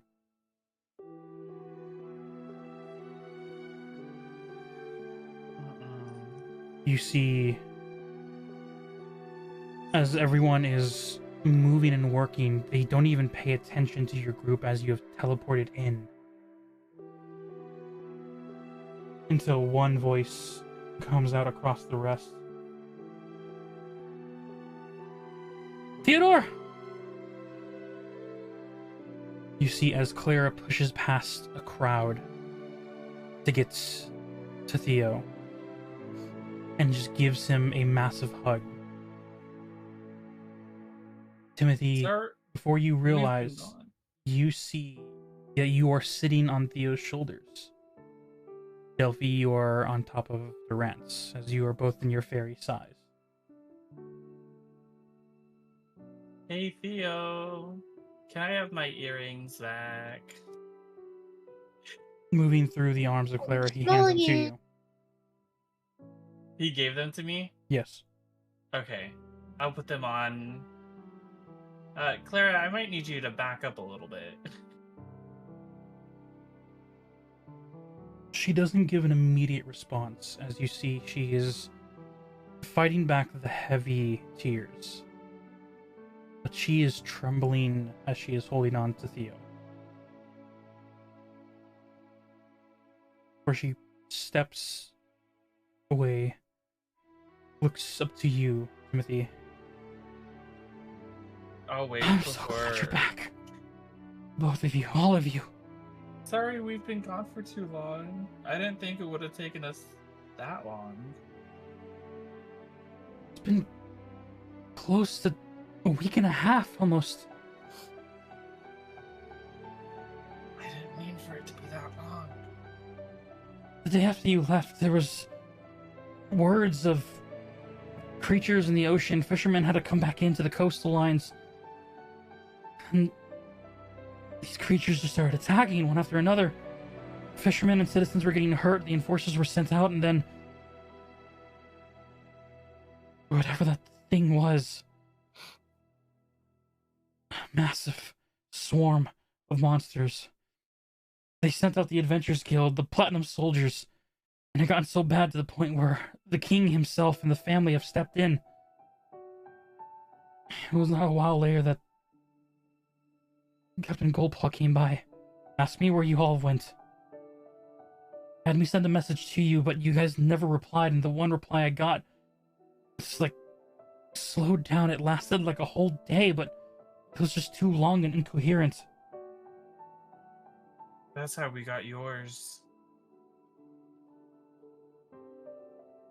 Whatever these creatures are, they are still attacking on the eastern coast. Most of the citizens have come to this place for shelter. They have moved towards the western gate.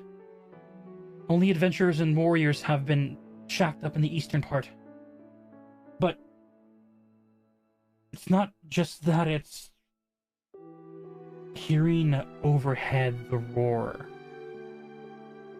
and the roof shaking as something massive with heavy wings seems to have flown over. You see the citizens are gathering together tightly, holding on to their children, to their families, to themselves. What was that? That was one of the royal family. They have been fighting alongside the soldiers to keep them at bay.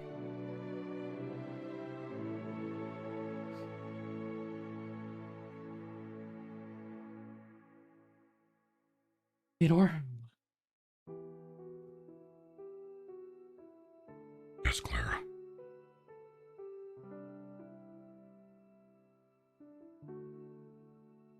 You...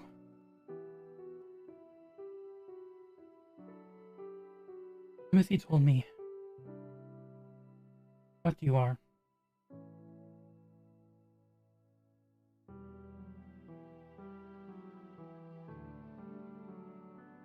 Are you the rightful king?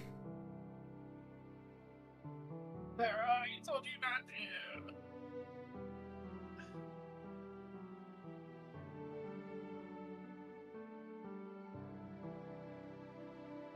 As Theo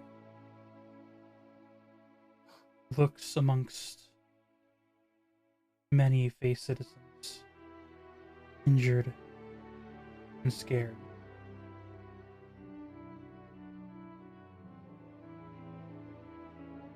he slightly closes his eyes. As he opens them, they are at a draconic-like slits, narrowed and focused as he looks towards the exit doors.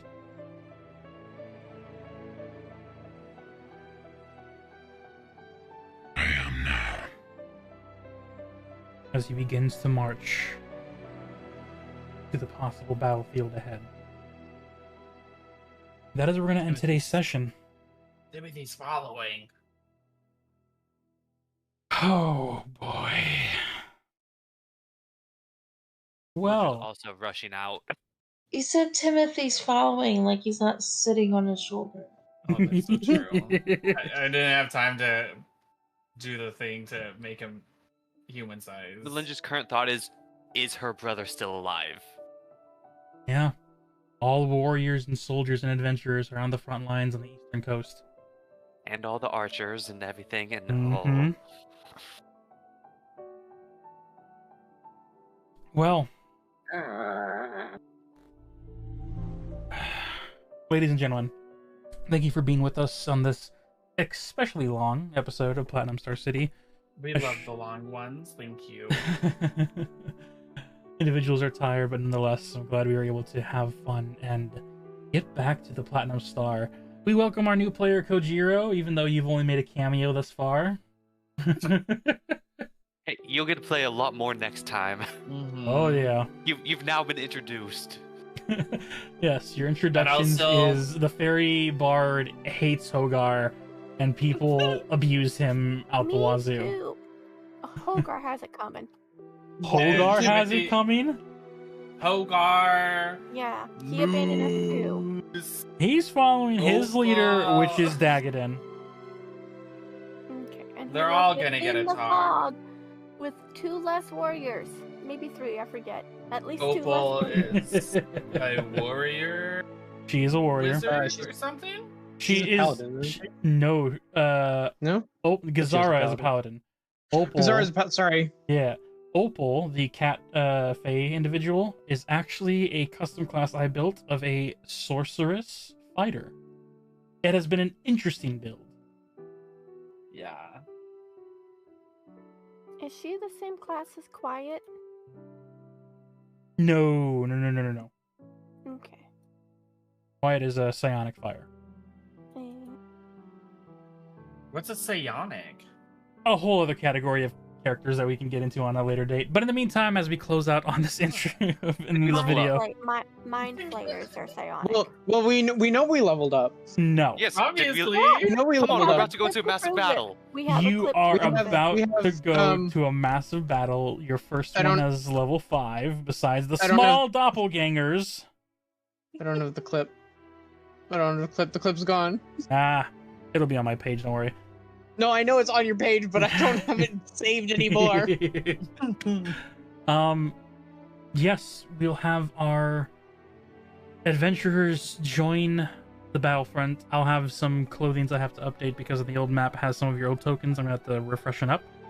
Yeah, I know. I saw myself in human form. Yeah, if you guys want, either tell me which one you need in the future, or send me new pictures if you want new updates. If you want to change your character's outfits off your journeys of the Feywild of what you would be wearing now, send me a new picture. I can make a new token. That way we can know to keep it updated constantly. I'll leave that up to your guys' discretion. I would just leave Timothy in fairy form until I say otherwise. Alright, I will work on that. But in the meantime, I hope you all enjoyed this video. Hit the like and subscribe button down below. Hit that bell notification to know when we go live or update because I have no set schedule. But nonetheless, I hope everyone have a good night, have a good day, and we'll see you all in the next video. Have a good one. 2 Saturdays from now.